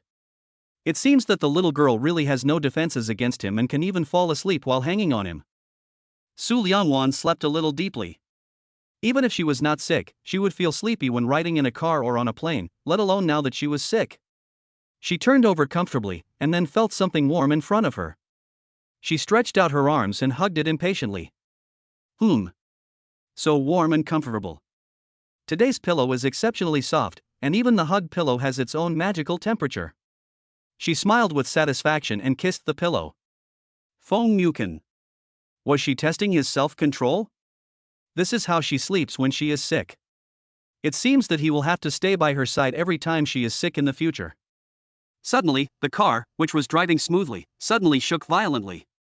Feng Mukin subconsciously reached out and hugged Su Liangwan in his arms. After an emergency brake, the car stopped. He looked up and the driver quickly explained, Uncle Wu, a child suddenly ran past us. Sorry. Feng Mukin pursed his lips and immediately looked down at the girl in his arms. She was looking at him with a pair of bright eyes, puzzled. Su Liangwan was originally asleep, but suddenly a wall hit her face and she woke up. She blinked her eyes and looked at Feng Mukin's deep brows, a little confused. Where am I? Feng Mukin just found it funny. He felt that what she wanted to ask was, who am I, and where am I? We came out of the golden splendor and were about to go to my house, and you fell asleep. Fell asleep?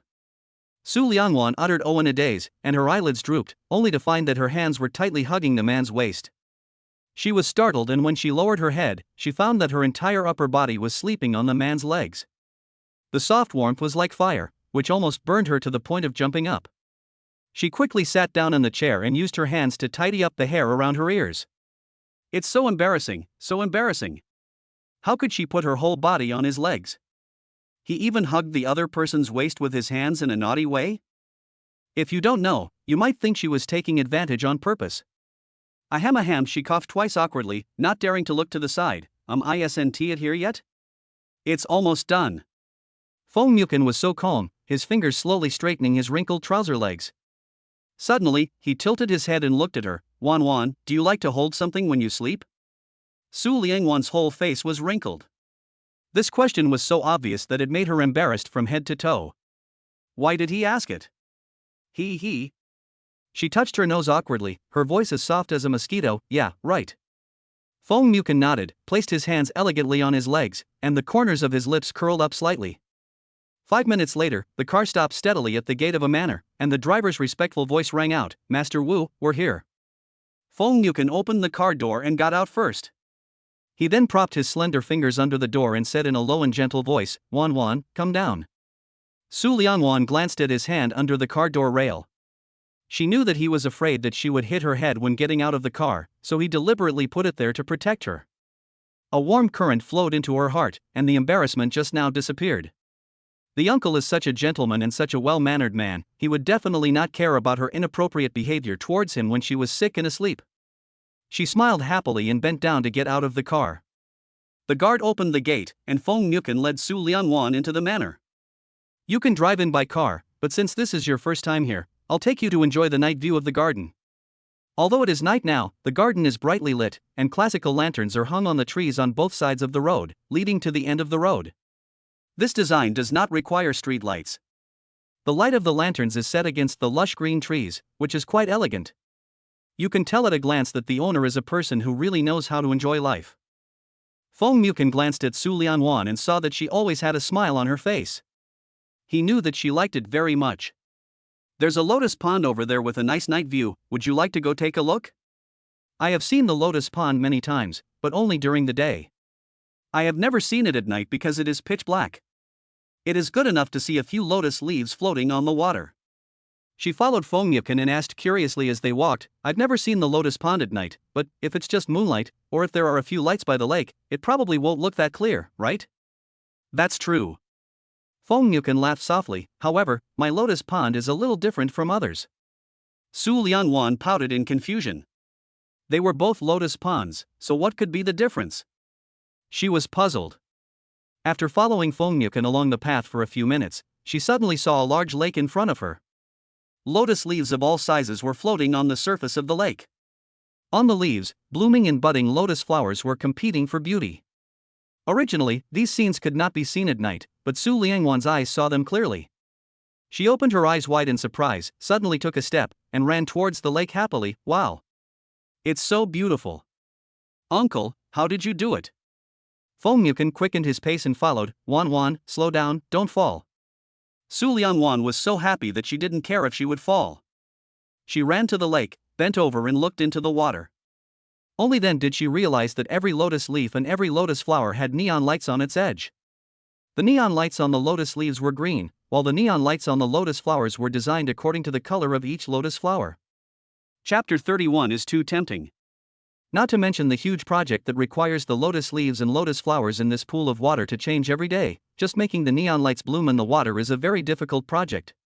She had never seen such a stunningly beautiful scenery in her life. Uncle, it's so beautiful, really so beautiful. Your lotus pond is really different. Feng Mukin stood beside her, his right hand in his trouser pocket, his deep eyes fixed on her fair face, his voice low and soft. Do you like it? I like it. Su Lianwan excitedly raised her hand and grabbed his arm, which was in his trouser pocket. I really like it.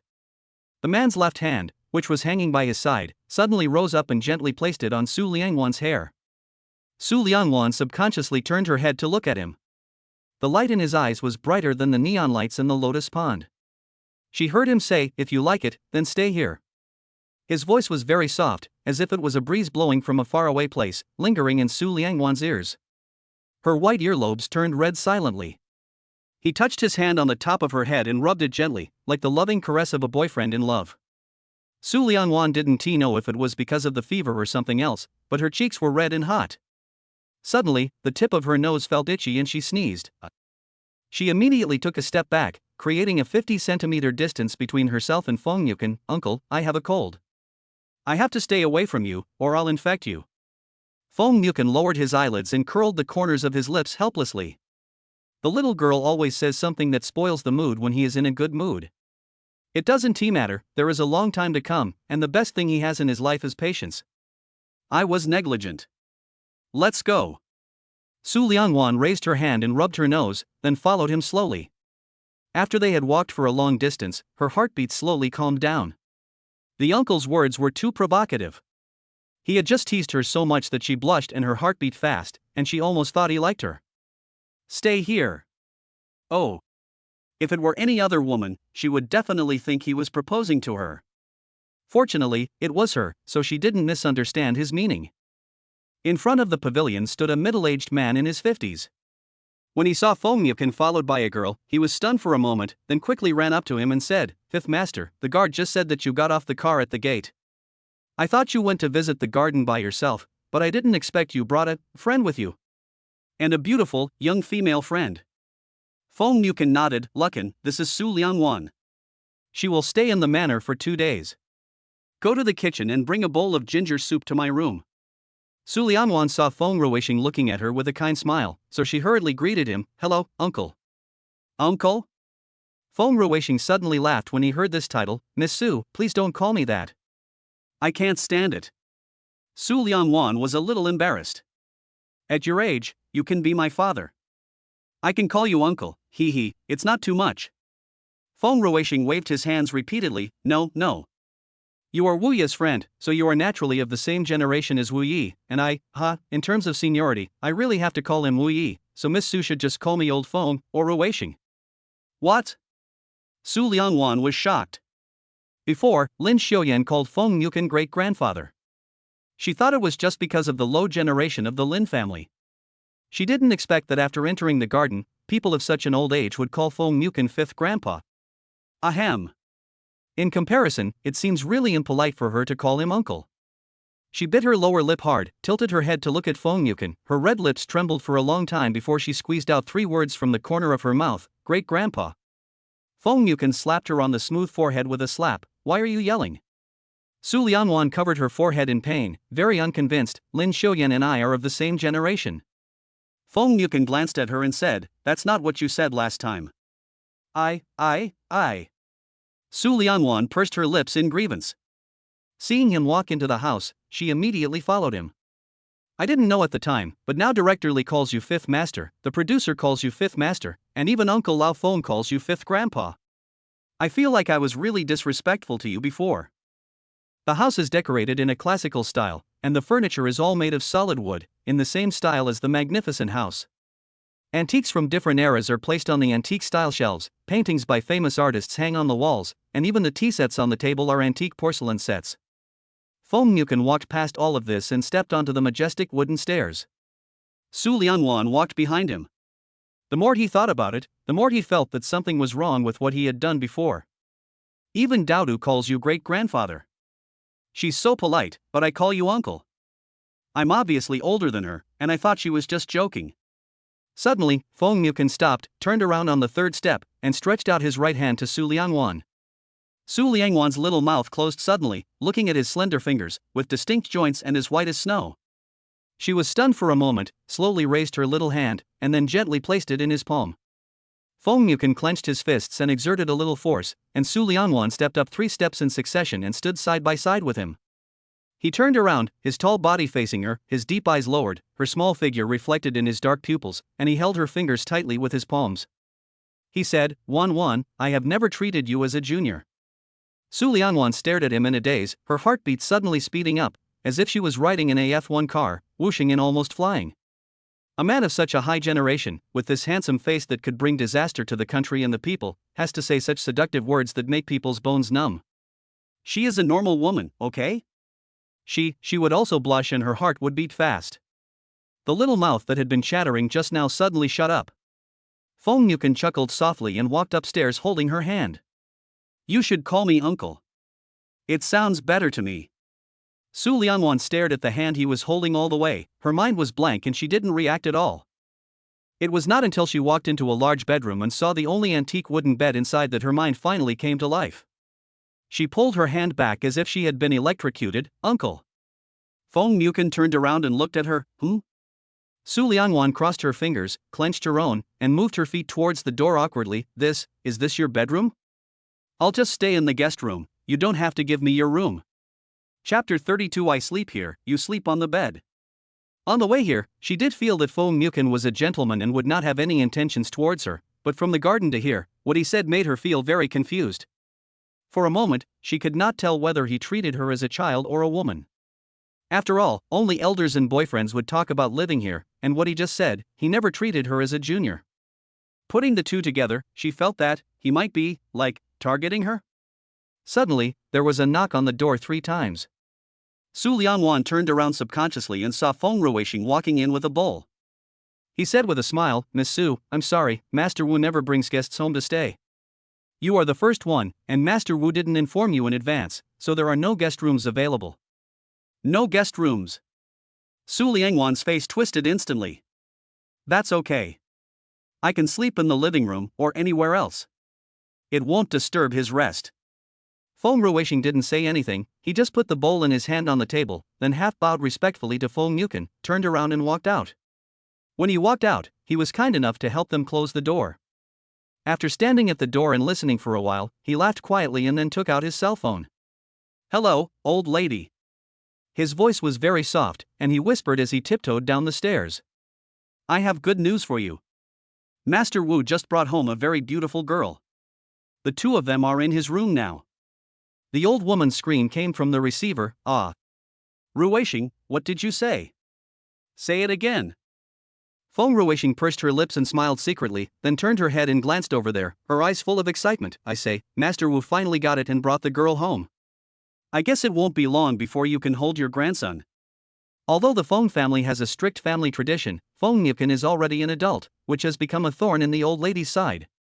Not to mention Feng Yuken bringing a girl home. Even if Feng Yuken looks at a woman for one more moment, she would be so happy that she would treat everyone in the imperial capital to a banquet for 3 days and 3 nights. She suppressed her excitement and deliberately lowered her voice. "Lucken, just in case, you should quickly make a bowl of tonic soup for my son. It's not easy for that boy to open up, but he has been celibate for 32 years, so it's inevitable that the girl will be dissatisfied for the first time. You have to do this for me, and don't let my daughter-in-law run away, do you hear me?" Feng Ruishing was like a Maitreya Buddha, smiling happily, and had already walked downstairs. Okay, I'll go now, old lady, don't worry." "Oh, no, I'd better go there myself." As soon as she finished speaking, Feng Ruishing heard a strong male voice from the receiver. "What are you doing? You haven't even started dating yet. And if Xiaochen really has a girlfriend, he would definitely tell us. What do you know? Xiaochen is so arrogant and has such a bad temper. What if he scares the girl away without me watching?" Every time she introduced a girl to Feng Yuken would act like a superior. Even if the girl said 10 words to him, he wouldn't reply at all, which made her very anxious. It was his good fortune that he was scared away. Listening to the old couple bickering, Feng Ruishing quickly said, "Old madam, just listen to what the old man says. And I've seen that fifth master is very nice to that girl. He's not arrogant at all, and even speaks softly. He won't scare the girl away, so don't worry." The old lady looked unconvinced. "Really? Has he even stopped being so bad-tempered?" Yes. Feng Ruishing nodded repeatedly. Young girls nowadays are most afraid of meeting their parents before their relationships are stable. If the old lady comes at this time, I'm afraid she will really scare them away. After coaxing the old lady, Feng Ruishing walked into the kitchen. Long time ago, the old lady had asked him to prepare some tonic medicine at home.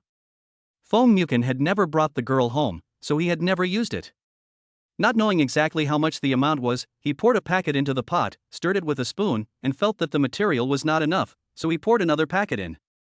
After that, he felt that it was still not enough, so he poured the third packet, and then he smiled with satisfaction. Inside the house, Feng Yuken picked up the bowl on the table and waved to Su Liangwan. "Wan, come here." Su Liangwan stared at the bowl in his hand and didn't dare to go over. She knew it contained ginger soup, but she would not go over there. No, she would not. What if Feng Yuken was just using the ginger soup as an excuse to deliberately trick her into getting closer, and then his bestiality would take over and she would not be able to escape? Feng Yuken saw the defensiveness in her eyes, put his hand down helplessly, turned around, and sat on the chaise longue. "Wan, do you think I would attack a patient?" This. Su Liangwan then remembered that she came to his house because she was sick and he asked her to take care of herself. Seeing that he was so upright and had been well behaved to her before, she slowly let down her guard. He asked tentatively, "Then tonight?"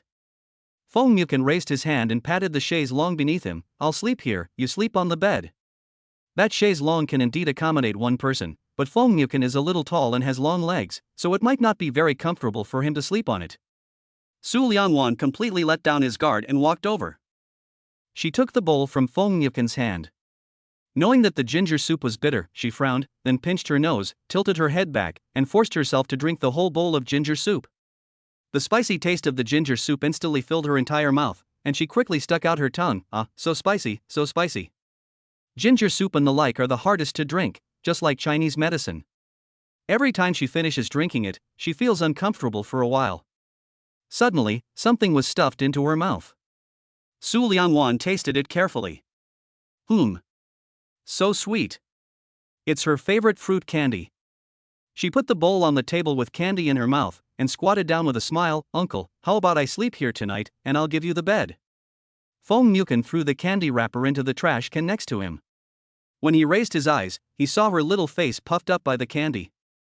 Her rosy little mouth was pouting, looking very cute. He rested his elbows on his legs, bent down, and looked her in the eye. "Okay, I can allow us to sleep in the bed together." Su Liangwan was just being stared at by him, and he said those words with an extremely serious look in his eyes.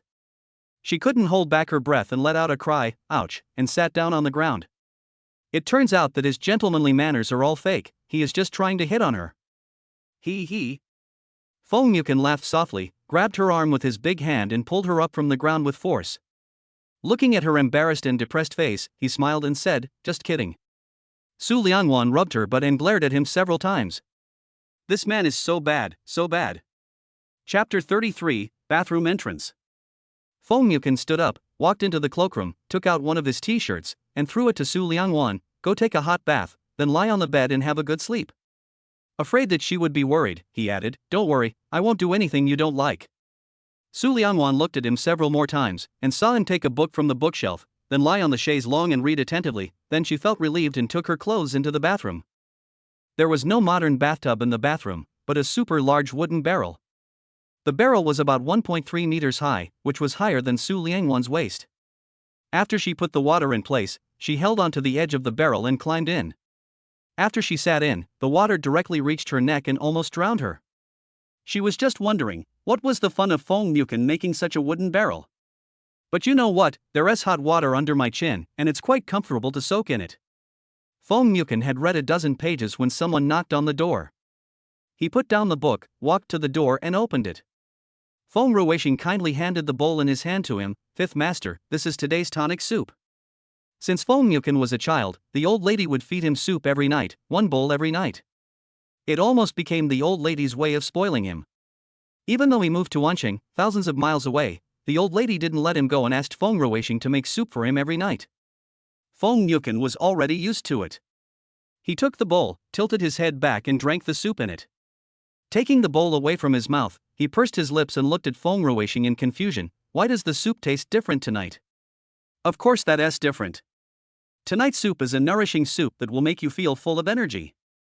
Fong Ruishing took the empty bowl from his hand with a smile, glanced into the room, and said something else. "Where's Miss Su? Why can't I see her?" Fong Mukin had no doubt, she is taking a shower. "Oh, okay, Master Wu, I'll leave first and won't disturb your rest." After saying that, Fong Ruishing took the empty bowl and slid away nimbly. Fong Mukin closed the door and glanced at the wall clock. 20 minutes had passed. Why hadn't Su Liangwan come out yet? He didn't know how long it took a woman to take a shower. When he reached the bathroom door, he raised his hand and knocked gently.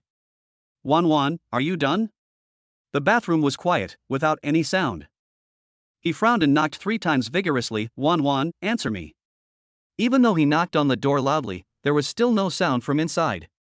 Oh no, maybe the little girl fainted from the bath? Thinking of this, he no longer hesitated, grasped the door handle, and turned it hard. She actually locked the door. We've guarded against him thoroughly enough. Fong Mukin's handsome face turned cold in an instant. He took a step back, then raised his foot and kicked the door hard. With a loud bang, the door was kicked down to the bottom. He rushed in at a lightning speed. The person lying on the wooden barrel suddenly turned around, saw him with sleepy eyes, and screamed in fear, "Ah!" Fong Mukin. He immediately turned around, feeling extremely embarrassed. "I knocked on the door just now, but you didn't answer. I thought you fainted from taking a shower." Su Liangwan had no time to listen to his explanation. She soaked in the water with her back to him, holding the edge of the barrel with both hands. She was so scared that her voice broke. Get out quickly." Fong Mukin pursed his lips tightly and walked in quickly. 2 full minutes had passed before Su Liangwan dared to slowly turn her head. Seeing that Fong Mukin had already gone out, her heart gradually settled down. She didn't faint from the shower just now, she fell asleep. It was all because the wooden barrel was too comfortable to soak in. She lay on the edge of the barrel and soon fell asleep in a daze. Maybe because of her cold, she slept very deeply and did not hear Fong Mukin knocking on the door. If it hadn't been for the loud noise, she probably would not have woken up. Fong Mukin walked to the bed, opened the drawer of the bedside table, and took out a box of cigarettes and a lighter. Standing on the balcony, feeling the night breeze, he took several puffs of his cigarette, but the heat in his heart did not dissipate. The woman's smooth, white back was engraved in his eyes like a brand.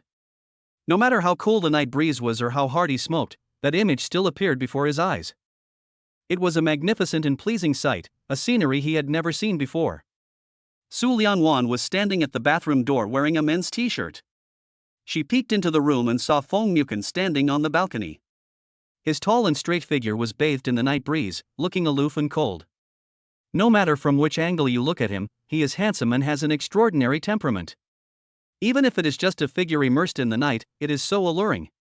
However, she was not in the mood to appreciate it, because her t-shirt only covered half of her legs. After what happened just now, she was embarrassed to appear in front of him like this. With a whoosh, she spread her legs and ran to the bed at the speed of a 50-meter sprint, then lifted the quilt and lay down in it. She covered her head with the quilt and stayed inside for a long time without hearing any sound from outside. She gently pulled open the quilt and saw Feng Muken still standing on the balcony. She breathed a sigh of relief. Out of politeness, she weakly called over there, "Uncle, I'm going to sleep?" From the moment she came out, Feng Muken knew that the girl was in a very embarrassed state, so he did not turn around or look back, letting her slowly digest the embarrassment in her heart. He just curled his lips slightly. "Yeah." Su Lianwan hugged the quilt, rested her head on the corner of the quilt, looked at his back, and suddenly laughed softly. Actually, he's pretty good. If he really had bad intentions, or was a scumbag, he would not have gone out in the situation just now. The meat was right in front of his mouth, but he didn't eat it. Even if he was planning to have sex with her in his heart, he didn't act in that situation, which at least proved that he was a gentleman. She looked at his back, just looking at his back like that, with a smile on her lips, and slowly fell asleep. Even in summer, the wind was cool at night, but Feng Muken could not feel the slightest bit of coolness. He only felt that his body was getting hotter and hotter. Especially when the scene just now appeared in his mind, the heat became even more intense. He threw the cigarette on the ground, put it out with his foot, and closed his eyes in annoyance. This Confrontation actually gave him that kind of soup to drink. Is it a test of his endurance or a test of his body? Suddenly, his eyes opened sharply, his eyes were bloodshot, he turned around abruptly, and strode into the room. When he passed by the bed, he tried his best to endure it, not even looking at the bed, and walked straight into the bathroom. Chapter 34, Didn't expect that I can fight? A whole wooden bucket was filled with cold water. Feng Muken sat in it, curled up his legs, leaned his body downward, and submerged his head directly in the cold water. The cold water covered his head, but the chillness of the water did not dispel the heat in his body. Instead, the heat rushed towards him like a tidal wave. With a plop, he came out of the water, wrapped himself in a bath towel, put on slippers and went downstairs. When people reach middle age, they don't feel as much.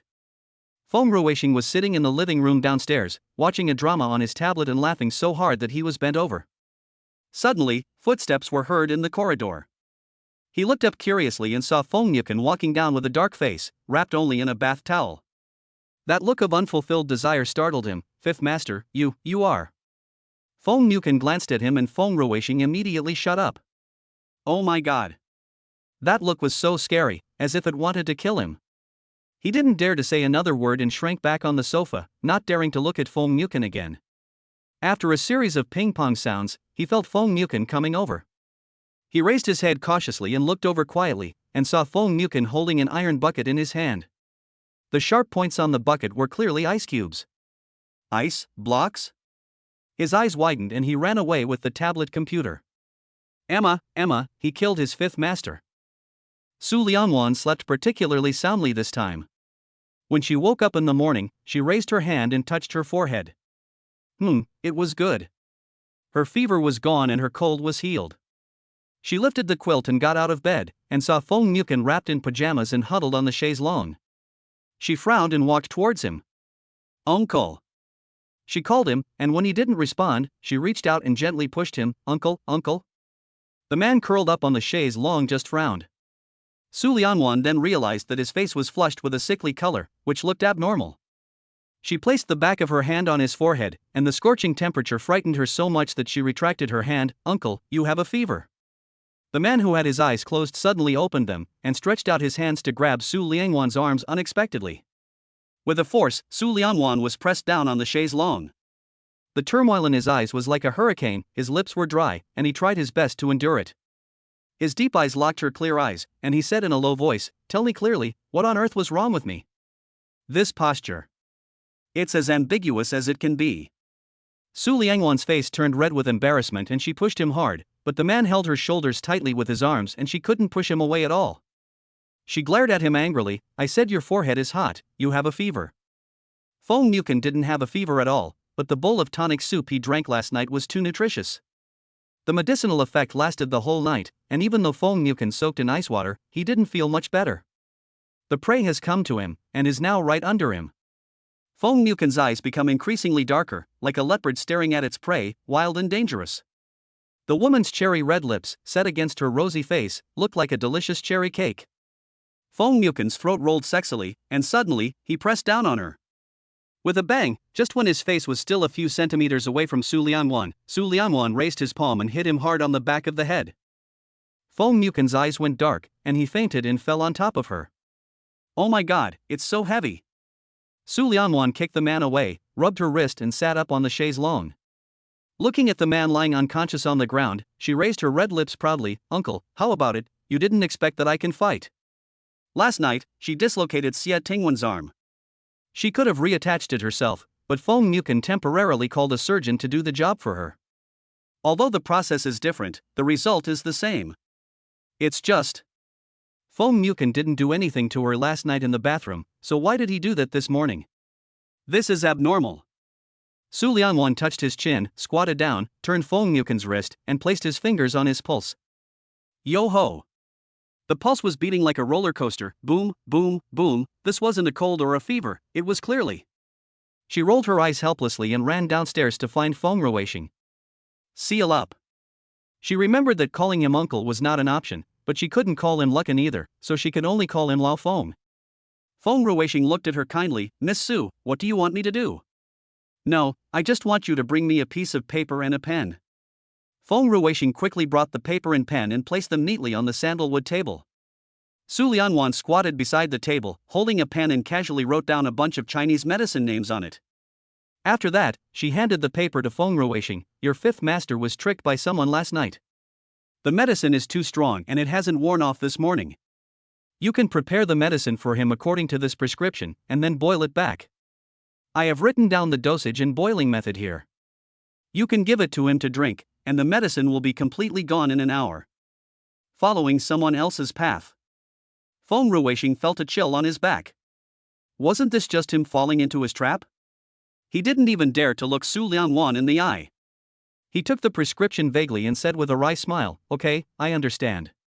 "Thank you, Miss Su." "It's okay, it's just a piece of cake." When she went downstairs, Su Liangwan had already changed into her own clothes. She patted her pleated pants and waved to Feng Ruisheng. "Old Feng, go get the medicine and take good care of your fifth master. I'll be leaving first." "Ah." Feng Ruisheng was anxious and hurried over. "Miss Su, why don't you finish lunch before leaving?" Su Liangwan was determined to leave, and she happily walked out the door with her bag on her back. "No, I have something else to do. When your fifth master wakes up, tell him thank you for taking care of him last night." Looking at Su Liangwan's back, Feng Ruisheng slapped himself 5 times. Look what he did last night. I guess Master Wu didn't accomplish anything, otherwise the effect of the medicine wouldn't have lasted the whole night. If Master Wu woke up and found that Su Liangwan was gone, he would have killed him.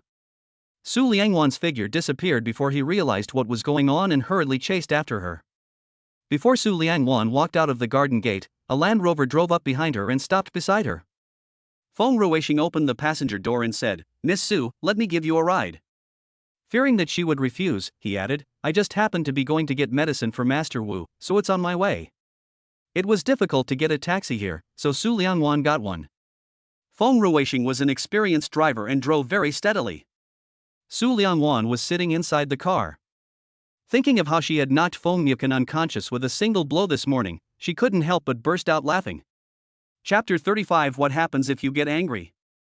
Kill me? Feng Ruisheng glanced at her and said with a smile, "I didn't expect Miss Su to know Chinese medicine. Isn't Western medicine popular now? Miss Su is different from the young people nowadays." Su Liangwan frowned and shook his head. "I studied clinical medicine in college and got a doctorate." "So amazing." Feng Ruisheng couldn't help but turned around and looked at Su Liangwan twice more. No matter how he looked at it, Su Liangwan didn't look like someone who had studied for a doctorate. He asked cautiously, "So how old is Miss Su this year?" 23. Feng Ruisheng's eyes widened in surprise. "You got a doctorate at the age of 23? No.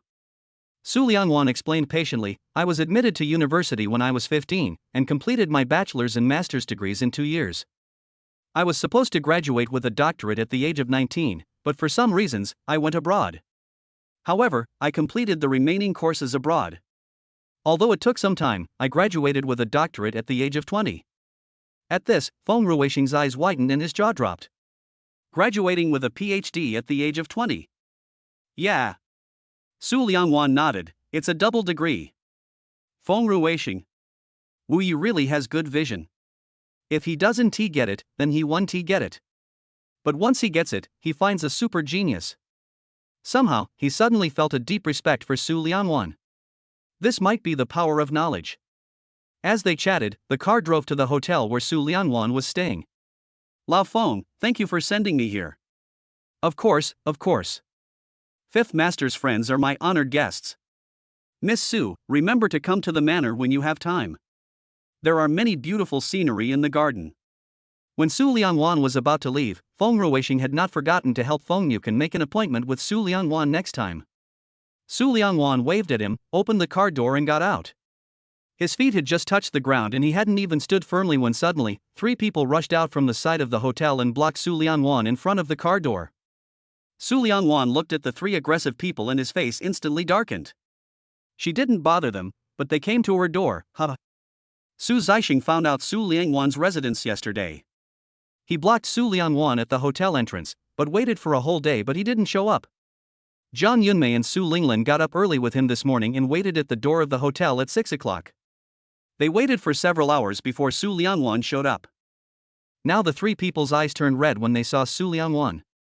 Su Zixing put his hands on his waist, pointed at Su Liangwan's nose and cursed angrily, "Su Liangwan, you really make it hard for me to find you.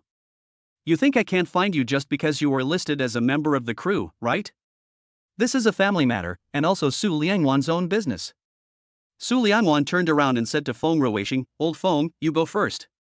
As she was about to close the door, a sharp-eyed hand got in front of her, clamped the door tightly, and stretched her head to take a look at the man in the car.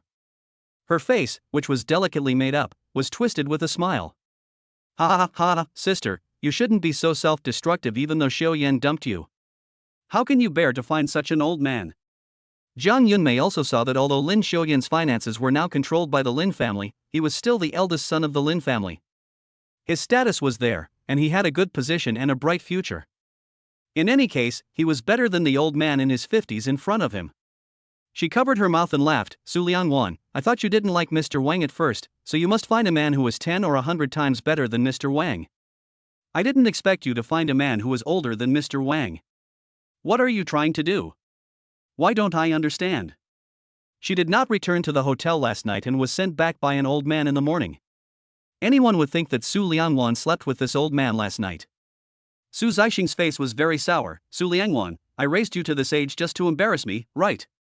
Su Liangwan narrowed his eyes slightly, pressed down Su Linglin's hand that was holding the door, and exerted force with his fingers. Su Linglin immediately cried out in pain and subconsciously loosened her hand.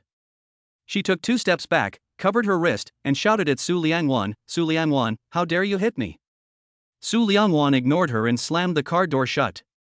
Then he turned around and looked down at the Su family members across the street with his dark brown eyes. "It's my business if I embarrass myself. You came to stop me so early. Is it because of the will? Isn't Su Zixing so anxious just because of the will?" He looked at the man in the car through the window again. This Land Rover was majestic and looked like it cost several $1,000,000. Anyway, he couldn't afford to drive it. But the man looked unfamiliar, he had never seen him in the business world before. Unable to figure out the man's identity for a moment, he frowned and lowered his voice. "Su Liangwan, before I get angry, just tell me who has the will now, and I won't make things difficult for you." Angry? Oh. It made her so scared. If it were 4 years ago, Su Liangwan would still consider the relationship between father and daughter, but now, she doesn't have the face to give Su Zixing anymore. "What if I don't give it to you?" "Why, Dad, What will happen if you get angry? Will you kill me? You. Su Zixing gritted his teeth secretly. Seeing that the Land Rover did not drive away, but the man in the car did not get out, he became bolder. Su Liangwan. I am your father, and your things originally belonged to me. That's what my mother left for me. Su Liangwan interrupted him, clasped her hands in front of her, and raised her rosy lips slightly in a mocking smile. I think my mother knew that you had a woman outside, so she said in her will that if I had an accident or died of illness before the age of 20, all her shares in Bohai would be donated to charity. Dad. Su Liangwan took a step closer to Su Zixing, her eyes slightly raised, with an evil look in her eyes that shouldn't be on her innocent face. You should have shot me against the wall back then, you shouldn't have let me be born. What are you talking about? Jiang Yunmei walked up and raised her hand to push Su Liangwan's shoulder. Is it wrong for your father to give birth to you? Su Liangwan quickly raised his hand, grabbed her outstretched hand, and then twisted it back. Jiang Yunmei screamed in pain, Su Liangwan, let me go, let me go. Seeing that she was in so much pain that tears were about to burst out, Su Liangwan sneered and threw away her hand. He attacked her and even thought it was dirty. Alright, just use whatever tricks you have. If I, Su Liangwan, were afraid, I wouldn't have come back. At this moment, Su Zixing and the other two really felt that they had never known Su Liangwan before. Chapter 36, Take Her Home? Is this still the Su Liangwan who was submissive and willing to be beaten and scolded? The last time they got engaged, they only thought that Su Liangwan had the hotel's surveillance records that caused them to fail. But now, Su Liangwan made two clean moves, and it seemed that she didn't even use much strength, which made them dare not attack Su Liangwan again. Su Zai was so angry that his body began to shake. Okay. I really have raised a good daughter. Su Linglin covered her wrist and stood beside Su Zixing. Dad, how about the three of us work together to tie her up and take her home? As long as Su Liangwan arrived at their territory, they would lock her up for 3 days and 3 nights without giving her any food. Even if they did not torture her, Su Liangwan would have to tell them who had the will. Su Zixing thought this method was feasible, and he had been planning to use force against Su Liangwan, otherwise he would not have called his wife and daughter. Good. The three of them looked at each other, and then walked towards Su Liangwan together. Feng Ruixing was so shocked in the car that it was obvious that the three people opposite were planning to kidnap Miss Su. He was so angry that he gritted his teeth. Since Master Wu was not around, he had to protect Miss Su from Master Wu. He had just unbuckled his seatbelt when he suddenly heard bang and puff sounds outside the car. He looked up and saw Su Liangwan raised his foot and did a roundhouse kick with one straight leg, kicking the old woman away. Feng Ruixing. With this skill and speed, I'm afraid only his fifth master can handle it. It's so handsome and so cool. Aha. He must go back to Master Wu. Miss Su is so awesome, Miss Su is so handsome. Su Liangwan did not treat Su Zixing harshly. After all, that man was her father. She just beat Su Zixing back, and then knocked Su Linglin down with a left hook. No matter how cruel Su Linglin was, she was raised in the palm of Su Zixing and Jiang Yunmei's hands. She could not bear any pain and squatted on the ground crying, covering her face. A roundhouse kick knocked Jiang Yunmei to the ground. Jiang Yunmei was a pampered woman, so how could she endure the force of such a kick? She lay on the ground, unable to get up. Su Zixing originally wanted to go forward, but seeing his wife and daughter in such a miserable state, he took a step back in fear. Su Liangwan. Come home with me, this is the last chance I'm giving you. Su Liangwan patted his trouser legs and stood up straight. Dad, I'm very busy. Since you are so impatient, then wait for the lawyer to come and have a good talk with you. I won't accompany you anymore. Bye. She curled her lips, smiled, and walked happily past Su Zixing. Su Zixing stood there, not even having the courage to step forward to stop her.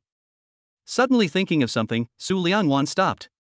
The moment she turned around, Su Zixing thought she was going to give him another roundhouse kick, and he jumped 2 steps to the side in fright. Su Liangwan laughed out loud. Huh? Dad, what are you doing? I just want to remind you that instead of thinking about the will, you might as well go back and build relationships with other shareholders. Otherwise, if the shares fall into my hands, your position as chairman will be unstable. Su Zixing's old face turned purple with anger. He really wanted to slap Su Liangwan in the face as he did in the past, but Su Liangwan was so strong now that he didn't have the courage to do so. Su Liangwan tilted her head, smiled, turned around and walked into the hotel with a swagger. Tang Daodu just came out of the house. Seeing Su Liangwan, he excitedly ran up to her and took her arm. Wan, how was last night? Hey, tell me quickly, what happened between you and Grandpa Zhang? A lot of things happened last night, but Su Liangwan was not in the mood and had no time to chat about his own gossip with Tang Daodu. She took out the room card and swiped the door to open it. After entering the room, she placed her laptop on the table. Daodu, has the Su family come to see you from yesterday to today? When talking about the Su family, Tang Daodu slapped her head suddenly. How could she forget the important matter? When I came back from Jinbihuing yesterday, I saw your father standing at the door of the hotel. I guessed he was here to block you. I was afraid he would find me, so I entered the hotel through the back door. Well, very good. Su Liangwan opened the program and began to type rapidly on the keyboard. As long as you protect yourself, I am not afraid of anything else. These words made Tang Daodu's eyes red. She was so touched that her Wanwan loved her so much. I wanted to call you yesterday to tell you about this, but I was afraid that you and Grandpa Zhang would, that thing, so I didn't want to disturb you. After all, she still hasn't forgotten the gossip about Su Liangwan. Su Liangwan glanced at her and continued to look at the computer screen. We must buy a house and move out of the hotel. Otherwise, if the Su family comes looking for us again, it will have a bad impact on the crew. The 25th hour had caused a sensation since its filming began. During this period, the media often came to the crew, and they would encounter some paparazzi on the way back to the hotel. It was easy for the crew to deal with them, as they kept changing scenes and the locations were not fixed. It was impossible for the Su family to lock their location in advance, but it was impossible for the hotel. If it is photographed by paparazzi, it will definitely become a hot topic once a report is published. Tang Daodu touched his chin and nodded. Yeah, that's right, but Wan, it's easy to buy a house, but it's not easy to move in. You also need to decorate it, which is troublesome and takes a lot of effort. Found it. As soon as Tang Daodu finished speaking, Su Liangwan's fingers left the keyboard. She took out her cell phone and dialed the number on the computer screen. Tang Daodu looked at the computer screen curiously and immediately thought to himself, oh shit. 2 bedrooms, 1 living room and 1 bathroom, the best apartment in the city center. The most important thing is that it has just been renovated, with first-class decoration and first-class furniture, so you can move in directly with your luggage. Although the price is expensive, it fully meets their needs. After the call, Su Liangwan took Tang Daodu to see the house. After seeing the house, they immediately went to handle the transfer procedures with the landlord. The whole process took less than 3 hours. Tang Daodu looked at Su Liangwan, who was swiping the card with an expressionless face, and secretly gave her a thumbs up in her heart. Her efficiency and decisiveness were not inferior to those of a man. After Feng Mukin woke up, he drank the medicine that Feng Ruishing prepared for him, and the heat in his body quickly disappeared. But, why does the back of his head hurt so much? Feng Ruishing stood aside. Although he was over 50 years old, he still looked like a young man. He excitedly told Feng Mukin what happened in front of the hotel. Fifth Master, Miss Su is such a rare good girl. She is smart and good at fighting. I think she is the only one in the world who is worthy of you, Fifth Master.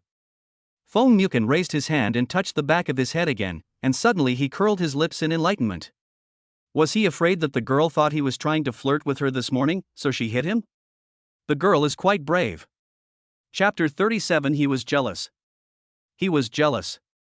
At this moment, Jiayu hurried in, nodded to Feng Ruishing as a greeting, then stood by the bed and said respectfully, Fifth Master, I just got the news that Miss Su bought a 2-bedroom, 1 living room apartment in Yueliang Bay in the city, and paid a total of 3.8 million in full. 3,800,000. Feng Mukin was immediately unhappy. The girl treated him to a meal for only 38 yuan, but she actually took out 3.8 million to buy an apartment without blinking an eye? The difference is a full 100,000 times. He is jealous. He is jealous. He felt that he was only worth 38 yuan in Su Liangwan's heart. Jia Yu. When he called Jia Yu, there was a hint of gnashing of teeth in his voice. Jia Yu was frightened and his back immediately straightened up. Fifth Master? Go, buy all that property for me. I want to be her neighbor. What? Not to mention Jia Yu, even Feng Ruishing was dumbfounded. This is not about being neighbors with others, it is clearly about surrounding them from all sides and not giving anyone the chance to get close. Speaking of cruelty, his Fifth Master is the cruelest. Jia Yu was a little embarrassed. Fifth Master, although the building is relatively new, about 60% of the residents have moved in. If we buy all of it, maybe. Feng Yukan glared at him. Is there a problem? Jia Yu immediately waved his hands and shook his head like a rattle. No problem at all, I'll do it right now.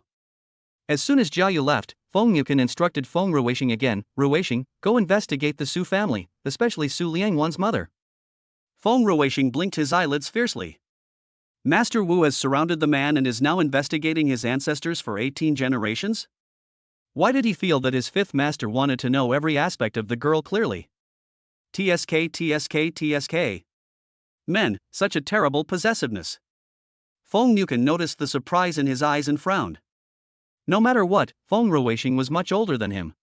Seniority was a difference, but in terms of age, he should be much more tolerant towards Feng Ruishing than towards younger people. I checked her mother because I doubted her background. After all, even a tiger would not eat its own cubs. Su Zixing's attitude towards her was not like that of a normal father. What happened 4 years ago was as disgusting as it could be. Even if it was a child that he did not love, given Su Zixing's status and position at that time, he would not have gone to the extent of selling his daughter. Moreover, even if half of the shares were given to Su Liangwan in the will, as long as Su Zixing was good to Su Liangwan and Su Liangwan supported him after inheriting the shares, he could still hold the position of chairman. But Su Zixing insisted on his own way and took an unconventional approach, which led to the current situation with Su Liangwan. Feng Ruishing nodded in understanding. Okay, Master Wu, I know what to do. The Su family was very unhappy after being humiliated by Su Liangwan.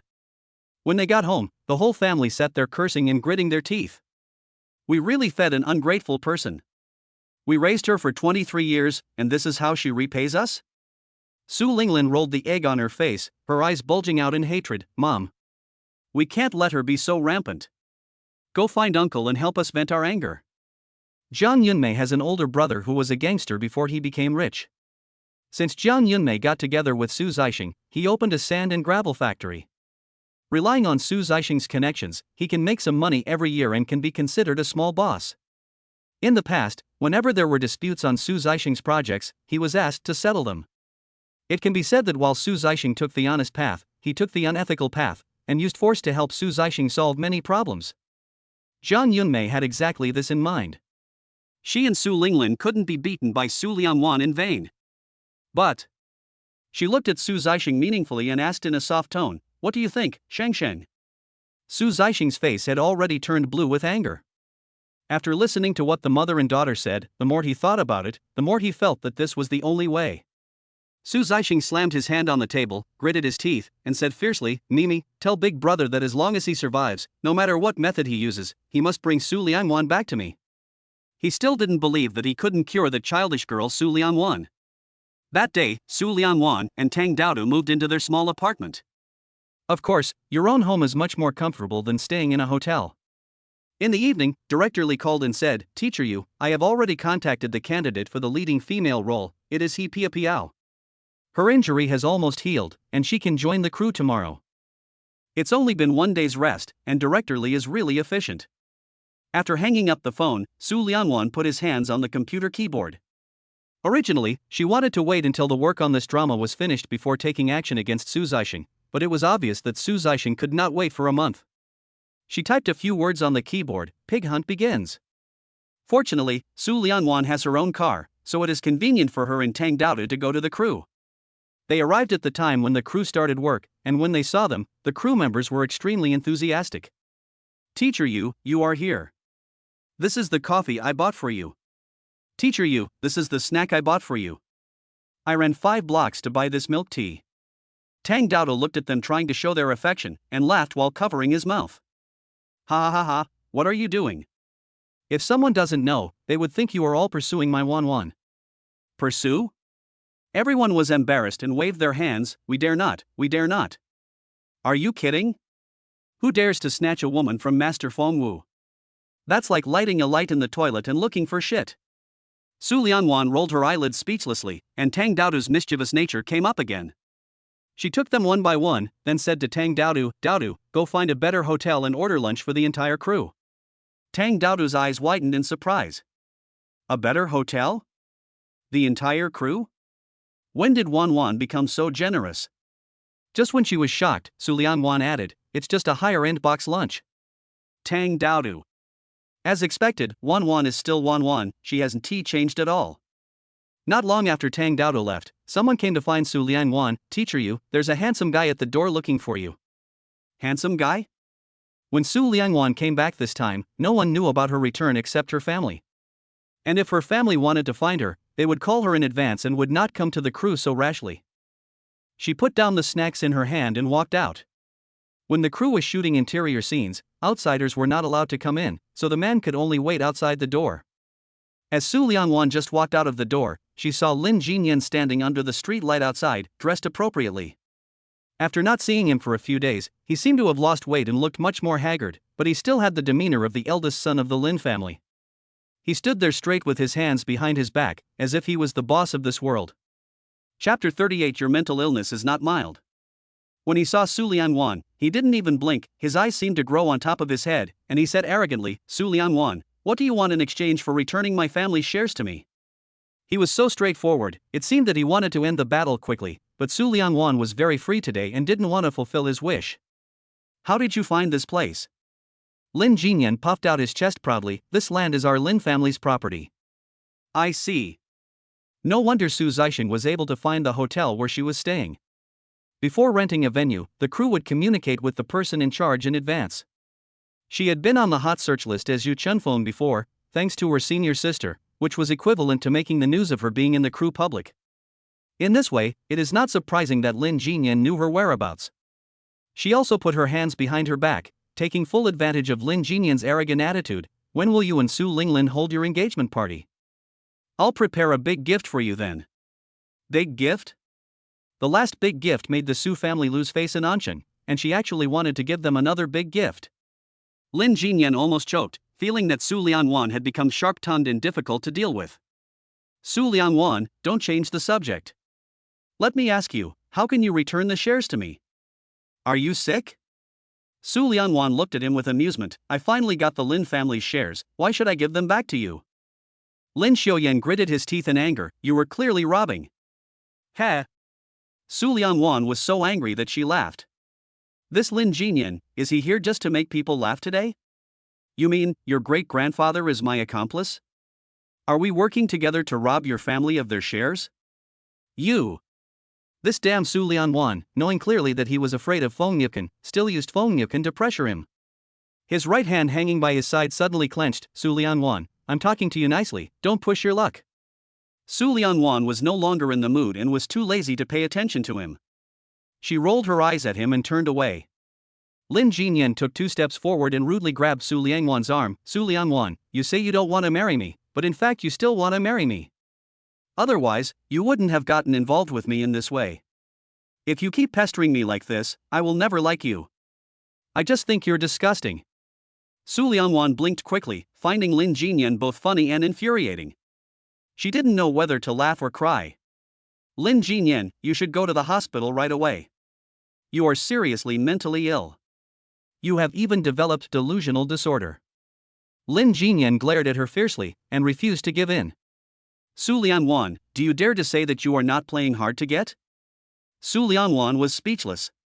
It was okay to reason with a normal person, but how could he reason with a mentally ill person? She lowered her eyes and looked at Lin Jinyan holding her hand. Her face suddenly darkened and she said, let go. Lin Jinyan has always been a favored child in everyone's eyes since he was a child. He has his pride. If his family did not give him a penny and he was forced into a desperate situation, he would not have come to Su Liangwan. He stubbornly grasped Su Liangwan's arm, not only did he not let go, but he held it even tighter. Su Liangwan's eyes darkened and she stopped talking nonsense with him. She suddenly raised her other hand, grabbed Lin Jinyan's thumb and twisted it hard. Lin Jinyan immediately screamed in pain. Ah! It hurts! It hurts! Su Liangwan, let me go quickly! Su Liangwan looked at his pain-free appearance and sneered. With that kind of fighting ability, he dared to challenge her. He was simply not good enough. As soon as she loosened her grip, Lin Jinyan jumped several times on the ground holding his fingers. The pain had just eased. Lin Jinyan covered his fingers and glared at Su Liangwan angrily. Su Liangwan, you hit me, how dare you hit me? As the eldest son of the Lin family, Lin Jinyan relied on his status to get whatever he wanted in Anshan. No one dared to scold him in person, let alone get beaten, and Su Liangwan was the first one to do so. Ha! With a sneer, Su Liangwan put his hands behind his back, turned around and walked away with a swagger. Just that sneering expression made Lin Jinyan stunned. In his impression, Su Liangwan was a weak girl. Not to mention that she would tolerate being beaten or scolded, she was always very cautious in front of them, fearing that she would do or say something to displease them. And that sneer, with absolute self-confidence in its arrogance and a hint of evil charm in its contempt, was like an alluring fairy. Although it was evil, it was breathtakingly beautiful, and it made Lin Jinyan lose her soul. Su Liangwan had been in there for quite a while before Lin Jinyan slowly came back to his senses. He suddenly covered his chest and scared himself. Oh shit. He just felt heart beating? It took him a long time to recover from this bad mood. How could he possibly like a woman like Su Liangwan? At this moment, his cell phone suddenly rang. He took it out and saw that it was a call from Su Linglin. He put the phone to his ear, and Su Linglin's delicate voice came from the receiver, "Brother Jinyan." Calling him Brother Jinyan made his bones go soft. This is right. He should like a delicate rich girl like Su Linglin. Linglin, did you miss me? He. Su Linglin laughed shyly. I was shopping and saw that Grandma Xiang's limited edition dress was back in stock. I remembered that you said you would buy it for me. This. Lin Jinyan now has only a little over 100 yuan left after emptying his pockets from head to toe. Not to mention the limited edition, he can't even afford a dime of Chanel's fabric. His face quickly turned red. Linglin, you know I am now. Su Linglin's tone suddenly turned cold. Okay, it's all right. I'm hanging up now. Hey, wait, Linglin. Lin Jinyan called out anxiously, then glanced at the side and saw someone passing by him. He lowered his voice and said, My mother will be back in a few days. Don't worry, my mother will definitely not ignore me. I will buy it for you then. Su Linglin's tone softened instantly. I know that Brother Jinyan treats me the best. By the way, Brother Jinyan, your mother will be back in a few days. How about? I'll go to your house tonight and we can find a movie to watch? Lin Jinyan laughed meaningfully. Okay, I'll wait for you at home then. At 8 o'clock in the evening, Su Linglin arrived at the Lin family after finishing her dinner at home. She didn't come earlier because the Lin family was cruel enough to Lin Jinyan. Not only did they confiscate all of Lin Jinyan's cards and cars, they also ordered the nanny at home not to buy any daily necessities and food for Lin Jinyan, so Lin Jinyan not only had to pay for his own meals, but also had to cook them himself. Chapter 39 Find Su Liangwan for me. He was a pampered young master who had never done housework and had never been to the kitchen. The nanny didn't cook, and he had no money to eat out, so he bought a box of instant noodles and ate them for every meal. Su Linglin didn't want to eat instant noodles with him. She felt the smell was cheap. Oh, my Linglin, Brother Jinyan misses you so much. As soon as Su Linglin entered the room, Lin Jinyan picked her up and couldn't wait to go upstairs. Half an hour later, Lin Jinyan hugged Su Linglin and made grand promises about the future. Linglin, when my mom comes back, I will ask her to hold another engagement ceremony for us. We will get engaged this year and get married next New Year. I have thought about it all.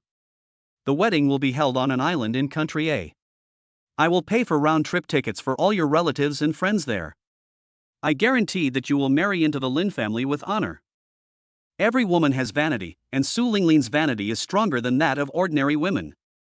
Lin Jinyan's words made her smile with joy, and she wished she could go to the island of country A to hold her wedding tomorrow. She raised her head and kissed Lin Jinyan hard on the face, then hugged Lin Jinyan tightly with both hands. Brother Jinyan, I have liked you since I was a child. My lifelong dream is to become your bride one day. When Auntie comes back, you can talk to her and we will try to hold the wedding as soon as possible. I'll try my best. You were so ambitious just now, but now you are trying your best? Su Linglin was immediately unhappy. Why try your best? Shouldn't it be a must? This. Lin Jinyan frowned, finding it a little difficult to speak. Seeing Su Linglin looking at him with dissatisfaction written all over her face, he could only explain. Linglin, actually my mother told me before that as long as I can get back the 10% of shares from Su Liangwan, not only will they give me money, but they will also not care about what I do in the future. Su Liangwan? When this name was mentioned, Su Linglin's expression became even uglier. I told you to find Su Liangwan? Is your mother not satisfied with me as her daughter-in-law? No. Lin Jinyan was anxious. After all, it's only 10% of the shares. If Su Liangwan has those shares, she will have a seat at the Lin family's shareholders meeting in the future, and she will also have voting rights. Tell me, why should we let her interfere in our Lin family's company? Su Linglin pouted depressedly. So you went to find her? I did, but she didn't agree. Su Linglin suddenly thought of something, her eyes suddenly lit up, she raised her head and looked at Lin Jinyan excitedly. Did you find her in the hotel, or? Of course it's the crew. The venue they're renting right now is my house. Brother Jinyan, you are awesome.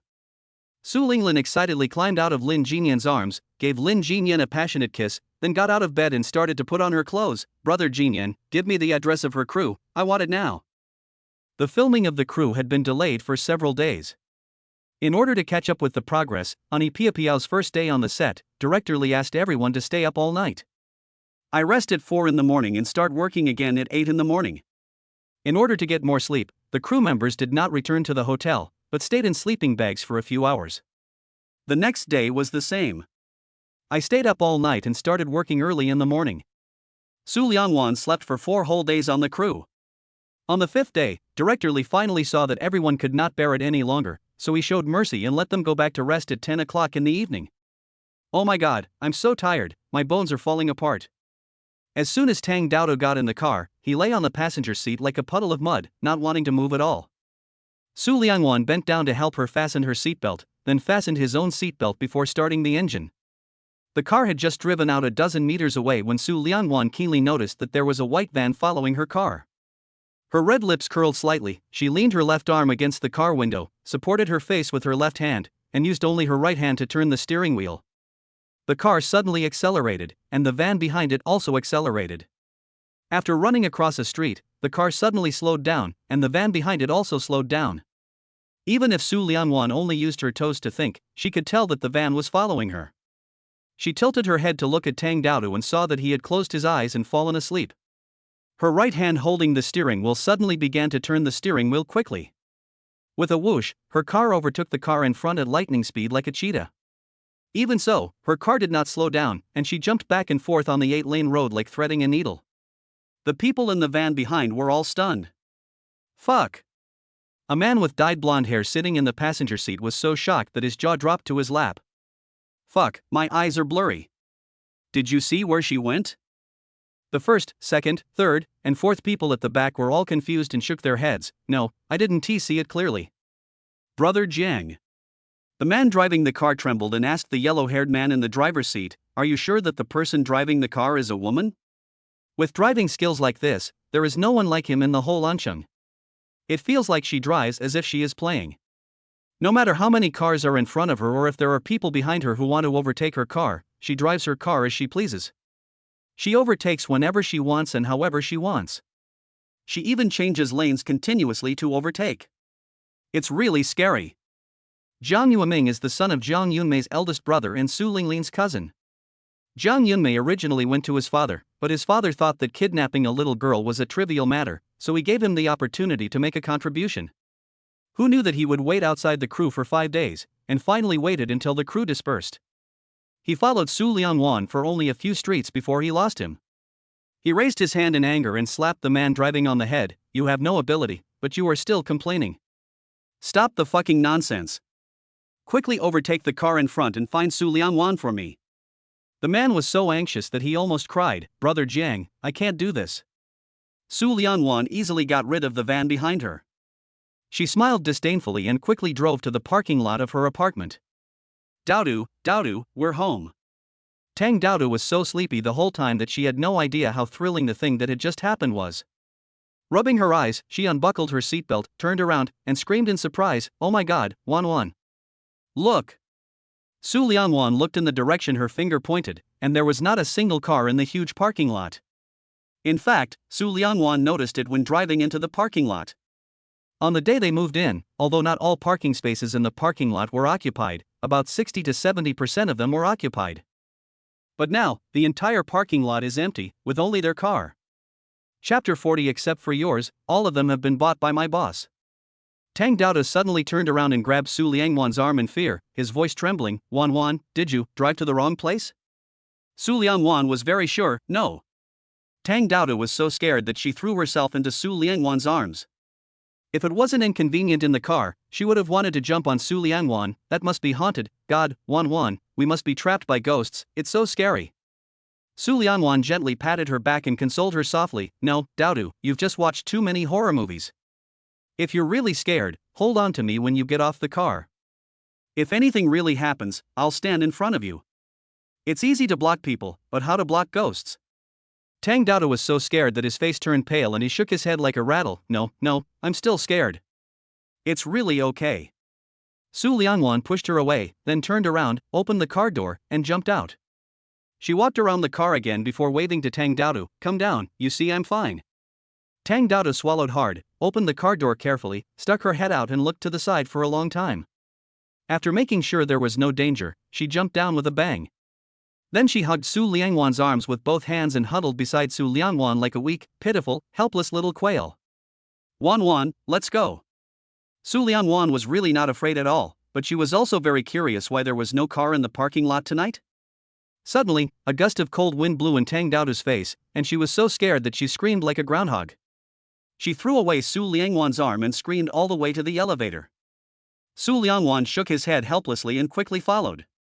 Daodu, there are no ghosts in this world. I don't want to listen, I'm just scared, I'm so scared. Daodu, I'm with you, don't be afraid. Only after returning home did Tang Daoda's heart finally calm down. She walked to the balcony, pulled open the floor-length curtains, and looked at the entire neighborhood in darkness. She was so scared that her legs went limp and she sat straight on the ground. Wan, it's only 10:30 and not a single household in the community has turned on the lights. This community is really haunted. Su Liangwan didn't believe that there were ghosts in this world. If there really were ghosts, they would only exist in people's hearts. She took out her cell phone, found the property management company's phone number, dialed it, and pressed the speakerphone button. Tang Daoda listened to the beep, beep, beep sound coming from the receiver, his heart trembling. No one answered. As soon as she finished speaking, the phone was connected, and a man's honest voice came from the receiver. Hello, this is Moon Bay Property Management. How can I help you? Tang Daoda took a deep breath, got up from the ground, walked over to Su Liangwan and sat down. Su Liangwan glanced at her and laughed softly. Nothing much, I just want to ask, why is there no one else parking in the parking lot except me? And it's only 10:30, why is there no one in the community turning on the lights? This matter. The man coughed lightly, then said confidently, because the entire community, except for yours, has been bought by my boss. What? Tang Daoda was shocked. Except for us, everyone else was bought by your boss? When did it happen? We just moved in a few days ago. It's what happened after you moved in. Su Liangwan.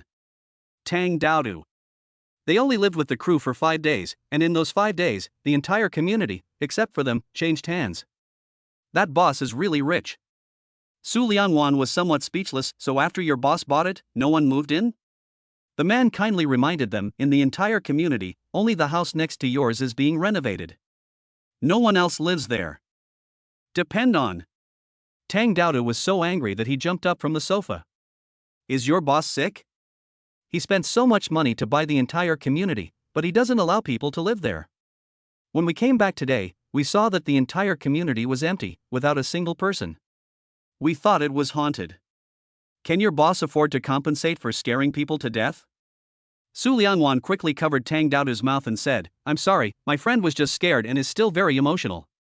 The man hung up the phone, looking puzzled. He walked out of the duty room with his cell phone and walked on the road in the community. This property was recently built and is not very popular yet.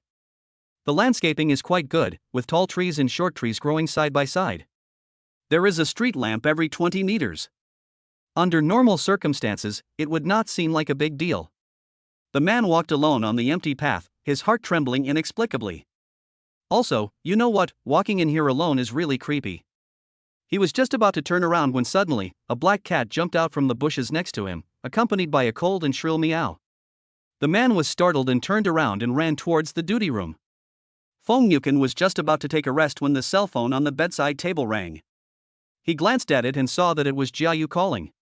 On the phone, Jiayu said very tactfully, Fifth Master, Miss Su is the only one living in the entire community now. The parking lot is empty and there are no people in the community. The security guard called and said that it is quite scary at night. Miss Sue and her assistant are both girls, you see. Fong Mukin immediately understood what Jia Yu meant. He frowned slightly and asked, "Are they scared?" Jia Yu smiled awkwardly, right, after all, girls are more timid. The word cowardly instantly brought to Fong Mukin's mind a scene of Su Liangwan shrinking her neck in fear. He chuckled softly, "Okay, I get it. After a comfortable night's sleep, I arrived at the crew and started my intensive work again." The venue was rented 10 days in advance for a period of 12 days. Because of the delays of a few days, Director Lee asked everyone to stay up all night again. However, after a long night, the actors can go back and rest for a day, and the stage management will be responsible for packing up and moving to another venue. It was morning when he went in, and it was still morning when he came out. Tang Daoda lowered his eyes and his eyelids twitched. "Oh my god, this job is so hard. I always stay up late. My skin is irritated." Su Liangwan opened the car door and was about to get in when she suddenly caught a glimpse of the van that had followed her that day parked not far from them. She sneered, said nothing, and got into the car. After Tang Daoda fastened his seatbelt, he curled up in the passenger seat and fell asleep. The car drove out, and sure enough, the van followed behind it. Chapter 41, No Matter What. In the van, the man who was driving that day sat in the back and kept asking Jiang Yueming for credit. "Brother Jiang, let me tell you, the guy I invited is the king of underground traffic jams. Whenever he plays, he never loses, so don't worry." "I have heard of the car king Jiang Yueming," he mentioned. "He is not from Anqing, but he is very popular in underground casinos because of his excellent driving skills. Generally, those who play underground gambling games drive illegal cars.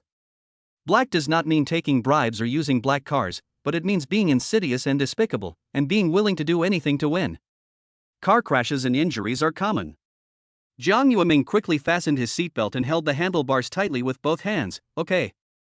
We can't let Su Liangwan get away today, king of cars, chaser. As long as no one dies, I'll take care of her." The king of cars had a cigarette in his mouth and looked at Jiang Yueming with disdain. "Isn't she just a little girl? Is it that serious? Just wait and see, I will block her in the alley in a while, and you can do whatever you want to her."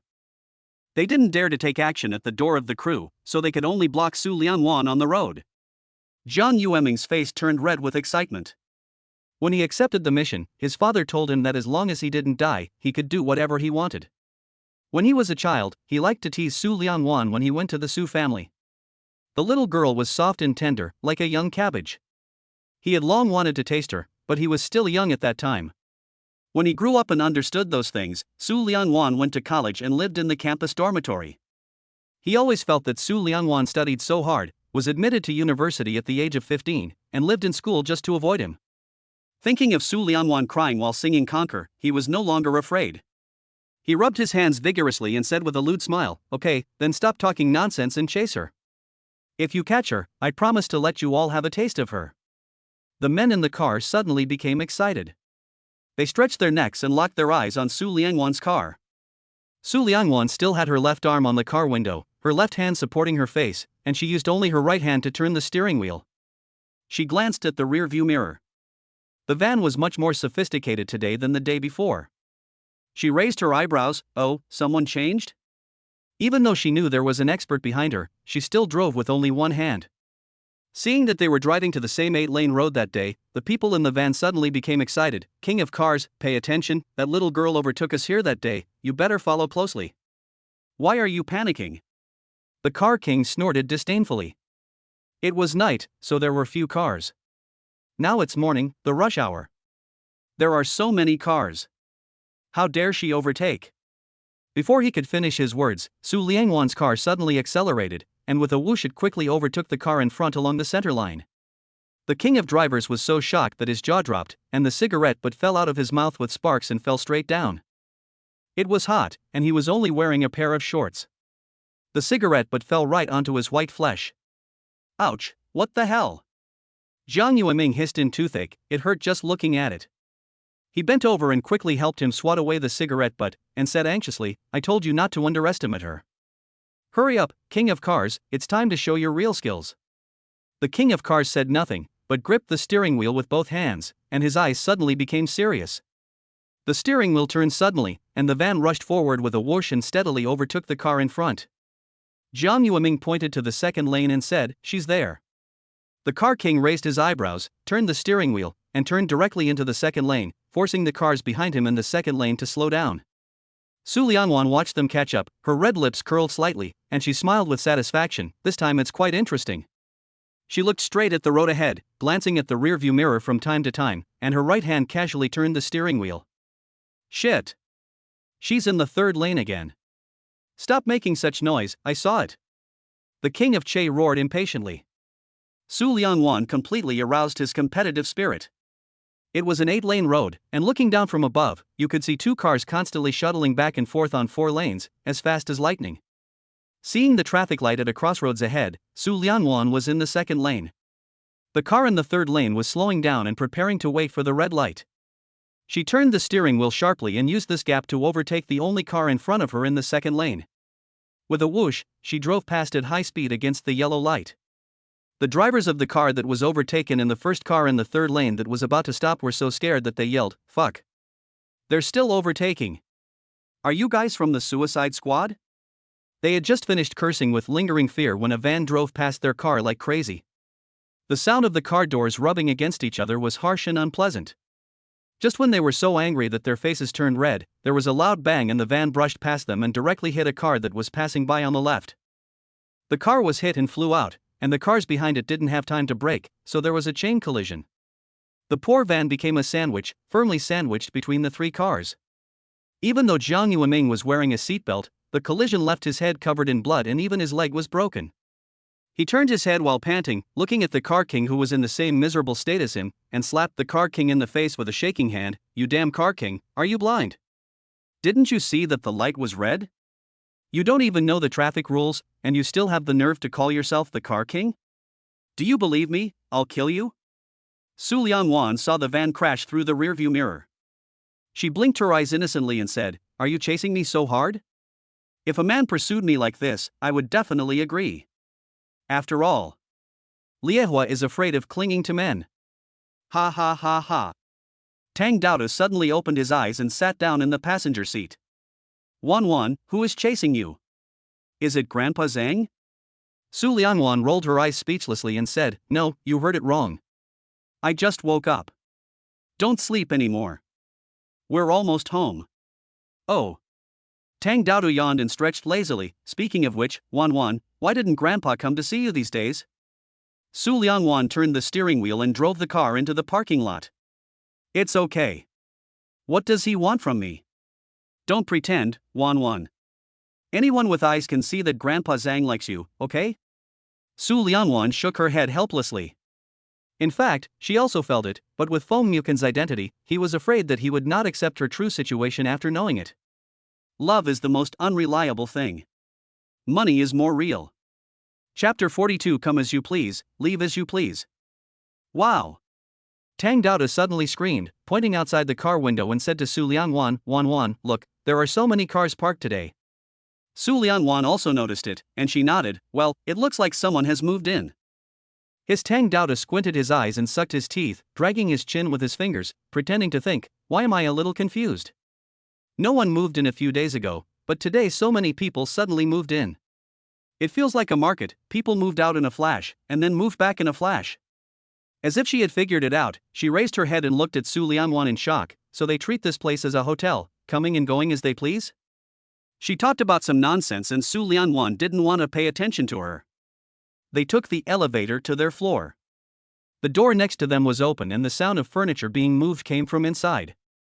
Tang Dodo looked inside curiously and was immediately shocked by the exquisite and luxurious decoration inside. "Oh my god, this is too luxurious. The decoration is in ancient style." She reached out and tugged at Su Lianwan's sleeve. "Is that painting hanging on the wall real or fake? Is it valuable?" Su Lianwan has some knowledge of calligraphy and painting, but she needs to get closer and examine carefully to distinguish the authenticity.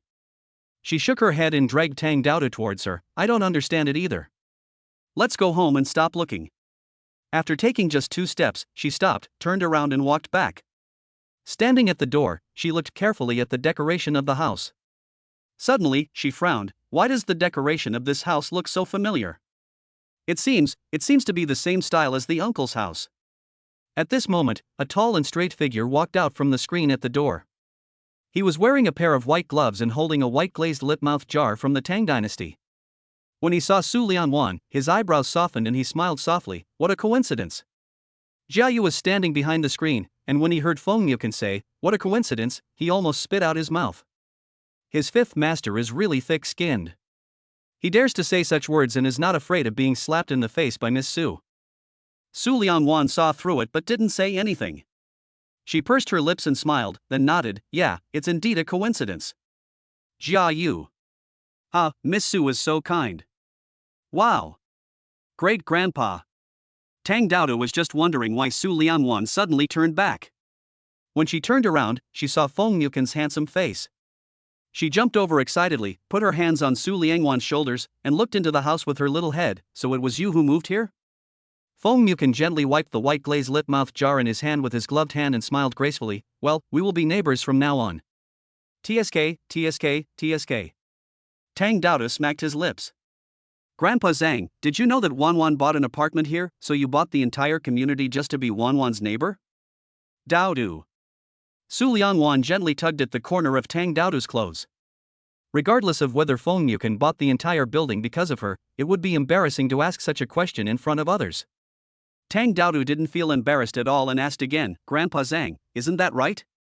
Feng Yuken raised his head without changing his expression and said, I bought the property as a benefit for the company's employees. Wow! Tang Daodu excitedly pushed Su Lianwan aside and rushed to Feng Yuken. Grandpa Zhang, do you need anyone else over there? Do you think I can do it? I'll work for you, and you can give me a house? Tang Daodu's teasing nature came back again. Does she know who she is teasing at this moment? Su Lianwan pursed her lips speechlessly, grabbed her wrist and dragged her towards her door. Dodo, come home with me. Tang Daodu refused to give in, and acted like a child asking for candy from his parents. Wanwan, I want a house too. The bonus I gave you is already enough to buy a house. Su Lianwan opened the door and kicked Tang Daodu in. You are such a greedy guy, are you going to betray me just for a house? Tang Daodu ran into the house, holding his little butt, and fell on the sofa laughing. Ha ha ha ha ha. Su Lianwan glared at her fiercely and closed the door. Wanwan, has your great-grandfather chased you here?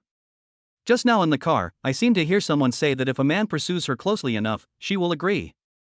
Su Lianwan rolled her eyes at her, threw the key on the coffee table, and turned into the bathroom.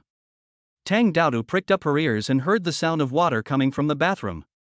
She jumped up from the sofa, then slipped to the door, opened it gently, and tiptoed out.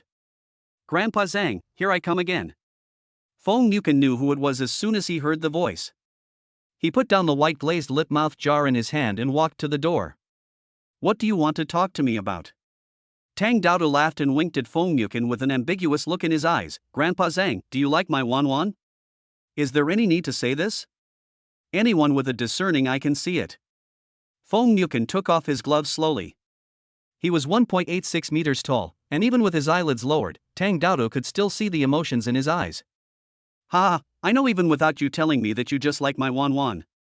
Feng Yuken raised his head, with bright eyes and white teeth, and a distinguished temperament. What good ideas do you have? Tang Daodu knew that Su Lianwan returned to Anqing just to take back his mother's company. Su Lianwan had never thought about feelings. She licked her lips and suddenly lowered her voice. Grandpa Zhang, Wanwan's love life has been quite bumpy. She met a scumbag before, that scumbag, he.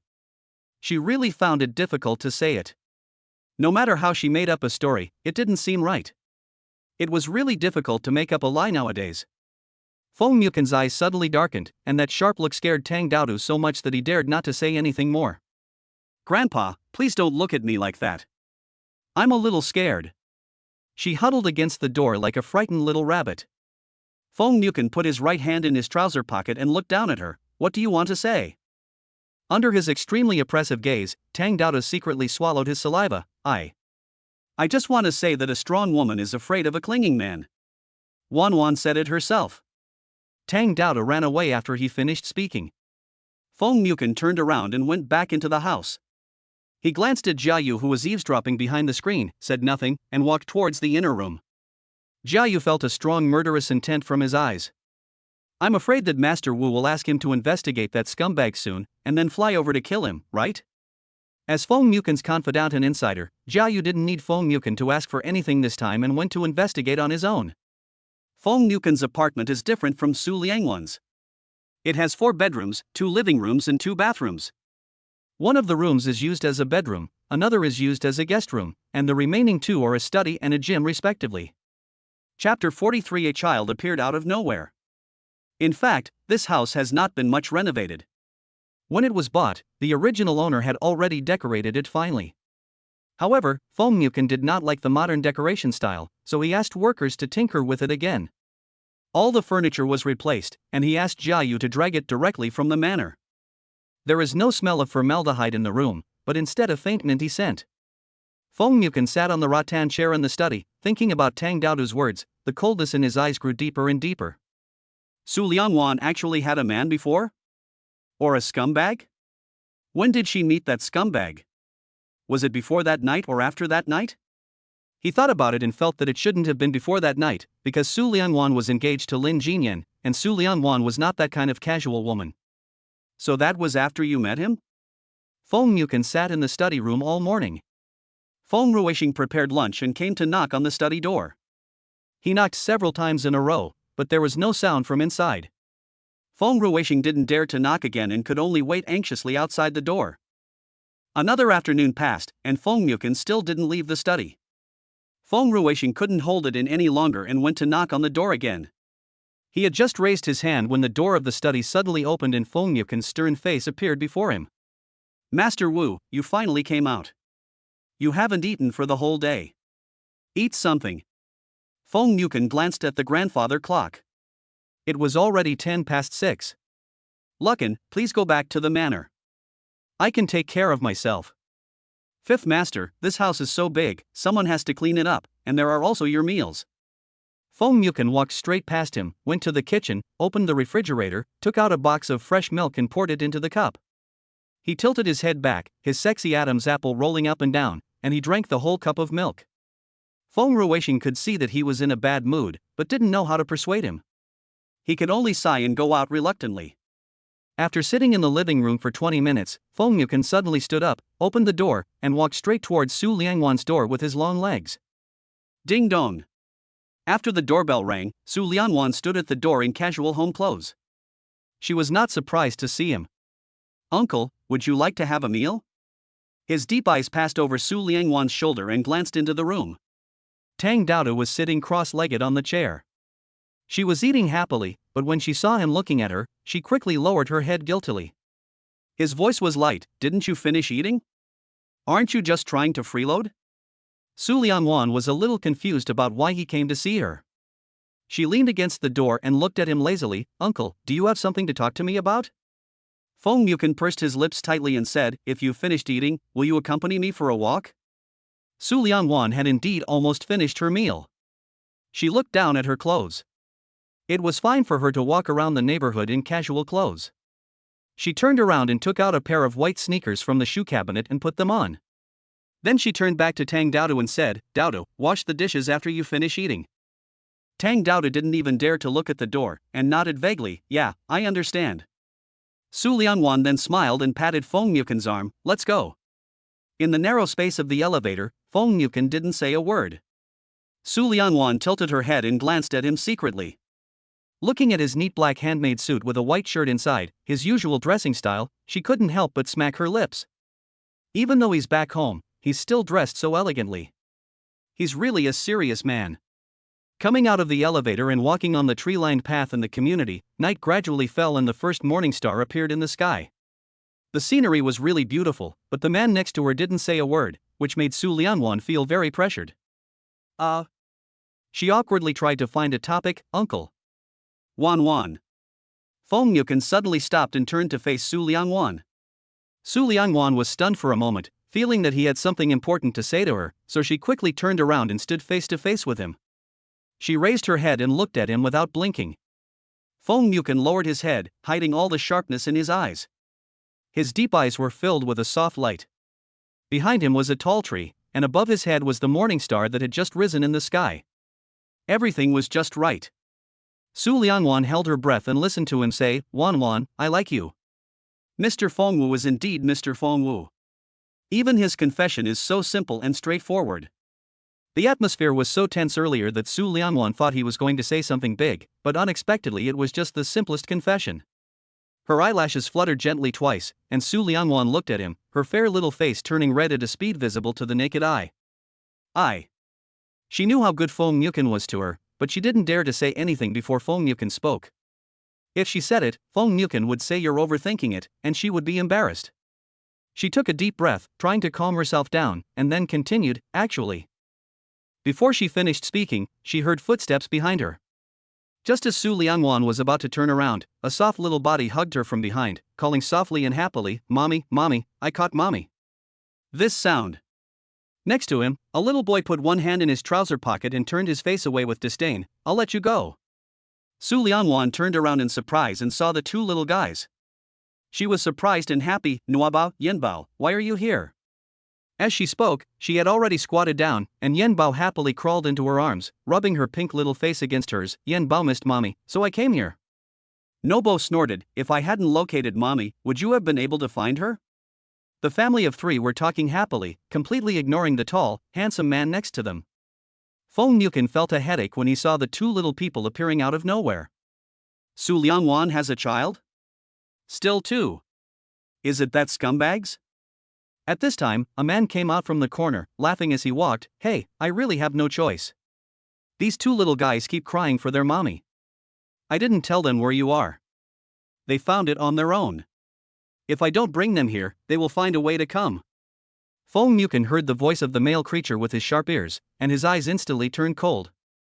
His gaze like a knife fell fiercely on the man's face. Is it him? Feng Yukin recognized the man walking towards him. He is the national leader in pharmaceutical production, Rui Chengan.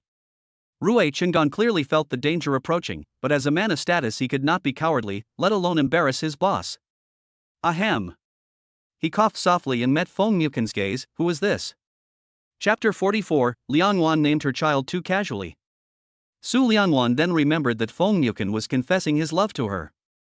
She actually wanted to tell him that she was already the mother of two children, but before she could say it, the children ran out. Now it's okay, she doesn't need to say anything. She stood up holding Yenbao's hand and was about to introduce Feng Yukin to the children and Rui Chengan, but Feng Yukin looked at her deeply, then walked straight past them. Rui Chengan was surprised. What does this mean? Su Lianwan looked at his back as he left decisively, and curled her lips in self-mockery. He may not like children. Feng Yukin returned home and was unable to get out of the shadow of the two children for a long time. Scumbag, child? How many things happened to Su Lianwan in these 4 years? He sat alone in the living room for a long time, his deep eyes staring at a certain place in a trance. I don't know how long it was before there was a knock on the door. Knock, knock, knock. Feng Yukin finally came to his senses, stood up and walked to the door. The door opened, and two children, a boy and a girl, were standing at the door. The boy was wearing a little yellow duck pajamas and cartoon slippers, and the girl was wearing Pikachu pajamas and holding a little yellow duck doll in her arms. The two children looked up at him, their big eyes blinking, soft and cute. Uncle, can I go to your house and sleep on your bed? Feng Yukin looked at the two little guys and frowned deeply. He has been of the highest generation since birth. Not only those who are decades older than him have to call him grandpa, but even those old men with crutches have to respectfully call him third uncle. He has had a natural aura since he was young, he is cold and serious, and he always acts like a senior person wherever he goes. The children in the family are most afraid of him. Wherever he is, no child can stay for more than 5 minutes. The two little guys in front of him stared at him with watery eyes. There was no fear in their eyes at all, and it was obvious that they were not afraid of him. You can't sleep at home? Yenbao grinned, and a pair of dimples appeared at the corners of her mouth. She was already cute, and with those dimples, she was even cuter. She was even more eye-catching than those dolls. There are only 2 rooms in my house where we can sleep, and none of us want to sleep with Daodu. When she talked about Daodu, the corners of her mouth curled up, and it was obvious that she disliked Tang Daodu. She not only grinds her teeth when she sleeps, snores, but also farts. It's so stinking. After saying that, she quickly covered her nose with her tender little hands holding the little yellow duck, as if she had already smelled the smell. Nuaba frowned, his handsome face was cool. Mommy's bed is too crowded for the 3 of us to sleep in, so the 2 of us can only come out and find a place to sleep by ourselves. Not to mention this floor, in the entire building, only Su Liangwan's and Feng Mukin's houses were occupied. The two little guys didn't necessarily want to sleep on Feng Mukin's bed, but they had no other choice. After knocking around, only this household opened the door for them. Feng Mukin raised his eyebrow, leaned his shoulder lazily against the door railing, and deliberately put on a fierce look. "Aren't you afraid that I'm a bad guy?" TSK.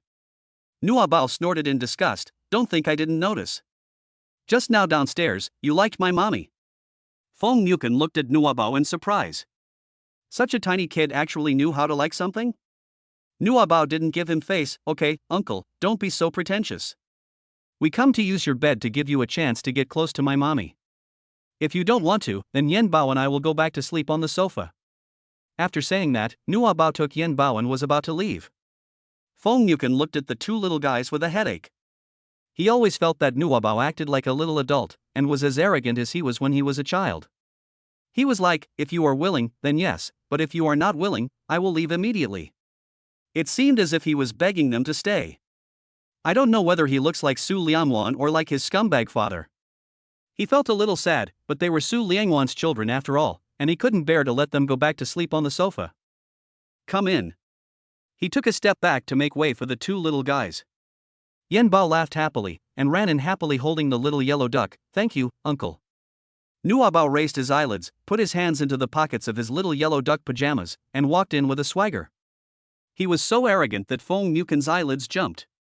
Closing the door, Feng Mukin walked towards the kitchen. "Since you're here to sleep in my house, I should know your names." When the two little guys saw there was something to eat, they immediately ran over to watch. They saw Feng Mukin take out a piece of steak from the freezer, and Yen Bao licked his little lips. When they got home, Tang Daodu had already finished all the food, so mommy made a bowl of noodles for each of them. When they saw the meat, their stomachs started to stir. Feng Mukin tilted his head to glance at them. The two little faces were almost drooling with greed. He took out 2 more pieces of steak. Yen Bao grinned and said politely, "Thank you, uncle." Feng Mukin chuckled. He actually liked polite children. Placing the pot on the stove, he turned on the fire and put a piece of butter in it. When the oil melted, he turned to look at them. "You haven't told me your names yet." Yen Bao covered his mouth with both hands. Hee. Nobo rolled his eyes and said, "Ha." Feng Mukin frowned. "Is it so funny that I asked you your names?" Yen Bao put his hand down. Hee. Nobo looked at him seriously. "Ha." Feng Mukin feels that there is a generation gap between himself and children? This generation gap is not just a little bit. He picked up the steak and threatened, "If you don't tell me your names, I won't give you any." Yen Bao suddenly became anxious, his 2 big eyes blinking as if he was about to cry out of grievance. "My name is Sisi, Su Sisi, and his name is Suha." Feng Mukin. The world is so big that there are all kinds of strange things. Su Liangwan's name for her child is a bit too casual. He laughed. He couldn't believe it. "Before, downstairs, I heard your mommy call you Yen Bao, Nua Bao, and Zixiha. Are they nicknames?" "No."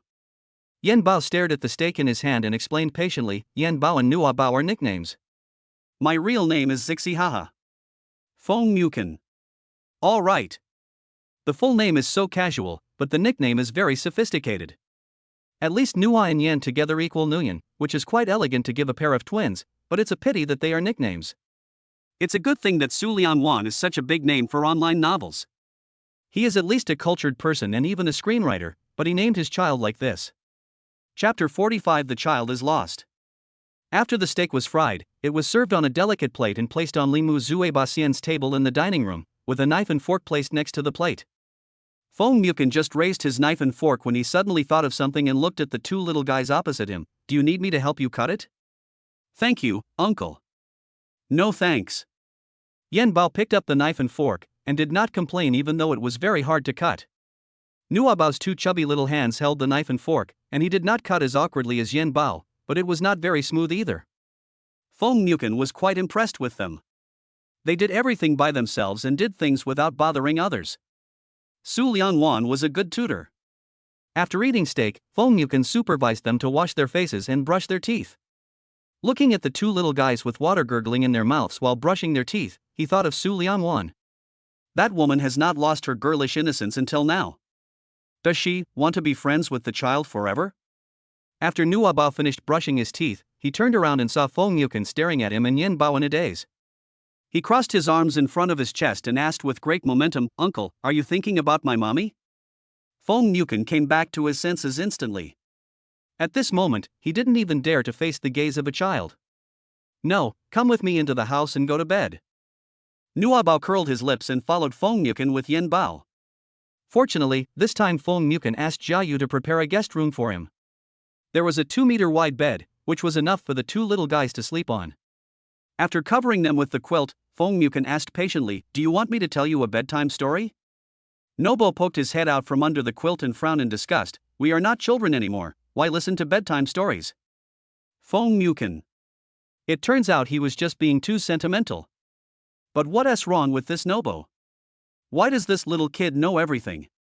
And his momentum is not inferior to his at all. Yenbao is still the best, soft and cute, pink and tender. Girls are easier to raise than boys. With a click, he turned off the light rudely and then closed the door gently. He would not get angry with a child. In the summer mornings, the sun rises especially early. Thinking about the child, Su Lianwan woke up when the first ray of sunlight shone into the room through the gauze curtains. She was in a particularly good mood with her children around. Stretching, she turned over, resting her head on the pillow, opened her eyes, and said happily to the person beside her, "Yenbao, Nuabo, good morning." "Emma, here I go. Where are the children?" She jumped up from the bed as if she was electrocuted, and ran out of the bedroom without even having time to put on her slippers. Nuabo, Yenbao. There was no sign on the sofa, in the living room, in the kitchen, or in the bathroom. She ran to Tang Dodo's door and pushed it open without even knocking. Tang Dodo was lying on the bed with her arms and legs spread out. She was startled between sleep and wakefulness and jumped up from the bed. "Wan, what are you doing?" Su Liangwan's bare face was filled with anxiety, and her dark brown eyes were watery. "Dodo, Yenbao and Nuabao are missing." "Missing?" Tang Dodo scratched his messy hair and asked as he got out of bed, "Have you looked in the bathroom or the kitchen?" "I looked, but couldn't find it." Tang Dodo was stunned for a moment, knowing that this was a serious matter.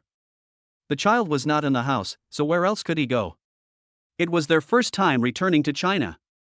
They were unfamiliar with the place and had 2 3-year-old children. If they were thrown out, they would be lambs to be slaughtered. She also became anxious.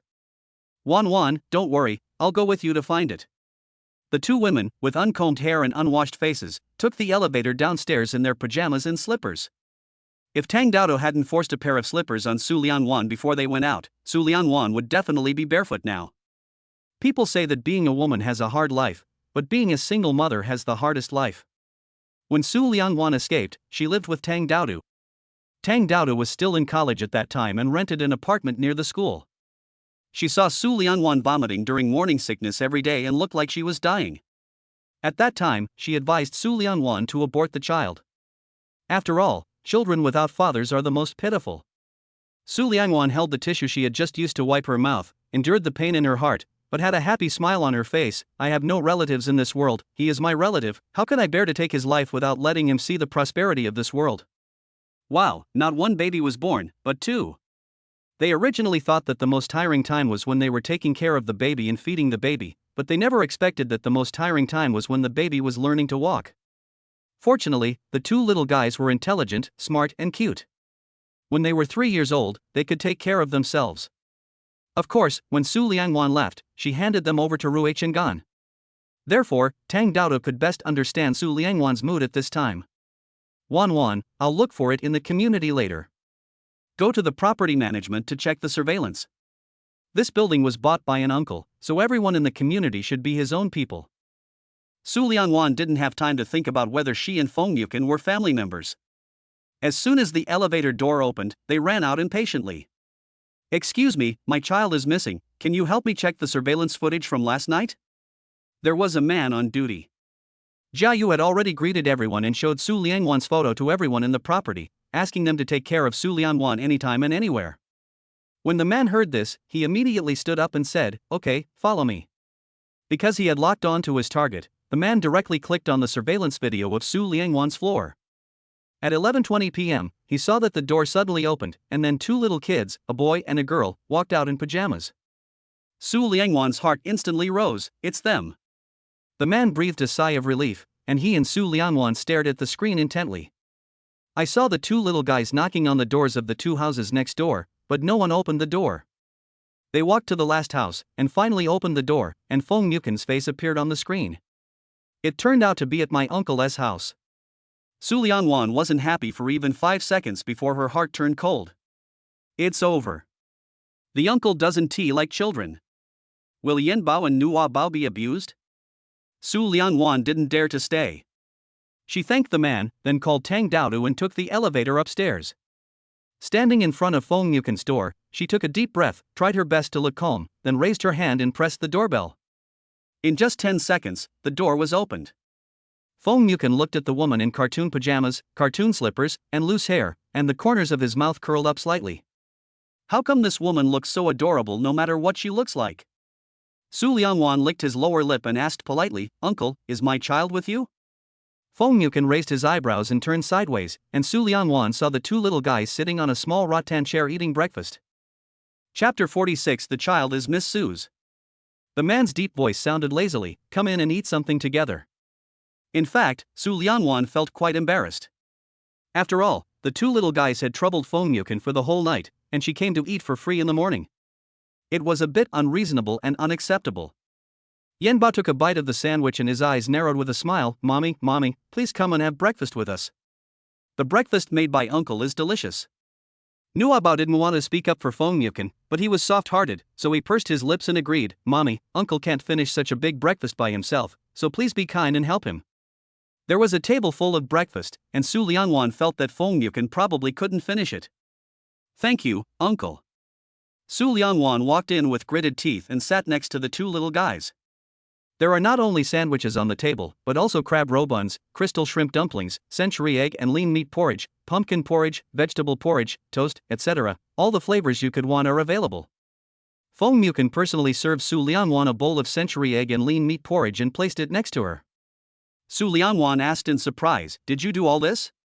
Feng Yukin took a sip of the preserved egg and lean meat porridge and laughed softly. "Yesterday I drove Ruishing back to the manor, and he asked the chef and servants to move in and live in the community. These are what they just sent over." Su Lianwan said, "Oh," indicating that aristocratic families are good, money is secondary, the most important thing is the excellent service. She picked up the spoon, scooped a spoonful of porridge, and just put it into her mouth. Feng Yukin's voice suddenly floated over, "Where is the child's father?" Su Lianwan almost spit out the porridge in his mouth. The father of the child? How can she explain this when she herself doesn't even know who the father of her child is? The two pairs of eyes were staring at her so closely that she quickly swallowed the porridge in her mouth. When she raised her head, she saw the man opposite her slowly feeding her porridge, his deep eyes never leaving her face. In order to prevent the topic from being further extended, she decided to strangle the baby in the cradle. Su Lianwan said calmly, "He's dead." "Dead?" Feng Yukin swallowed the porridge in his mouth in one gulp and lowered his eyelids to hide the cold light in his eyes. How deeply did that scumbag hurt her that she cursed him to death? At this time, the sound of fingerprint unlocking came from the door, and a few seconds later, Feng Ruishing pushed the door open. The middle-aged man was obviously stunned when he saw the grand scene of two adults and two children sitting at a table and eating breakfast. What is going on? He only left Fifth Master for one night, and already he had a child? Moreover, the two little guys look about 3 or 4 years old. Could it be that they have traveled through the time tunnel and arrived in the future? Seeing that the four people were looking at him, he smiled awkwardly and walked in. "Fifth Master, this is..." Feng Yukin's face was very sour. Miss Su's child." Feng Ruishing suddenly came to his senses, but no matter how he looked at it, he felt something was wrong. How come that little boy looks exactly like Master Wu when he was a child? As soon as he walked in, Jia Yu followed him in. When he saw Zixihaha, he was also stunned. Su Lianwan had never been so embarrassed before. She was afraid that everyone around Feng Yukin knew that Feng Yukin was pursuing her, and the sudden appearance of her two children made it difficult for them to accept it for a while. She put down the spoon, stood up, and jumped off the seat laughing. "Uncle, thank you for taking Yen Banyuobo in last night. We are full. I will treat you to a meal another day when I have time." Feng Yukin nodded with a serious face, and Su Lianwan left, holding the little man in each hand. Jiayu almost watched them enter the house before closing the door and walking to Feng Yukin's side. "Fifth Master, are those two children Miss Su's?" Every time they asked, Feng Yukin's heart was stabbed hard. He closed his eyes and didn't bother to pay attention to Jiayu. Feng Ruixing gave Jiayu a look, and Jiayu understood. He rubbed his hands helplessly, not knowing whether it was necessary to report what he had investigated to Feng Yukin. After a moment, Feng Yukin opened his eyes and said, "Tell me what you found out." Jiayu secretly swallowed his saliva. Before Miss Su left Ansheng, she had no close contact with any men. After she left Ansheng, she disappeared. We didn't find out at that time, and we haven't found out now either. What use do I have for you? Feng Yukin gave Jiayu a look, stood up and went back to the study. Jiayu looked at his back with grievance, then turned to look at Feng Ruixing with resentment. "Old Feng." Feng Ruixing glanced at him and took out his phone slowly. "What use do you have? You still have to rely on me at the critical moment." Jiayu. Is it possible that he has worked like a slave for so many years but has no credit, not even any hard work? Why does everyone dislike him? Oh. I feel so wronged. Feng Ruixing hid in the bathroom and immediately called the old lady. As soon as the call was connected, he suppressed his excitement and said respectfully, "Madam, I remember there were many photos of Fifth Master when he was a child. Can you send me a photo of him when he was 3 or 4 years old?" The old lady frowned. "What do you want Shouchen's childhood photos for?" Feng Ruixing pursed her lips and smiled, and said mysteriously, "I am just guessing about this matter. Please send it to me as soon as possible." After the call ended, the old lady was very helpful. In less than 5 minutes, she sent the photo to Feng Ruixing's phone. Feng Ruixing squinted his eyes under the incandescent light and took a closer look. Hey! Picture! They look so similar. This is exactly like they were carved from the same mold. Ha ha ha ha ha ha ha ha. Feng Ruixing ran out of the bathroom excitedly with his cell phone in his hand. Jiayu only felt a gust of wind passing by him, and then he saw Feng Ruixing raising his hand and knocking on the study door. He couldn't hide the excitement on his face, and Jiayu walked over curiously. Feng Yukin's low voice sounded. Feng Ruixing immediately opened the door, walked in with his cell phone, and Jiayu followed behind him. Jia wanted to see how old Feng could be relied upon at critical moments. Fifth Master. Feng Ruixing stood in front of the desk and handed over his phone respectfully. "Look, this is a photo of you when you were a child." Feng Yukin took the phone, and the moment his eyes fell on the screen, his black pupils suddenly trembled. He looked at it several times in disbelief, and then raised his head. "Lucan, is this a photo of me when I was a child?" Yeah. Feng Ruixing put one hand on her waist and touched her belly with the other, and said with a smile, "When I saw that little boy just now, I felt that he looked exactly like Fifth Master when he was a child, but I couldn't be sure. I was afraid that my old eyes were blurry and I was seeing things wrong. That's why I called the old lady to get your childhood photos for comparison. It turned out that you look exactly like them."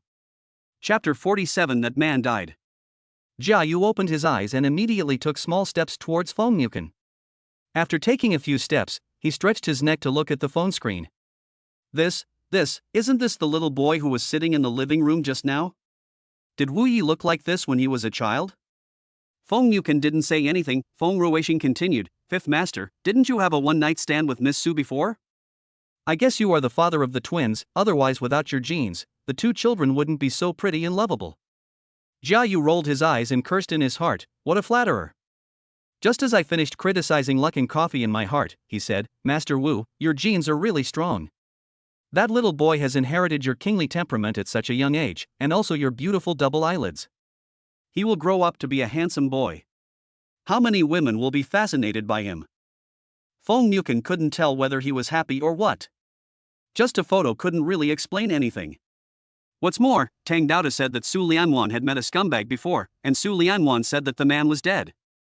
If he is really the father of the child, then isn't he the scumbag who was already dead? He stood up suddenly, threw the phone to Feng Ruixing, and walked out of the study. Opening the door of the guest room, he lifted the folded quilt, and searched carefully on the sheets and pillows with his deep eyes. Finally, he found a strand of hair. He picked it up carefully, then walked to the bathroom and took out the toothbrushes used by the two children after brushing their teeth. Jiayu. Jiayu immediately stepped forward and said respectfully, "Fifth Master." Feng Yukin handed him the hair and toothbrush, and then pulled out a strand of his hair and handed it to him. "Take it for a paternity test. I want to get an accurate answer within a week." "Yes." Jiayu collected the things and before leaving, he secretly glanced at Feng Ruixing, his thoughts clearly visible on his face. Fifth Master, I'm not completely useless. It was me who told old Fong about the matter between you and Miss Su. Otherwise, he wouldn't have thought that way, right? Fong Mukin frowned. You're still gossiping about me with others? No, I'm not. I don't. Jia Yu didn't dare to say anything more and rushed out with his things. Emma, he is really asking for death. As Wu Ye's personal assistant, he knew all of Wu Ye's private affairs. If he couldn't keep his mouth shut, he would be fired sooner or later. Hearing the door closing, Feng Ruoxing laughed. Fifth Master, Assistant Jia is actually very tight-lipped. He told me about the time I made you a tonic soup. I don't know why, so he told me that the old lady and I were overthinking it. In fact, you had been with Miss Su for a long time. We don't have to worry about you at all. He told me not to make you a tonic soup in the future. Feng Mukin always trusts people he employs, and does not employ people he does not trust. He did not doubt Jia Yuda's mouth just now, but he was eager to know the answer. He nodded and said, Lucan, don't tell the imperial capital about this for now. Even if you get the answer, the child is mine, don't tell anyone. Hospital. Zhang Yueming was lying on the hospital bed, his legs were hung high, his hands were cast and bandaged, and there was a splint around his neck. He looked like a mummy, as funny as it could be. Even so, he still couldn't control his greedy mouth. Aunt, I don't care, you must help me get revenge and kill that stinky bitch Su Liangwan. Zhang Yunmei felt really distressed seeing him like this. He was the only child in the Zhang family, and he was nearly killed in a car accident. She patted Jiang Yueming's hanging legs and said, Yueming, don't worry, your father and I will avenge you. Su Zai was so angry that his face turned blue. He turned around and scolded Jiang Haicheng, I asked you to do something, and this is how you did it? Not only did you alert the enemy, but you also made Yueming like this. He has no ability, who can he blame? Jiang Haicheng felt both distressed and angry. He thought that he had been in the underworld for decades and had never made any mistakes, but his son was actually played by a woman. This matter is so damn embarrassing. Jiang Yueming snorted in dissatisfaction. This. Can you blame me for this? I invited the King of Cars here, the King of Cars. That's the King of Cars. None of you told me that Su Liangwan's driving skills are so amazing that even the King of Cars can't catch up with her. That's enough. That's enough. Zhang Yunmei is a gossiper herself, but she can't stand hearing others gossip. She turned her head and looked at her brother. Brother, you have to personally take care of Su Liangwan. That little girl is very capable now. Not only does she know some boxing skills, but she can also drive a car very well. Look how much you've done to my nephew. Jiang Yueming couldn't nod his head, he could only blink his eyes fiercely. That's right. Dad, avenge me, kill her. Seeing that his son was in such a miserable state, Jiang Haicheng would naturally not let Su Liangwan go. Under the gaze of the whole family, he propped himself up with his legs and stood up in an instant. Okay, I'll go now. He turned around and walked to the door of the ward. As soon as he opened the door, he saw 3 men in suits standing at the door. The leader had raised his hand, as if he was ready to knock on the door. Who are you? Jiang Haicheng's tone was unfriendly, with the tone of a gangster, a ruffian, and a scoundrel. The leading man was wearing a solemn black suit and a pair of gold-rimmed glasses. He was about the same height as Jiang Haicheng, but his aura was just as great. Even though Jiang Haicheng looked like he was not someone to be trifled with, he remained calm and composed. Holding his lawyer's license in front of Jiang Haicheng, he spoke in a loud and clear voice, I am the lawyer appointed by Miss Su Liangwan. My last name is Chen. I am here to discuss the will with Mr. Su Zixing. Everyone in the Su and Jiang families knew about the will. Not to mention that Su Zixing was nervous about the will, even the Jiang family was nervous. They had made their fortune thanks to the Su family. If Bohai fell into Su Liangwan's hands, Su Zixing would lose his power and the Jiang family would be left with nothing. You are looking for death. Jiang Haicheng raised his hand and wanted to push Chen Shang. The 2 people behind Chen Qing frowned and stretched out their hands at the same time. One of them grabbed Jiang Haicheng's arm, and the other directly pressed Jiang Haicheng to the ground. Jiang Haicheng's face was pressed to the ground, with a mouthful of dust. When had he ever suffered such a punishment? He opened his mouth and threatened fiercely, let me go, you hear me?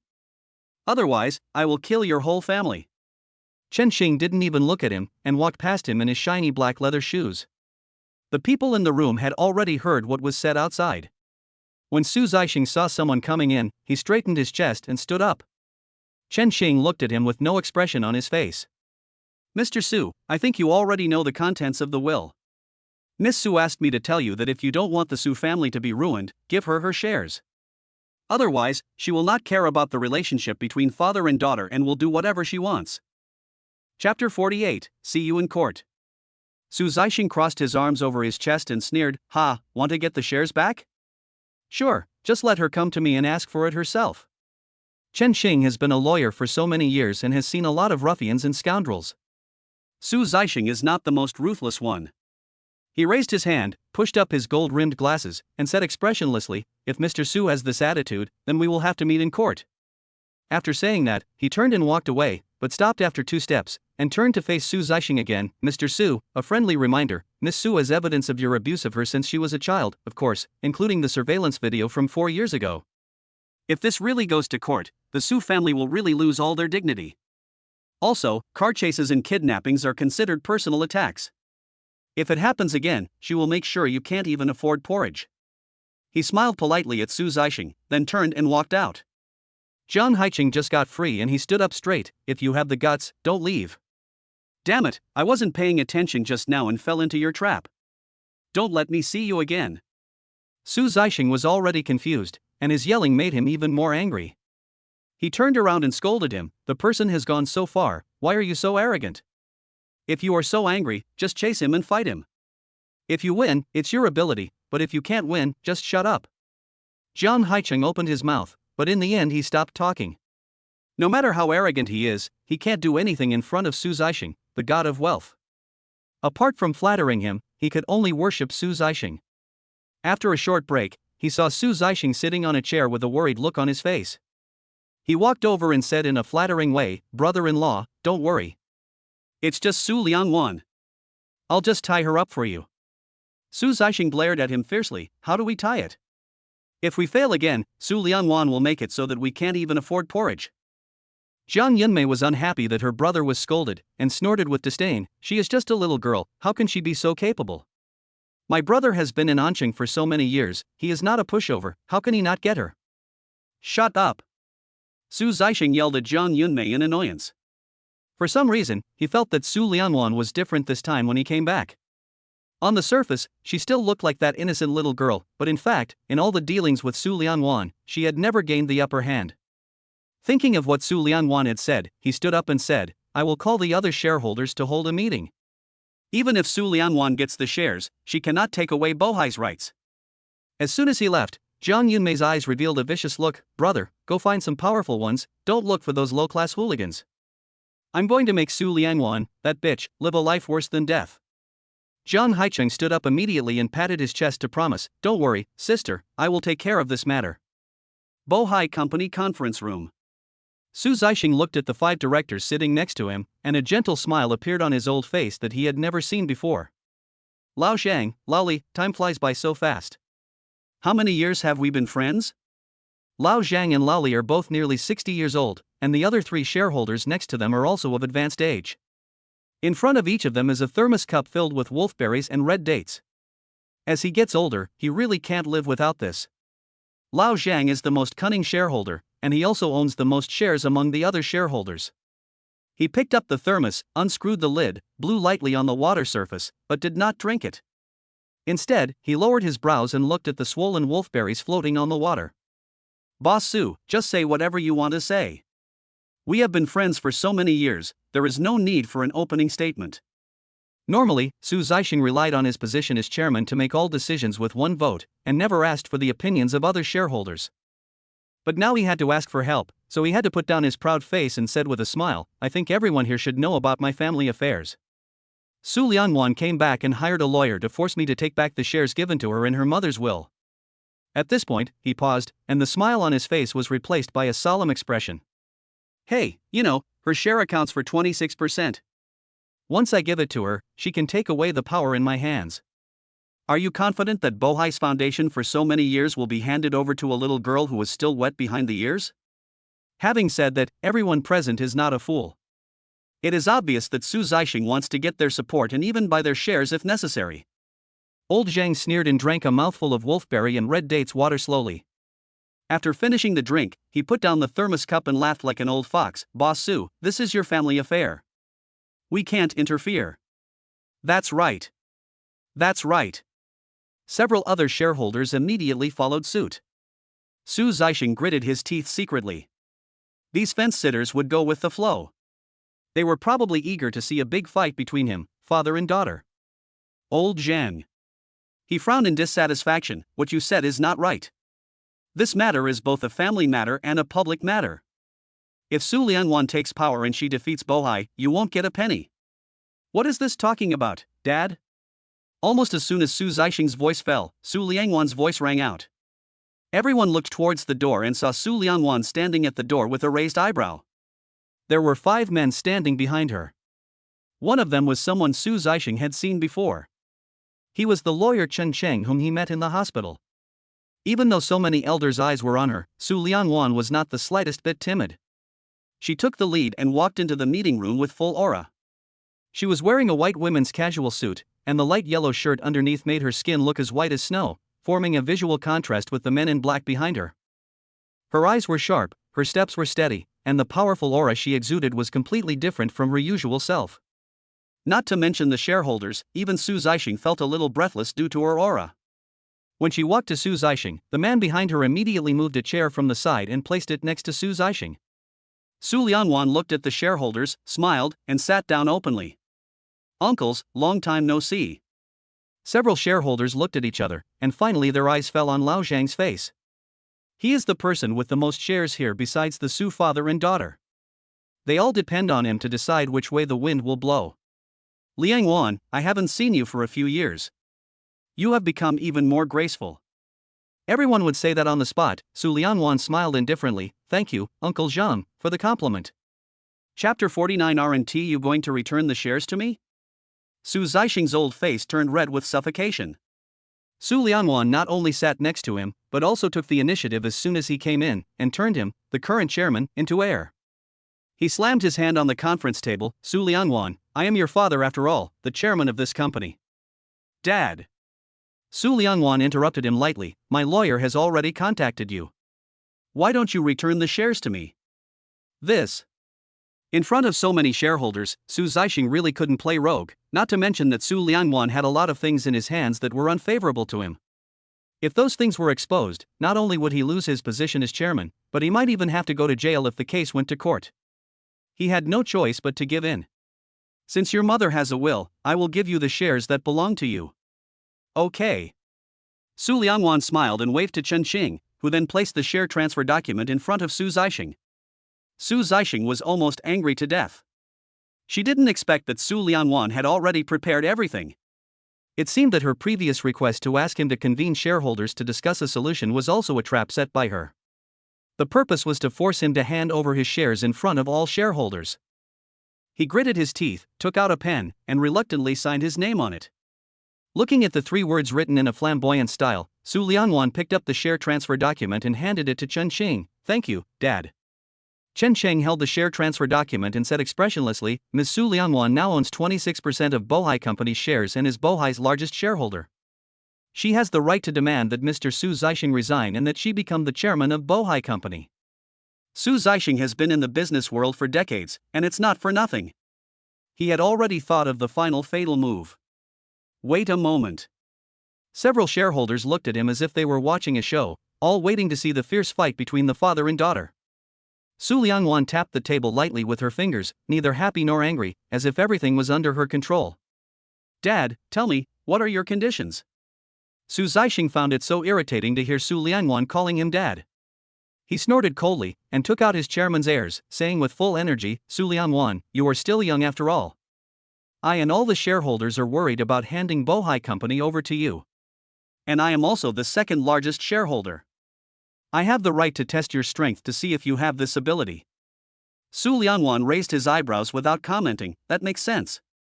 Su Zixing didn't expect that Su Liangwan would jump into the pit he dug so easily. Oh. Then don't blame him for being cruel. Bohai has been striving for Lian Yu's project in Beicheng. Su Liangwan, if you have the ability to get that project, I will resign as chairman without hesitation and fully support you to be the chairman. Lian Yue. Several shareholders opened their eyes wide at the same time and looked at Su Zixing in disbelief. As early as 4 years ago, Bohai had offended Lian Yue. Although no one knew what the reason was, whenever Mr. Wang of Lian Yue heard about Bohai and the Su family, he would look angry. Not to mention meeting Mr. Wang, Bohai's people couldn't even get through Lian Yue's gate. Wasn't this clearly making things difficult for Su Lianwan? He is truly a father, setting a good trap for his daughter. When Su Lianwan heard the word Lian Yue, her face changed color. 4 years ago, Su Zixing and Jiang Yunmei sold her to Mr. Wang of Lian Yue. Su Zixing saw her expression and smiled with satisfaction. Why, you don't dare anymore? Su Lianwan didn't say anything, her rosy lips were pursed into a straight line in embarrassment. At this time, Lao Zhang saw the direction of the wind, laughed twice, and agreed, Su Lianwan, it's not that uncle doesn't want to help you. I think your father is right. You are still young, and you have to prove to us that you have the ability to take over Bohai. Old Li immediately chimed in, that's right. Although we don't have many shares, we still have to rely on Bohai's money to make a living. We can't let you take the position without knowing your ability. If you make Bohai lose money, what will we old guys eat? Su Zixing cursed the old fox in his heart. If he didn't have a trump card, these old guys might have followed Su Lianwan to suppress him. However, being a fence-sitter has its advantages. Aren't you leaning towards him now? Su Lianwan, if you can't do it, you can just take these shares and wait for the dividends at the end of the year. Don't covet the position of chairman. He. The woman who was gloomy just now suddenly laughed. Su Lianwan glanced at the shareholders and asked with a smile, if I get the cooperation from Lian Yue, will you all support me? Her words obviously bypassed Su Zixing. When Lao Zhang heard it, he nodded immediately, yes. I keep my word. As long as you get the cooperation from Lian Yue, I will support you. Me too. Of course I support it if I have the ability. Several shareholders nodded and expressed their opinions. Su Zixing felt that something was not right. The cooperation had not yet been regained, so why were those old guys starting to side with Su Lianwan? Wait a minute. He interrupted their conversation and looked at Su Lianwan aggressively, there has to be a time limit, right? We can afford to wait for a month or two, but if you can't get it back in a year or two, we can't wait that long. Unnecessary. Su Lianwan lowered her head, straightened her cuffs, and then stood up gracefully. She stretched out her hand to everyone and raised 3 fingers. I only need 3 days. If I can't get the cooperation of Lian Yue within 3 days, I will never step into the door of Bohai again. Finally, she curled her lips at everyone, and she led the 5 men behind her and swaggered out of the meeting room. Old Zhang blinked his eyes, then immediately picked up the thermos cup and drank a sip of his red date and wolfberry tea to calm his nerves. After finishing the drink, he took a deep breath and said, this girl seems unusual. Old Li nodded, yes. She has the same spirit and courage as her mother did back then. Su Zixing kicked away the chair that Su Lianwan had been sitting on and glared at them angrily. Lao Zhang, Lao Li, what do you mean? I don't mean anything. Lao Zhang put down the thermos cup and laughed. Boss Su, I just helped you. Everyone here knows that Lian Yue has a grudge against our Bohai. I guess that little girl Su Lianwan doesn't know the ins and outs of this, so she agreed so readily. He is the best at smoothing things over, ha ha ha ha ha ha ha ha. Chapter 50, Su Lianwan's life would be worse than death. Anyway, no matter whether Su Lianwan can get it back or not, it will not be a loss for him. If Su Lianwan can get it back, it proves that Su Lianwan is capable, so managing a Bohai will naturally be a piece of cake. If Su Lianwan cannot get it back, Su Zixing will still be the chairman of the company, just like before. Although he won't make much, he won't starve to death. This deal is not a loss at all. Su Zixing finally let out the breath he had been holding in his heart. In that incident 4 years ago, the Su family had completely offended President Wang, and Su Lianwan was the culprit. Now if Su Lianwan goes to Mr. Wang to discuss business, isn't that like a sheep walking into a tiger's mouth? With Mr. Wang's ruthless methods, wouldn't Su Lianwan be living a life worse than death? Oh. Su Zixing didn't believe that Su Lianwan could get the cooperation from Lian Yue. As soon as he walked out of the gate of Bohai Company, Su Lianwan prepared to drive to the crew. Chen Qing's face wrinkled, not showing the seriousness that a top lawyer should have. He grabbed Su Lianwan's sleeve like a young wife and said, "Boss, the pigs are already roasted on the fire. Don't you want to come with us to take a look?" Su Liangwan glanced at the fingers that were tugging at her sleeve, raised her other hand, and gently patted Chen Xing's shoulder. I feel relieved with you here. I just need to show up at the end, and after it's cooked, we can all eat together. Oh, such a big pig, it will be enough for us to eat for many years. Chen Xing laughed unkindly, took a cartoon backpack from the man behind him, and stuffed it into Su Liangwan's hand. These are all your favorite snacks, boss. We'll meet in Lianyue the day after tomorrow. The crew's work has become regular, and there is no need to stay up late like before, and the screenwriter's job is also relatively easy. Su Liangwan only needs to roughly tell the leading actors about the psychological changes of the characters in the next few scenes. The best actor and the best actress did not win the awards for nothing. They are much better than ordinary actors in terms of comprehension. In just half an hour, Su Liangwan had finished narrating the important scenes for the next 2 days. Director Li asked with a smile, Teacher, you won't be here for the next 2 days? Su Liangwan felt a little embarrassed and was about to say something when Director Li immediately burst into laughter. Ha! Mr. You can go now. It's okay. We have already thought about the script thoroughly. It doesn't matter even if you don't come later. Screenwriter Su Liangwan gets paid a lot but does so little work. It's obvious that Director Li gave her a backdoor. Director Li, I will come when I am supposed to. It's okay. Director Li raised his hand and patted Su Liangwan on the shoulder. He liked girls like her who were both talented and pretty the most. After glancing around to see that there was no one around, Director Li approached Su Liangwan and lowered his voice. There's just something I need Teacher Yu's help with. Su Liangwan knew that there was no free lunch in this world. She pursed her lips and asked softly, What's the matter? That's right. Director Li hesitated for a moment and said cautiously, You also know that in our industry, connections are the most important. Can you please talk to Master Feng Wu and ask him to come and have a meal with us during our closing ceremony? Director Li's foxtail was so high up in the sky that Su Liangwan just laughed. But she has no idea what Feng Mukin's attitude towards her is. He seemed very unhappy about the appearance of the two little guys. It is human nature to find it difficult for men to accept other people's race. What's more, for a man of Feng Mukin's status and identity, who has never been married, it would be difficult for him to accept a woman with 2 children. Su Liangwan thought about it and agreed, Okay, I'll try, but I can't guarantee whether he will come or not. It's okay. As long as Teacher Yu opens his mouth, Master Feng Wu will definitely come. Director Li smiled contentedly and personally escorted Su Liangwan out the door.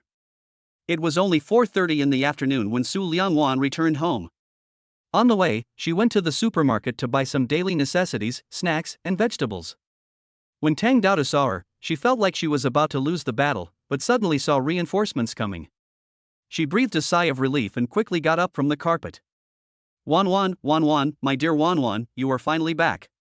If you hadn't come back, your daughter and son would have treated me like a fool.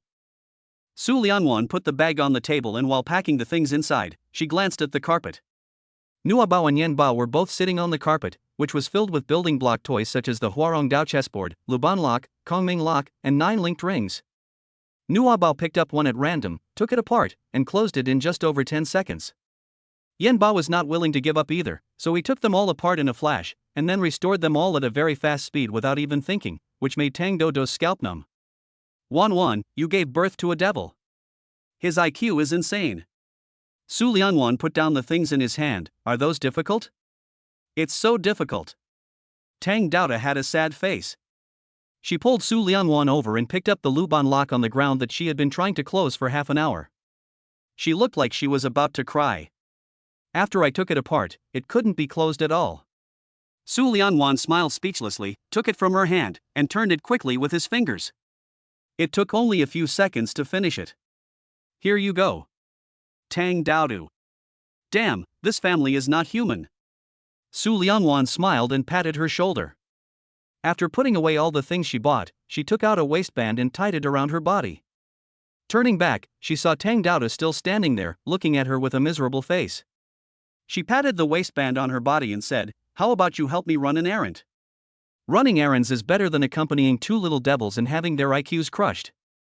Okay. Tang Dao walked over happily, rubbing his hands and asking ingratiatingly, Do you want to buy soy sauce or salt? I bought them all.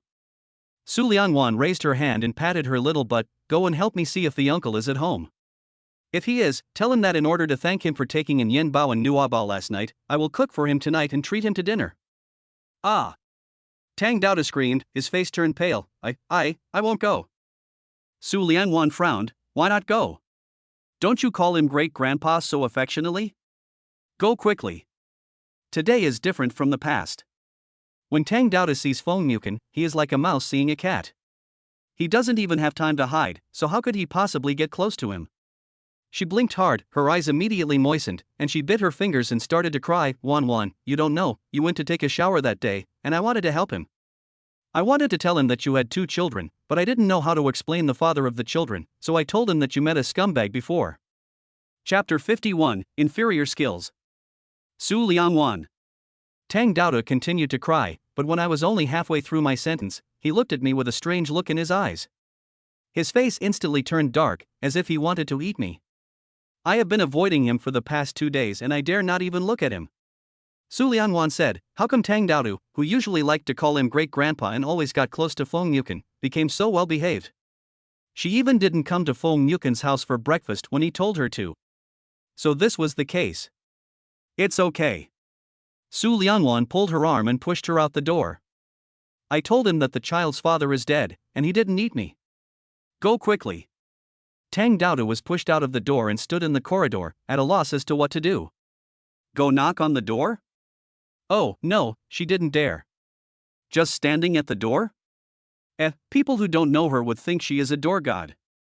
What to do? She paced back and forth in the corridor depressed.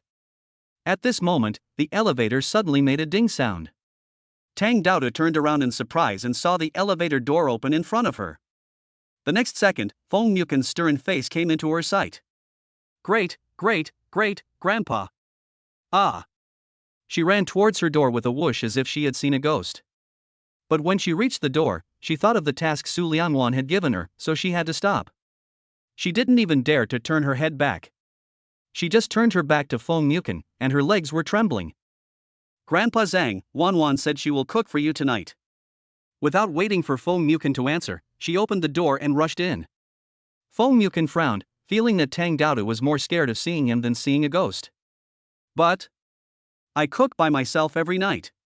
He curled his lower lip, put one hand in his trouser pocket, and without even going back to his own home, he happily walked into Su Liangwan's house. Uncle. When Yen Bao saw him come in, she quickly put down the 9-ring chain in her hand and ran over happily. When she was about to reach Feng Yukin, she jumped up, clamped her legs around Feng Yukin's thighs, and hugged his waist tightly with her hands, hanging on Feng Yukin's body like a koala. Uncle, Yen Bao misses you so much. Nua Bao gave Yen Bao a look of disdain. She wasn't missing her uncle at all.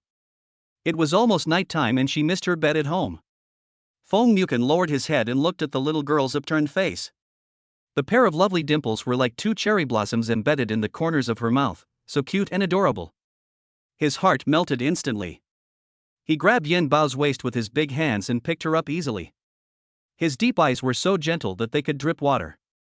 He looked at her and asked with a smile, "How much do you miss me?" Yen Bao smiled with her pink lips, leaned closer, and kissed his stern face. "I think so." He. Feng Yukin's mood became brighter. He walked to the carpet with Yen Bao in his arms, looked down at the things on the ground, and actually raised his eyebrows. These are all educational building block toys. Not to mention the children, even many adults don't understand why these 2 little guys are playing with these at such a young age. He sat down holding Yen Bao in his arms, and casually picked up the 9-ring chain that Yen Bao was playing with halfway. His slender fingers moved around, and in a short while he had taken down all the 9 rings. Tang Dao was stunned and felt like the whole room was full of monsters.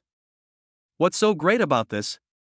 Nobo snorted disdainfully, "These are toys for children. I really have nothing else to play with, so I only played with them for a few times." Oh? Feng Yukin put down the 9-ring chain and asked with interest, "Then what do you think is not a toy for children?" Nuabao put his chubby little hand on his chin, thought seriously for a while, and glanced at Feng Yukin with the corner of his eye. "Let's play a game of hands?" This is professional language, and people who don't understand it naturally won't understand. Feng Yukin chuckled and nodded. "Okay, your mom will take a while to cook, let's play a game."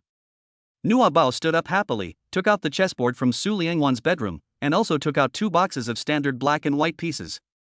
A big and a small sat at the coffee table and started to get off. Yen Bao was very well behaved. He sat on Feng Yuken's lap, put his arms around Feng Yuken's neck, stared at the chessboard with his dark brown eyes, and didn't make any noise. Tang Daodu was watching from the side and suddenly felt that this scene was particularly heartwarming. She had also seen many men around Su Liangwan. Those men were very good to the two children, but no man was like Feng Yuken who could completely integrate into the children. He looked at the chessboard seriously, not treating Nuabao like a child at all, and his hand holding Yen Bao was as gentle as a father's. Hey, Wan Wan, I think great-grandpa seems to like Yen Bao and Nuabao very much. Su Liangwan is braising the beef, and the other dishes are also prepared. After the beef is cooked, the other dishes can be directly put into the pan and stir-fried. After hearing what Tang Daoda said, she walked to the kitchen door and looked towards the living room. The sight of Feng Yuken holding Yen Bao made the corners of her lips curl up unconsciously. In her memory, Su Zixing had never hugged her. She longed for her father's tenderness and hoped for his love, but she never got it. But Feng Yuken at this moment was the person she longed for most when she was young, the person she looked like her father.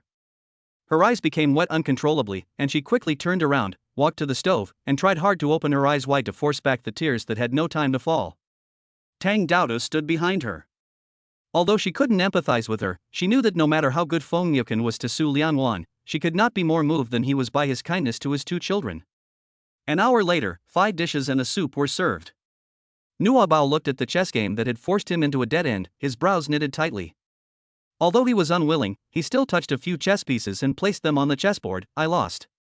Feng Yuken looked at him for a while, and finally laughed softly. This little guy is a good chess player. He didn't cheat on him just because he was young, nor did he cry when he lost the game.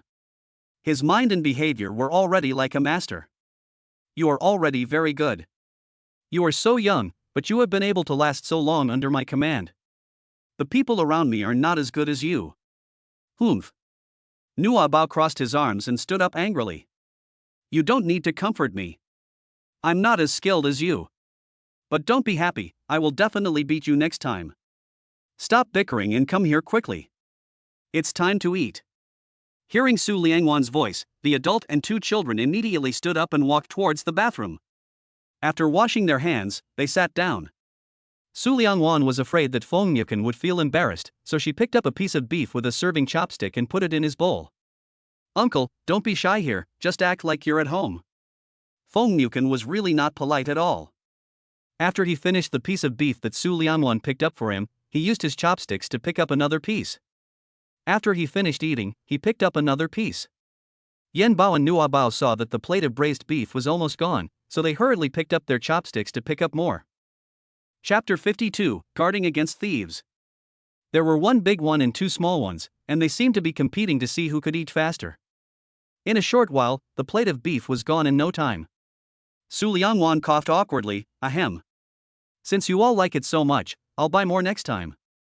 After finishing the beef, there was still a plate of fried meat. Feng Yuken and the 2 little guys started to eat the fried meat. Tang Daodu saw that the fried meat was almost gone, so he quickly picked up the chopsticks and picked up a few more and put them into his bowl.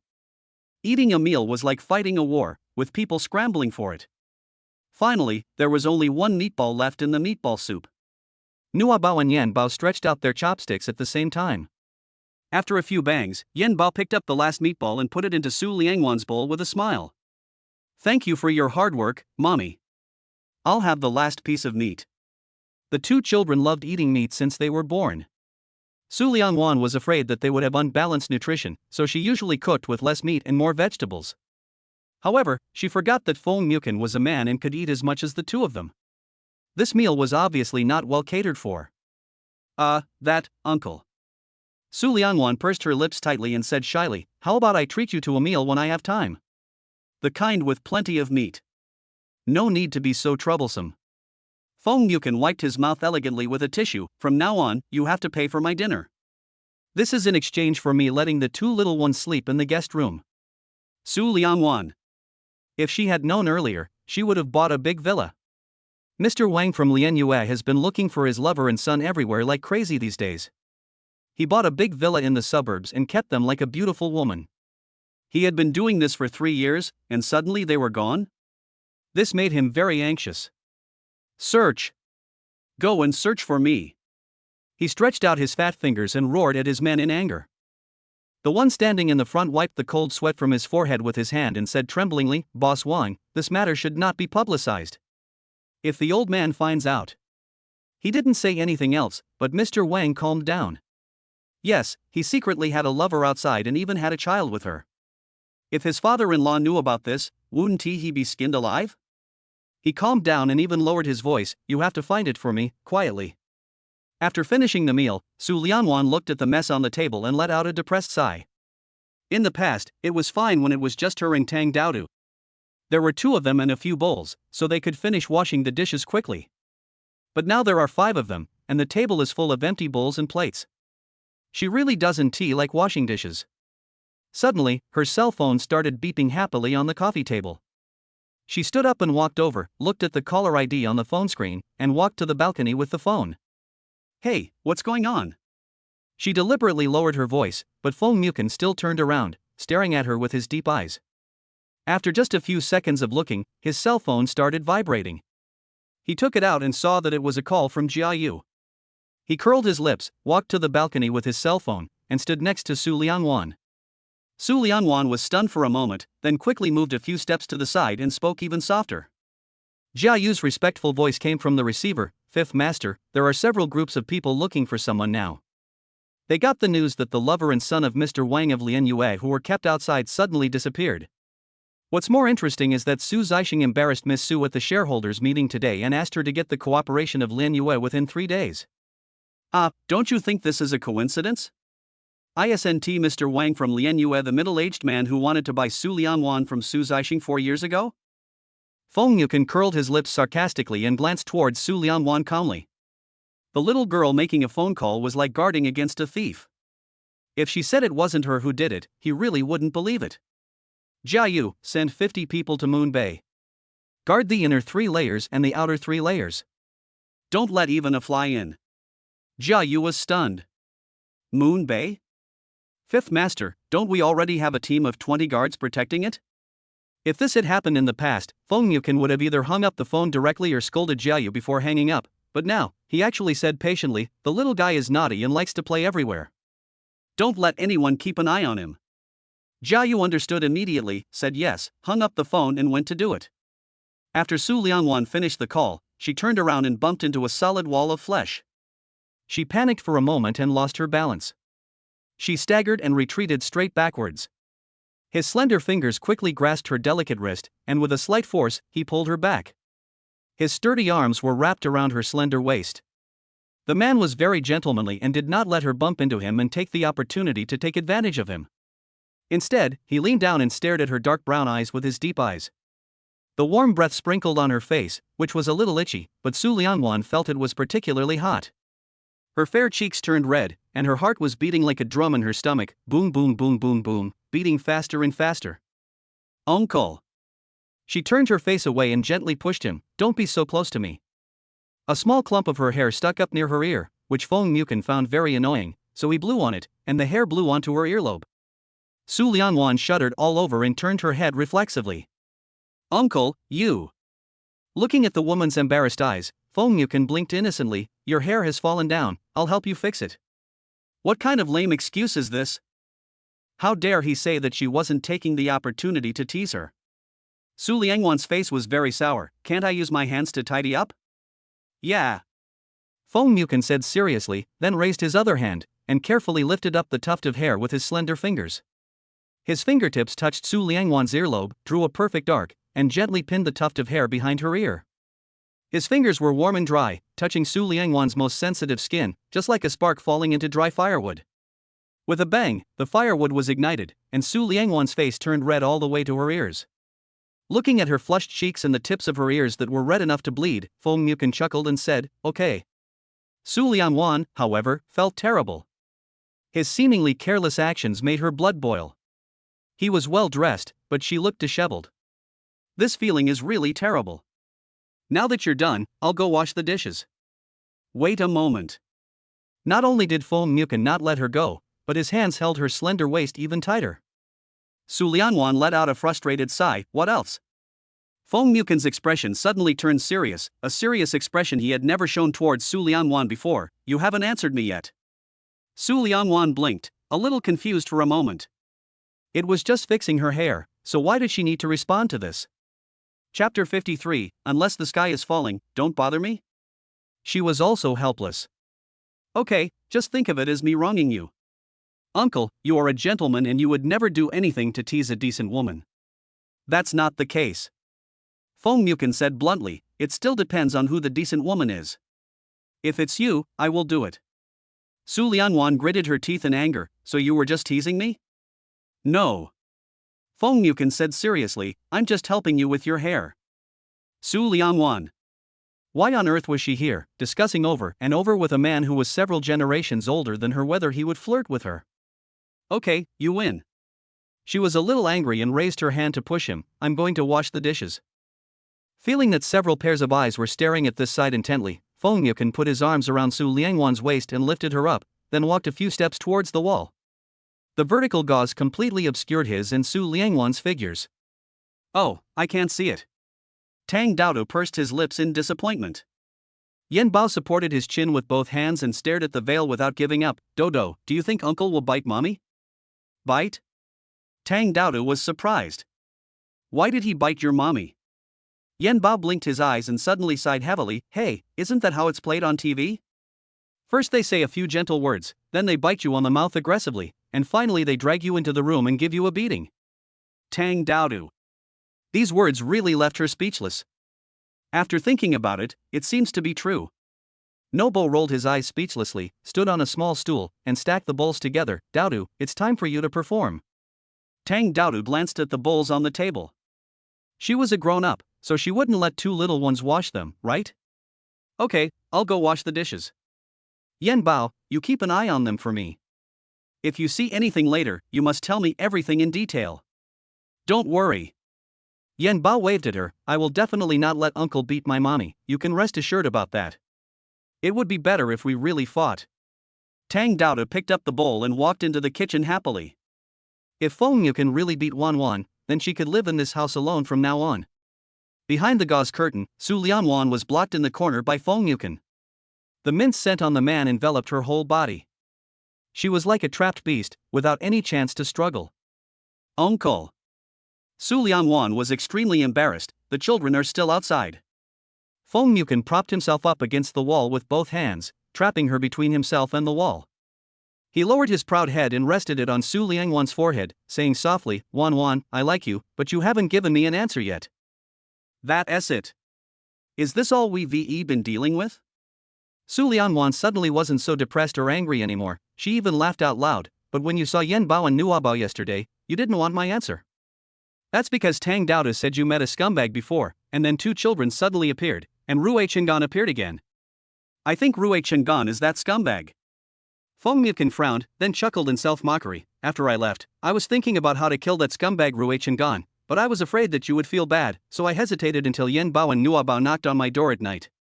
Su Lianwan suddenly realized that it was no wonder that Rui Chengan left without saying a few words after sending Yen Bao and Nuo Bao here last night. It turned out that he saw murderous intent in Feng Yukin's eyes. She burst into laughter. Haha. It's a good thing you hesitated. Feng Yukin's face darkened instantly. What? Is he really the scumbag? No. Su Lianwan quickly explained, he is just my friend. My trip to Anqing was full of dangers, so I gave Yen Bao and Nuo Bao to him and asked him to help me take care of them. Feng Yukin chuckled softly, and gently stroked the hair beside Su Liangwan's ear with his fingers, as if he was stroking a cherished work of art, cautiously and with special care. Don't worry, I have strengthened the protection of the community, and I won't let anyone set their sights on Zixiha. Su Lianwan was very surprised and felt that Feng Yukin's attitude yesterday and today were completely different. So, the thorn in your heart is not Zixiha, but that scumbag? Feng Yukin did not answer directly, but asked again, Wan, what is your answer to me? Su Lianwan was silent. Before this, she had never thought of finding a man to be the father of Yen Bao and Nuo Bao. Su Zixing, her biological father, treated her like this, let alone her stepfather. How good could he be to Yen Bao and Nuo Bao? But just now, she saw with her own eyes Feng Yukin holding Yen Bao and Nuo Bao playing chess. The scene was very beautiful and warm. If Feng Yukin could always treat Yen Bao and Nuo Bao like this, she could accept a man sleeping next to her for a long time. She didn't answer for a long time, and Feng Yukin's eyes showed disappointment. I know. After that, he let go of her hand and gave her freedom. When he was about to turn around, his wrist was suddenly grabbed by someone. He turned back and saw Su Liangwan standing on tiptoe and kissing his thin lips lightly. Her face instantly turned red, and like a child who had done something bad, she threatened him fiercely, "Let's see how you behave in the future." Looking at her shy back as she ran away, Fong Yukin raised his hand, gently touched her lips, and smiled happily. Not only did the little girl's appearance meet his aesthetic standards, but her personality was also very much to his liking. This kiss was much sweeter than the one he had used the script to trick her with before. In the evening, Nua Bao and Yan Bao stood on a small stool and brushed their teeth. They saw the face of the man standing at the door in the mirror. His expression was as smug as it could be. Nobo spat out the water in his mouth and turned to look at him. "Did you succeed?" Fong Yukin put one hand in his trouser pocket, said nothing, and just raised his eyebrows at him proudly. Nua Bao rolled his eyes speechlessly and jumped down from the small stool. Any dating that is not for the purpose of marriage is just hooliganism. He pointed at his eyes and turned to Fong Yukin. "I will keep an eye on you. Don't even think about bullying my mommy until you are willing to take responsibility." Fong Yukin. What's wrong with this kid? Why do you know so much when you were so young? He really has the mature demeanor of a young man like he did back then. In the general manager's office of Lian Yu, Mr. Wang, with a big belly, was sitting anxiously in the boss chair. His desk was piled with thick documents, and he hadn't dealt with any of them. I finally found a gap and put down a cup of coffee, but it was already hot. Suddenly, the internal phone on the desk rang. He glanced at it and picked it up angrily. "What? Didn't I tell you not to bother me unless the sky falls?" Chapter 54, Make a Break. The front desk clerk's voice came through the receiver. "Boss Wang, there's a guy called Su Liangwan who has broken into the company with a group of people. We can't stop him, and he's heading towards your office now." Su Liangwan? When Mr. Wang first heard the name, he felt it sounded familiar.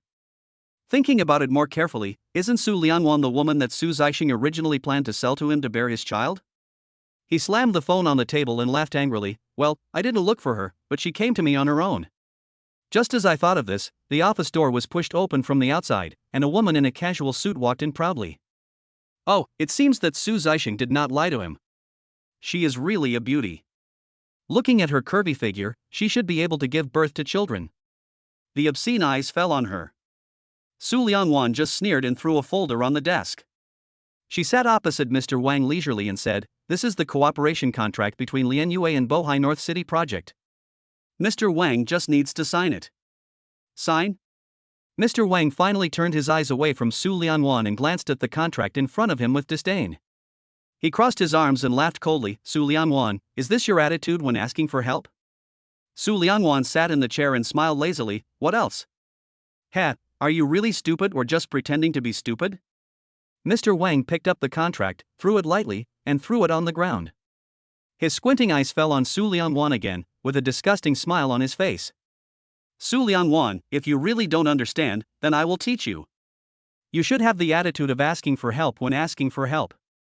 You ran away 4 years ago, and you came to me again 4 years later. Should we make up for what we didn't do 4 years ago?"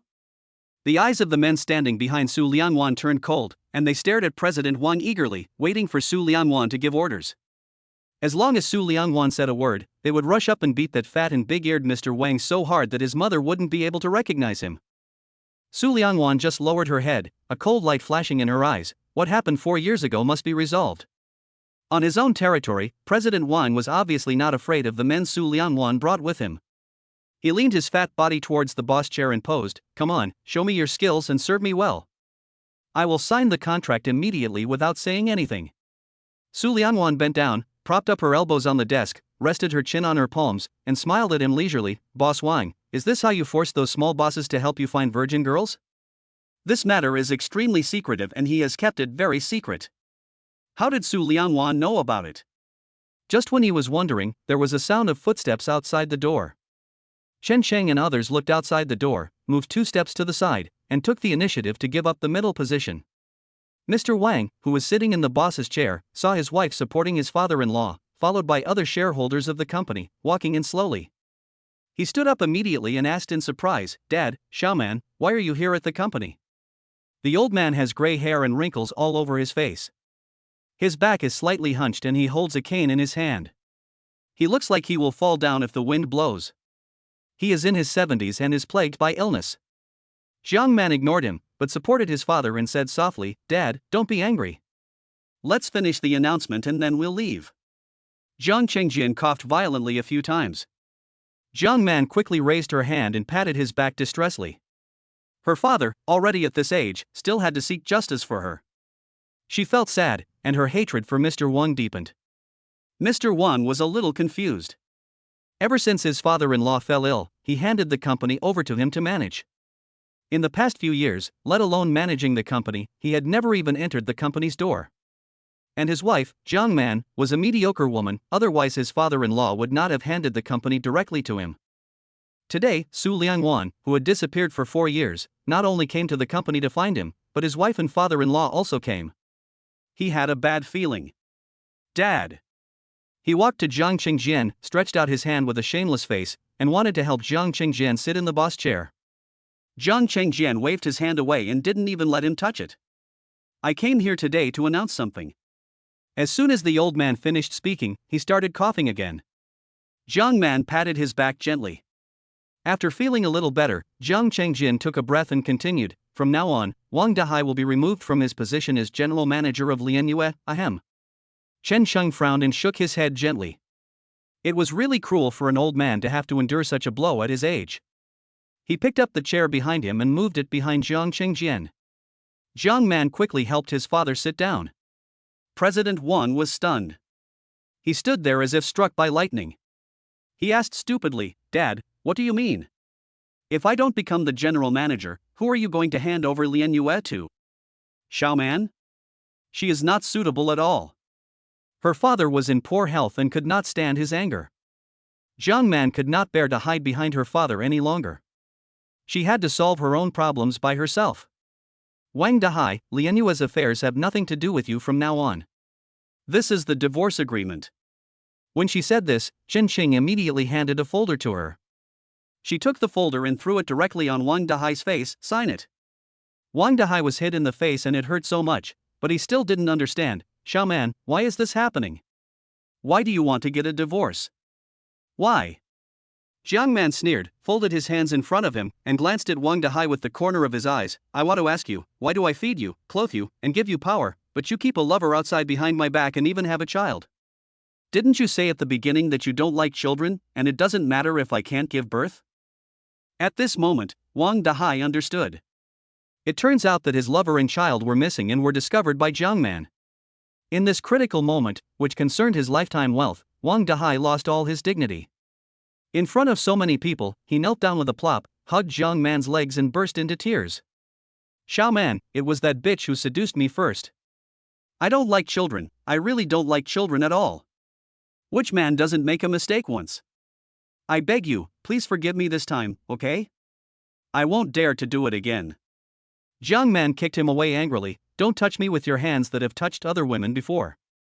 I find it disgusting." Wang Dahai was so fat and was squatting, so his lower body was unstable and he was kicked and rolled on the ground. Chapter 55, Kill it immediately without mercy. The shareholders' eyelids jumped. Is this still the same Mr. Wang who was so arrogant in front of them? No matter how you look at it, it looks like a lost dog. "Xiaoman, Xiaoman." Wang Dahai got up with snot and tears, and didn't dare to grab Jiang Man with his hands. He knelt in front of Jiang Man and cried, "I was wrong, I know I was wrong, I promise you, I only have that one lover, no other, will you forgive me?" A man who has made a mistake is like a cat that steals fish. After stealing once and tasting the fishy smell, can he stop stealing? Not only did Jiang Man not believe what was said, even the shareholders standing aside watching the show did not believe it. If Jiang Man and he had a child, Jiang Man might forgive him for the sake of the child, but they didn't. The little love that Jiang Man had left for him was completely worn out in disappointment. "One. Ha ha. Wang Dahai, you really have the nerve to say that." Jiang Man turned around without mercy and reached out to help her father up. She felt her eyes were dirty even when she looked at a man as cruel and dirty as Wang Dahai. "Xiaoman, Xiaoman." Seeing that she was about to leave, Wang Dahai knelt down and walked over to her, mustering up the courage to grab Jiang Man's trouser legs again. "No, I won't get a divorce. I won't get a divorce, Xiaoman, I love you, I really love you."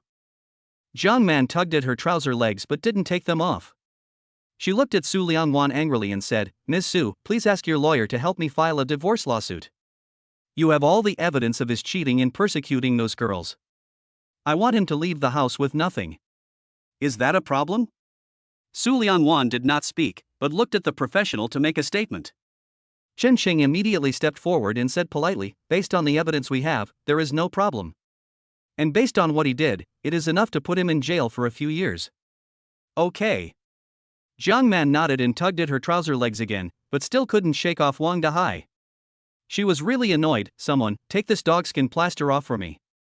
Two security guards immediately walked in from the door.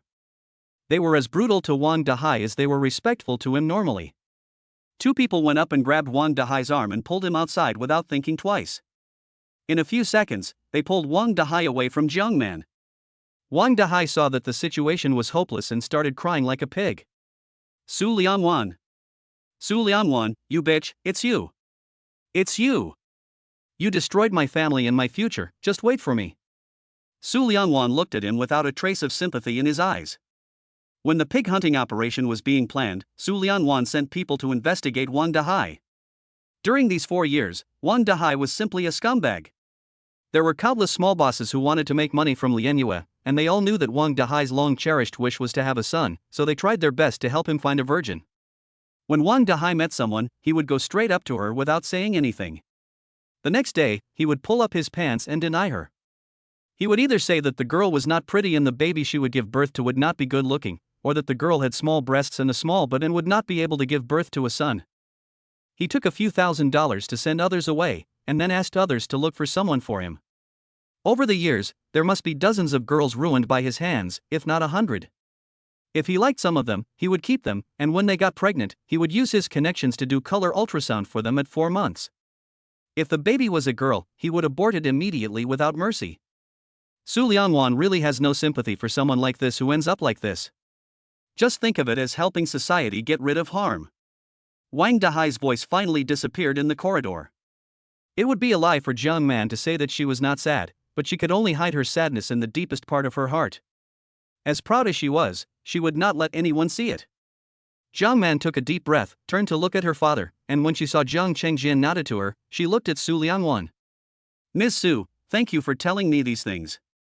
Otherwise, I would have been kept in the dark and let that beast take my money and use our family's power to abuse girls outside." Su Liangwan lowered her eyelids, chuckled and shook her head. "I also have selfish motives." "I know." Jiang Man opened the bag and took out a folder from it. She was a little reluctant and tightly grasped the edge of it with her fingers. "My father's health is getting worse day by day, and I'm not cut out for business. Lian Yue will be handed over to you from now on." Su Liangwan raised his head and looked at Jiang Man in shock. "I don't want to ally with you. Just think of it as compensation for the time when you were forced to leave Anqing because of Wang Dahai." Su Liangwan did not tell Jiang Man about this, but the matter between Su Liangwan and the Su family had already spread in Anqing. Many people knew at first glance that it was Wang Dahai who was seen in the surveillance video. When Jiang Man heard about this at first, she didn't believe it. But when Su Liangwan's people came to her and put Wang Dahai's crimes in front of her, she had to believe it. She felt guilty towards Su Liangwan. "Don't refuse. I'm not giving it to you. I'm selling it to you. I hope you can treat these veterans of Lian Yue well in the future." Jiang Man grabbed Su Liangwan's wrist and put the folder directly into Su Liangwan's hand. "My father and I have already signed it. As long as you sign your name, Lian Yue will be yours. Don't forget to transfer the money to my account." Su Liangwan didn't even look at the transaction amount, and asked with a smile while holding the share transfer form, "Aren't you afraid that I can't afford it?" He. This was the first time Jiang Man had laughed in the past few days, and she laughed happily. "If you can't afford it, just sell yourself to me as a goddaughter. I don't have any children anyway." "Hey, this is possible." Su Liangwan shamelessly called out godmother. Jiang Man immediately laughed heartily, stretched out her hand to hug Su Liangwan in her arms, and patted her on the back gently. "Wan, although my Jiang family has no descendants, my father's generation still has some connections in Anqing. If godmother can help you in the future, she will definitely help you. There is one more thing you have to promise me." Su Liangwan let her hug him and said softly. Jiang Man let out a deep breath, and finally couldn't bear it anymore, so she whispered, "The lover Wang Dahai kept outside did nothing wrong. She was forced to do it, and has been locked up in a villa in the suburbs by Wang Dahai. She is very pitiful. If Wang Dahai has no money, her life will be difficult. Please come forward and help me give her some money so that she can live her own life. Even if Jiang Man didn't say anything about this, Su Lianwan would have done it. It was not Su Lianwan who hid the woman and the child, but she asked for Su Lianwan's protection. Even though she gave birth to a son for Wang Dahai was not kind to her. Wang Dahai worked like a slave in the Jiang family, and had to be humble in everything. He took out all the anger he had endured on her. Chapter 56, Not That Easy to Fooled. When Chen Qing found her, her arms and face were covered with visible wounds. She had long been fed up with that kind of life. After the formalities were completed, Lian Yu fell into Su Lianwan's hands, and the effect was much better than expected. Chen Qing wanted to help Jiang Man with the lawsuit, and without having time to take credit from Su Lianwan, he left with Jiang Man. Su Lianwan stood in front of Lian Yu's door, looked at the office building that was more than 10 stories high, and let out a long sigh. Life is full of ups and downs. Who could have thought that she would come back 4 years later and destroy that man's lair? Just as she was feeling overwhelmed with emotion, her cell phone rang. She lowered her head and took out her phone. It was an unfamiliar number. After thinking for a while, she picked up the phone and put it to her ear. Hello. Wan, it's me. A middle-aged woman's voice came from the receiver. Su Lianwan felt it sounded familiar but couldn't guess who it was. The man on the other side waited for a few seconds, and when he saw that she didn't speak, he introduced himself. I'm Feng Qing. Feng Qing. Lin Xiuyan's mother? What does she want from me? Is it for the Lin family's 10% stake? Su Lianwan curled her lips calmly and said politely, Aunt Qing, hello. Are you free now? Come out and chat? Su Lianwan couldn't say whether she liked Feng Qing or not. If her mother hadn't had an encounter with Feng Qing before, she probably would never have met that high-handed woman in her life. The women of the Feng family, whether they are from the direct or side branches, have a sense of superiority that surpasses others, which makes ordinary people afraid to approach them. Su Lianwan was not afraid. Okay, give me the location, I'll go there now. In an upscale cafe in the city center, a woman was sitting in the corner. She was wearing expensive fashion and the bag she was holding was also a limited edition of a luxury brand, and it was not cheap. There is not a single wrinkle on her well-maintained face, and she sits upright, looking elegant and noble. Su Lianwan saw her at a glance and walked towards her without any fear. I ordered you a cappuccino. Feng Qing glanced at the coffee placed opposite her and motioned Su Lianwan to sit down. Su Lianwan put her bag aside, sat down, picked up the coffee and took a sip. The taste was okay and she could accept it. Without any greetings or even a polite word, Feng Qing got straight to the point. Wan, I don't agree with you breaking off your engagement with Xiuyan. Fortunately, Su Lianwan had already swallowed the coffee, otherwise she would have really sprayed it out after hearing these words. Ha ha. She laughed out of anger. Aunt Qing, when Lin Xiuyan and Su Linglin were together, you didn't say you didn't agree. Now that I have obtained 10% of the Lin family's shares, you said you don't agree. Do you think this is appropriate? We are not fools. Su Lianwan would not think that Feng Qing really likes her and does not like Su Linglin, so she does not agree to cancel her engagement with Lin Xiuyan. I know that you disappeared when Xiuyan was with Su Linglin. Even though Su Lianwan's words were harsh, Feng Qing remained calm. She held the coffee cup with her fingers painted with beautiful cardamom, and brought it to her lips gracefully, taking a sip. After putting down the coffee cup, her hands naturally rested on her legs, looking so noble that several people at the table next to her couldn't help but look at her several times. Wan, I know you are angry about this matter. It is true that Xiuyan has let you down, but your engagement with Xiuyan was arranged by your mother. Before she died, she asked me to take care of you. Originally, it would be fine for you to break off the engagement with Xiuyan. At most, I would recognize you as my goddaughter. But that girl Su Linglin. I don't like her. Su Lianwan frowned and was about to speak when Feng Qing interrupted her forcefully. It's okay that she was a mistress and broke up you and Xiuyan, but she actually teamed up with the Su family to frame you. Such a cruel and immoral woman, my Lin family will not let her into the house. Now Su Lianwan finally understood. Feng Qing did not stop Lin Xiuyan and Su Linglin from being together before because she did not know the inside story. After she found out, she disagreed. He is still a person with moral values. But, so what? Aunt Qing, a cheating man is like $100 bill that falls into a toilet. It's disgusting to pick it up, but unfortunately, I don't need that $100, so I don't feel bad at all. It's just thrown away. Fengqing lowered her eyes and her gaze fell on her beautiful nails. Her son was described as a pile of shit-stained money, but she was not angry at all. She was confident of winning and laughed arrogantly. Wan, I believe you must have heard that in addition to the 51% of shares held by you and your father, Bohai has a second shareholder who holds 25% of the shares. Who do you think the second shareholder is? Su Lianwan clenched his hands under the table suddenly. Since Fengqing asked this, the answer was obvious: Fengqing was the second shareholder. How did things turn out like this? Her eyes clearly showed that she had guessed it. Fengqing raised the corners of her lips in satisfaction. So, only if you marry Xiaoyan, Bohai will truly belong to you. I know that you have always wanted to take back your mother's company. This has nothing to do with whether it makes money or not, it's just because it was left by your mother. Wan, if you don't want to, Xiaoyan will definitely marry Su Linglin. If Su Linglin becomes my daughter-in-law, do you think I will help you or Su Zixin?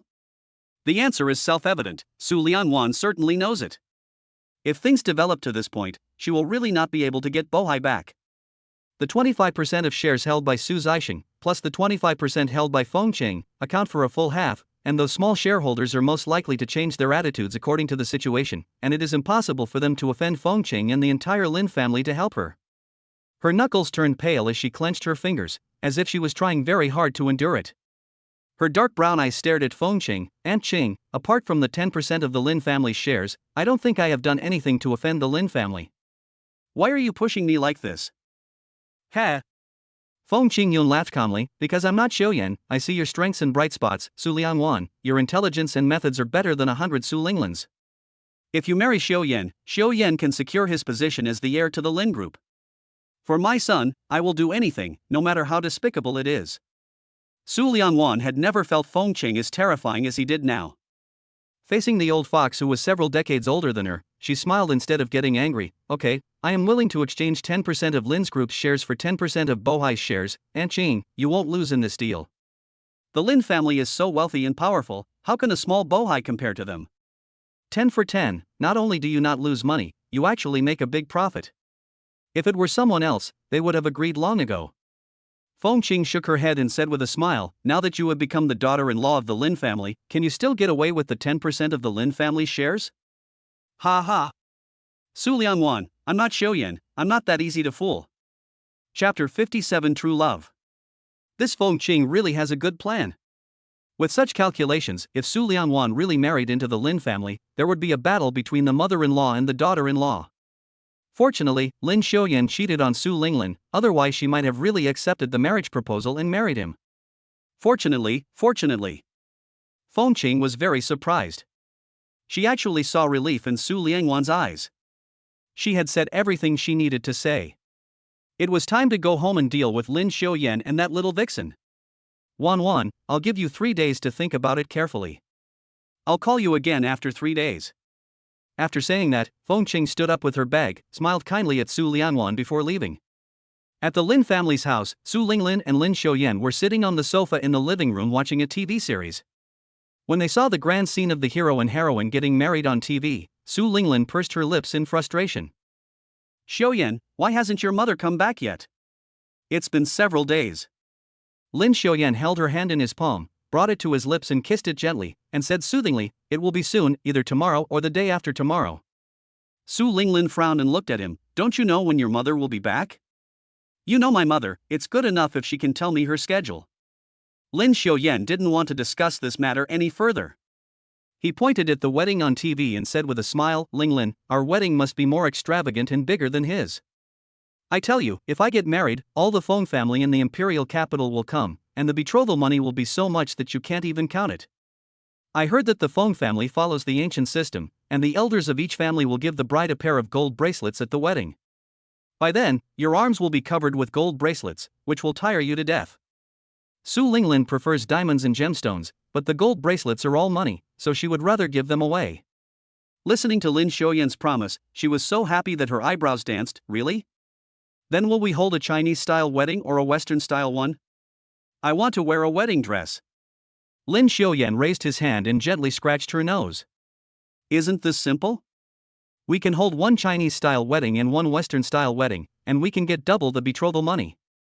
Ah, okay, I like it. Not to mention 2 games, I'd even be willing to play 10 games.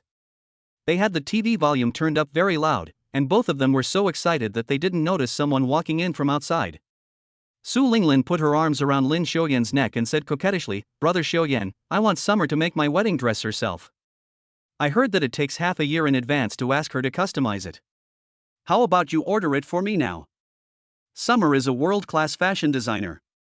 To customize a wedding dress from her would cost over 5 million, and that was the lowest configuration, not including diamonds or gemstones." When Lin Xiuyan heard her name, he looked embarrassed. "Linglin, if you want Summer to customize your wedding dress, the deposit will be 1 million. I can't afford that much money right now." "Then wait for your mother to come back, why do you care about her?" Su Linglin kissed Lin Xiuyan on the corner of his mouth in a flattering manner, shook his neck with a smile, and continued to act coquettishly, okay. Lin Xiuyan knew in his heart how much his parents could do for him. If those millions were spent on him, his father and mother would definitely not object. However, they might not be willing to pay for Su Linglin's wedding dress. "Linglin, how about we find a domestic wedding dress designer to make it for us? Not only will the price be much cheaper, but it will also look great." "I won't." Su Linglin let go of Lin Xiuyan's neck and angrily hugged her hands to her chest. "I want the ones made by Summer. I won't wear others." Lin Xiuyan coaxed patiently, "Linglin. Lin Xiuyan." Su Linglin's temper flared up. She had always wanted everything she wanted, and would immediately get angry if she wasn't satisfied. "If you don't buy me a wedding dress made by Summer, I won't get married." "Okay." Almost as soon as Su Linglin finished speaking, Feng Qing's voice rang out, "You are not engaged anyway, so it doesn't matter whether you get married or not." This voice. Su Linglin's heart suddenly skipped a beat and she jumped off the sofa in fright. Turning around, she saw Feng Qing standing by the wine cabinet in the living room, with her arms folded across her chest, looking at her leisurely. When Feng Qing was silent, she had a powerful aura that made Su Linglin feel pressured even when she was just standing there. Lin Xiuyan also stood up and asked in shock, "Mom, why are you back?" Feng Qing curled her lips coldly, walked towards them arrogantly, and sat on the single sofa. She glanced at Su Linglin with contempt, then looked at her son. "Why, did I disturb you by coming back?" Lin Xiuyan quickly apologized with a smile. "No, didn't you say last time you called that you would be back the day after tomorrow? You came back today, I was just a little surprised." As he spoke, he pulled Su Linglin's hand and kept winking at Su Linglin. Su Linglin bit her lip awkwardly and said weakly, "Aunt Cheng." Feng Qing ignored her completely and lowered her head to look at her beautiful nails, exuding a strong aura. "I know you two really love each other, so I won't do anything to break you up." Su Linglin should have been happy after hearing these words, but she was not happy at all, because Feng Qing's voice was cold and without a trace of warmth, which made her very scared. Feng Qing laughed sarcastically and continued, "I believe that you, Su Linglin, and the entire Su family are attracted by my son's talent, not his family background, so my husband and I have decided to let Lin Xiuyan go to your Su family as a son-in-law. From now on, he will have nothing to do with the Lin family, and we can't control how he works like a slave in your Su family." Son-in-law. Su Linglin opened her eyes wide in shock and looked at Feng Qing in disbelief. Is this something that the Lin family, a prominent family in Anqing, should say? This means that the Lin family will no longer care about Lin Xiuyan, and let Lin Xiuyan marry their Su family and fend for herself? He. Su Linglin felt that she had heard the funniest joke of this century. She doesn't believe it. Lin Xiuyan couldn't believe that this was what his mother said. He walked around the coffee table and came to Feng Qing's side. He asked angrily, "Mom, are you kidding me?" "No." Feng Qing put down her hand, raised her head gracefully, and looked at her son with a kind face. "Xiuyan, I came back this time to deal with your marriage. Since you love Su Linglin and she loves you so much, then you should marry into the Su family." "Mom." Lin Xiuyan was so angry that his brows were furrowed so tightly that he could pinch a fly to death. Chapter 58:11, You are worried. Feng Qing pretended not to see it. Her kindness just now disappeared. She shouted coldly to the servants busy in the kitchen, "Mother Roan, pack the young master's luggage and get him out of the Lin family within half an hour." With a loud noise, all of Lin Xiuyan's things were thrown out of the villa. Feng Qing did what she said and kicked Lin Xiuyan out of the Lin family in front of Su Linglin. They even deleted the fingerprint unlocking function for Lin Xiuyan's front door. Now, Lin Xiuyan couldn't go home or call his mother. He was so frustrated. Looking at the 3 or 4 unclosed suitcases on the ground, Lin Xiaoyan kicked them angrily. With a bang, clothes and shoes were kicked all over the ground. Su Linglin stood aside, her eyes red with hatred. She thought she had found a prominent family and would be able to enter the door of a wealthy family from now on. Unexpectedly, the dignified young Master Lin was kicked out of the Lin family and had to go to her house to be alive and son-in-law. She just couldn't swallow this. Snort! She walked over and kicked a few more times, making the already messy things on the ground into a mess. Then she angrily took out her car keys and prepared to leave. Linglin. Lin Xiaoyan walked up to her and grabbed her wrist. Linglin, where are you going? Su Linglin used to like Lin Xiaoyan, but now she finds him so annoying. She angrily shook off Lin Xiaoyan's hand, turned around and yelled at him, Lin Xiaoyan, you don't really want to become my son-in-law, do you? Lin Xiaoyan had no other choice now that he had come to this point. The Lin family had kicked him out, so what else could he do except become a son-in-law of the Su family? Linglin, I really love you. Even if I am your son-in-law, I am willing to do so. You must be crazy. Su Linglin glared at him fiercely and ignored him. She unlocked the car with the key and took 2 steps. Lin Xiaoyan grabbed her again and said, Linglin, you can't just ignore me. Su Linglin took a breath in anger, turned around and slapped Lin Xiaoyan in the face, get out. Get as far away from me as possible. With a paw sound, the slap landed hard on Lin Xiaoyan's face, stunning him. Is this still the gentle and delicate Su Linglin who grew up with him?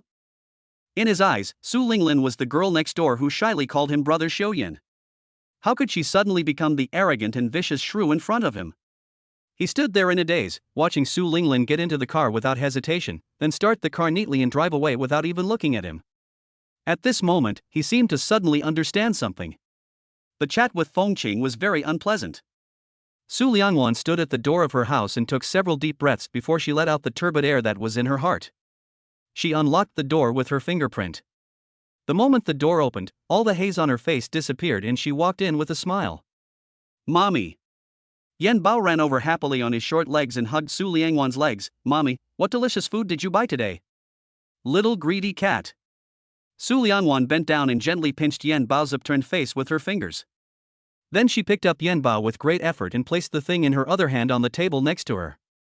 Mommy bought a lot of meat, but Yan Bao has to promise Mommy.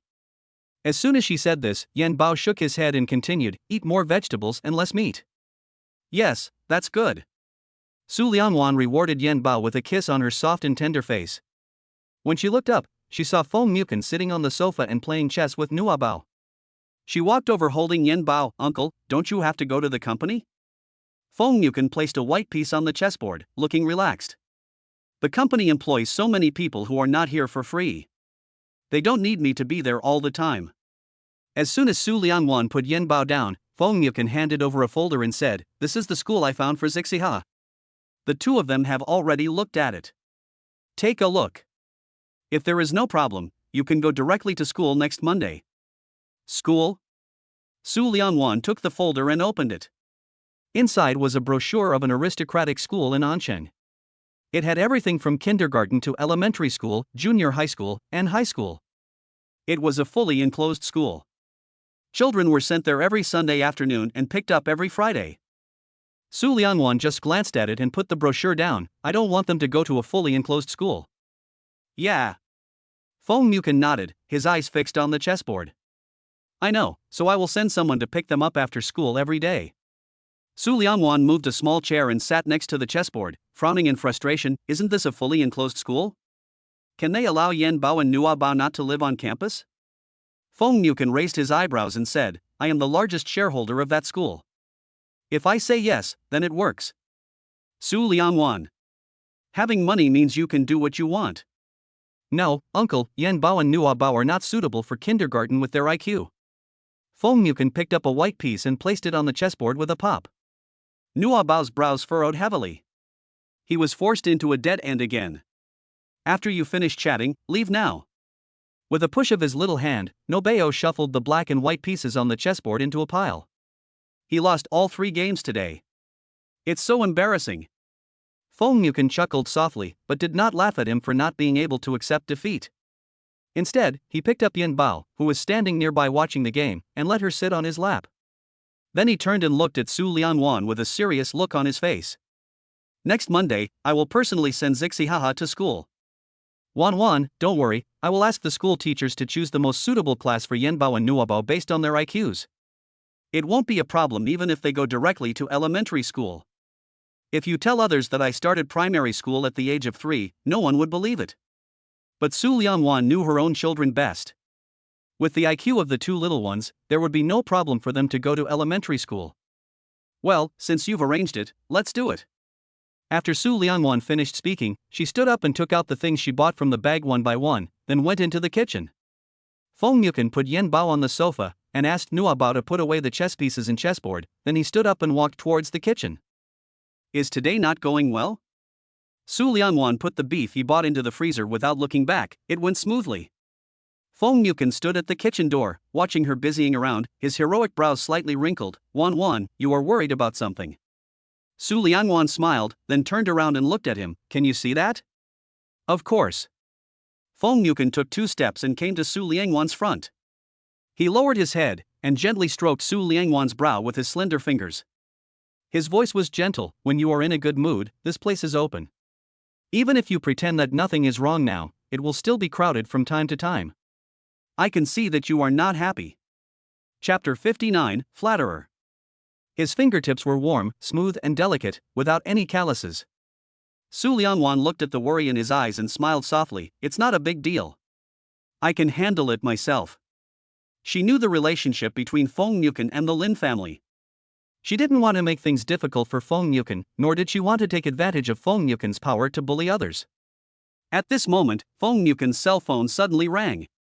He took it out and saw that it was Feng Ruweixing calling. He did not avoid Su Lianwan and answered the call in front of her. Feng Ruweixing's embarrassed voice came from the receiver. Fifth Master, Lin Xiuyan was driven out of the Lin family by Feng Qing, who said that he was to go to the Su family as a son-in-law, but the young lady of the Su family broke up with him. He has nowhere to go now, and wants you to help him go to the Lin family to plead for mercy. I told him you were not there, and he knelt down at the gate of the manor, and no matter how I tried to persuade him, he would not get up. Su Lianwan was standing next to Feng Yukan. She could hear Feng Ruweixing's voice clearly. Thinking of what Feng Qing said to her, she couldn't help but sneer. Feng Qing is worthy of being a member of the Feng family.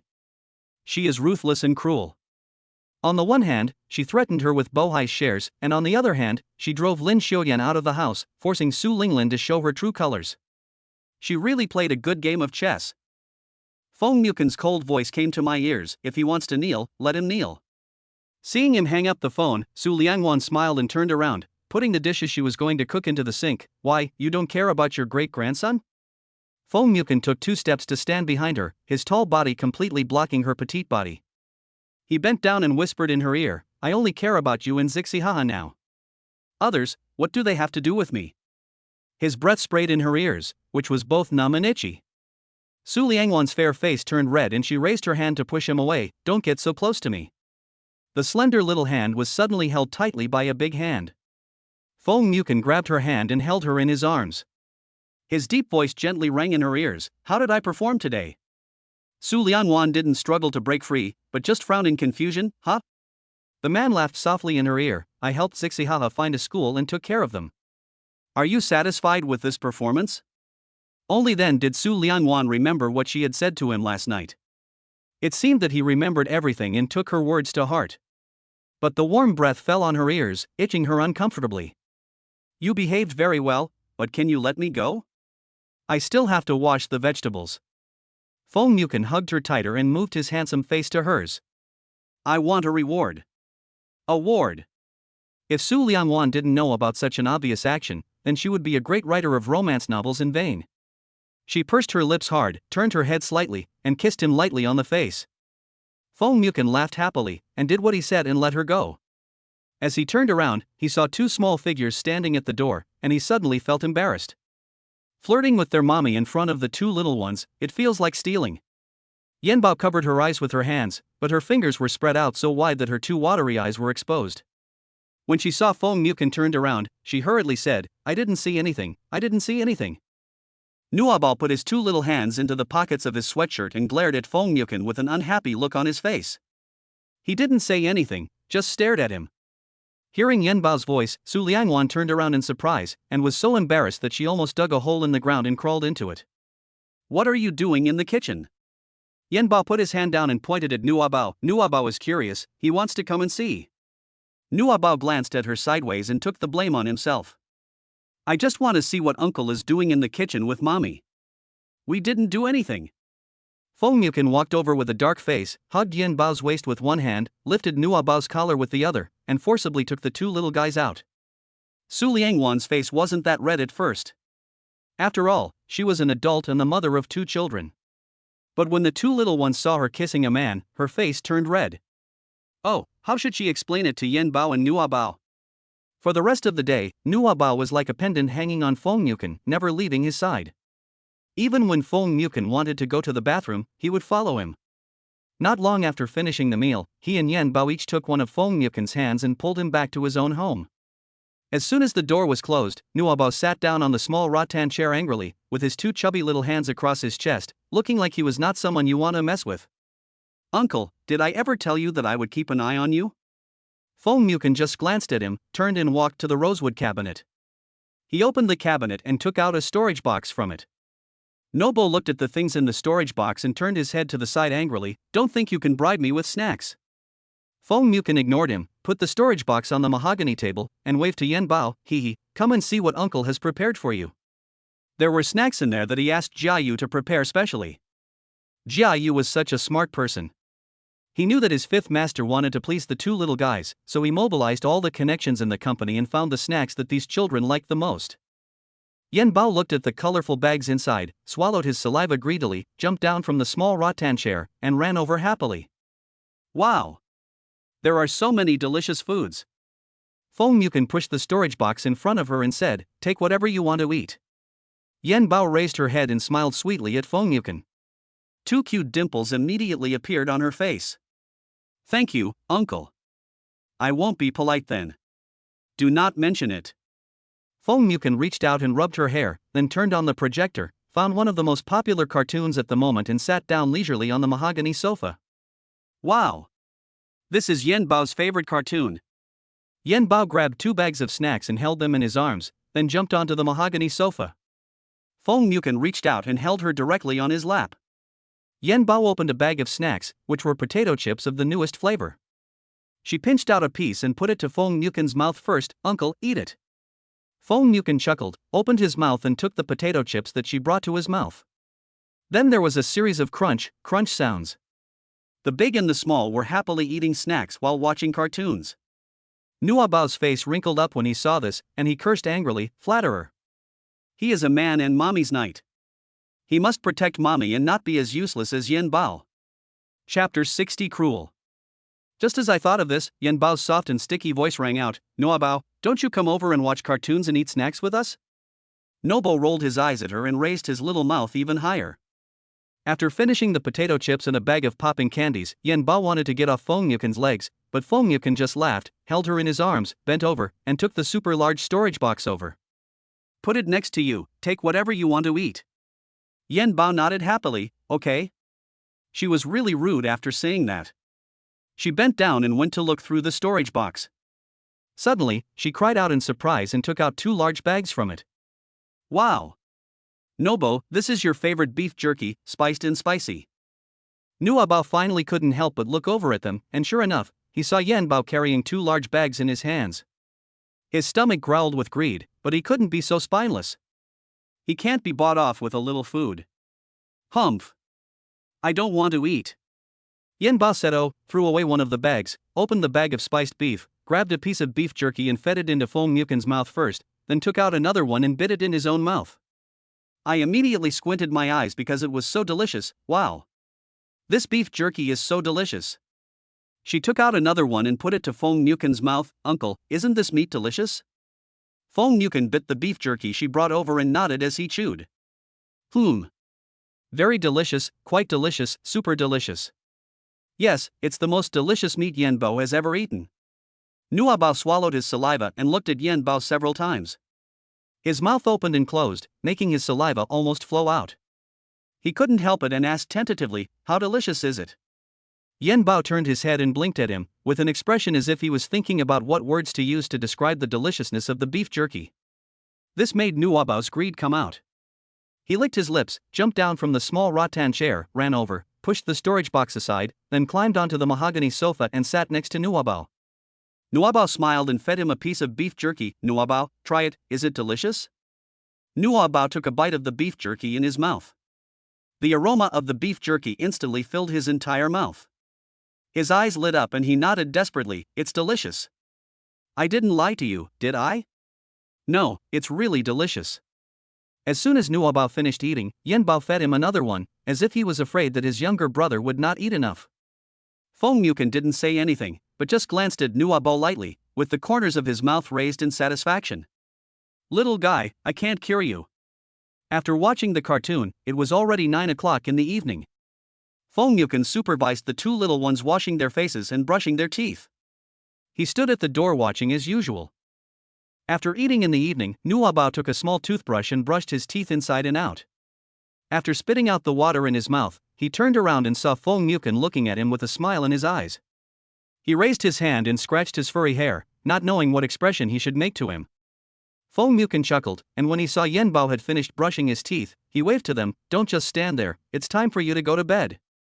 Good. Yen Bao obediently jumped down from the small stool. Seeing Nuabao also jumped up, she held Nuabao's chubby little hand and followed Feng Muken. Nuabao, let me tell you something. Yen Bao deliberately lowered his voice, we sleep in Uncle's bed and eat Uncle's meat, so we should be nice to Uncle. Don't always have a stern face. Be nice to Uncle. It is true that the mouth of a person who eats someone else's food is soft, and the body of a person who sleeps on someone else's bed is soft. Although Nuabao had a stern face, he still said oh. After watching the two little guys sleeping obediently in bed, Feng Muken closed the door and returned to his bedroom. Suddenly, a strong wind blew outside the window, and the fierce wind blew the fallen leaves and whistled across the ground. Although Anqing does not have a plum rain season, heavy rains are never absent in midsummer. After a few flashes of lightning and a few loud thunders, heavy rain fell from the sky. The bean-sized raindrops hit the windows, making crackling sounds. Feng Muken closed the windows tightly and pulled the curtains and drapes, then picked up his pajamas and walked into the bathroom. 20 minutes later, he came out of the bathroom in his pajamas. Hearing his cell phone ringing, he walked over and picked up the phone while drying his hair. It was Feng Ruweixing calling, and he frowned slightly. Fifth Master, it's raining heavily, and Lin Xiuyan is still kneeling at the gate of the manor and refuses to leave. He has been kneeling for several hours, and he won't listen to my advice. What should I do? Threaten him? Feng Muken turned around and sat on the bed. Call Feng Qing and tell her about Lin Xiuyan's situation. If she doesn't care, then you don't have to care either. This was the Lin family's business. He had no obligation to help the Lin family educate their children. Besides, the mother didn't care, and as a distant great-grandfather, he would be meddling if he said too much. There was a strong wind and heavy rain outside. Feng Ruweixing looked at Lin Xiuyan, who was kneeling at the gate of the manor, and shook his head helplessly. He dialed Feng Qing's number and put the phone to his ear. Soon, Feng Qing's voice came from the receiver, Old Feng, what do you want to talk to me about so late at night? Feng Ruweixing sighed repeatedly, your son is now kneeling at the gate of Master Wu's manor, saying that he has nowhere to go. It's raining so hard outside, you should hurry and take him away. What did Master Wu say? Master Wu said if you don't take care of your son, then we won't either. Then let him kneel down. It's a good opportunity to wake him up. With a click, the call was hung up. Feng Ruweixing looked at his phone in a daze. He really didn't expect that Feng Qing could be so cruel. That's her own son. It seems that what Fifth Master said is right. If Feng Qing, as a mother, doesn't want to take care of the matter, then how can these relatives who are as distant as possible take care of the matter? He glanced at Lin Xiuyan, who was kneeling in the rain, shook his head, and walked into the manor holding an umbrella. He said he didn't care, and he really didn't care. Feng Ruweixing had just finished taking a shower and hadn't even laid down on the bed when the guard called him, Old Feng, the guy at the door fainted. What do you think we should do? Should we take care of him? Faint. Feng Ruweixing's heart trembled, and he quickly said, this person has fainted, of course we should call 120 and call an ambulance. But if you don't do anything about it, are you going to let him die at Master Wu's door? The sun shines especially brightly in the morning after the rain. Fengqing felt sorry for her son lying on the hospital bed. The doctor said that he had been malnourished recently and was overly worried. In addition, he had been kneeling for so long and was caught in the rain, which led to his fainting. However, Lin Xiaoyan grew up in a pampered environment, surrounded by all kinds of bad friends.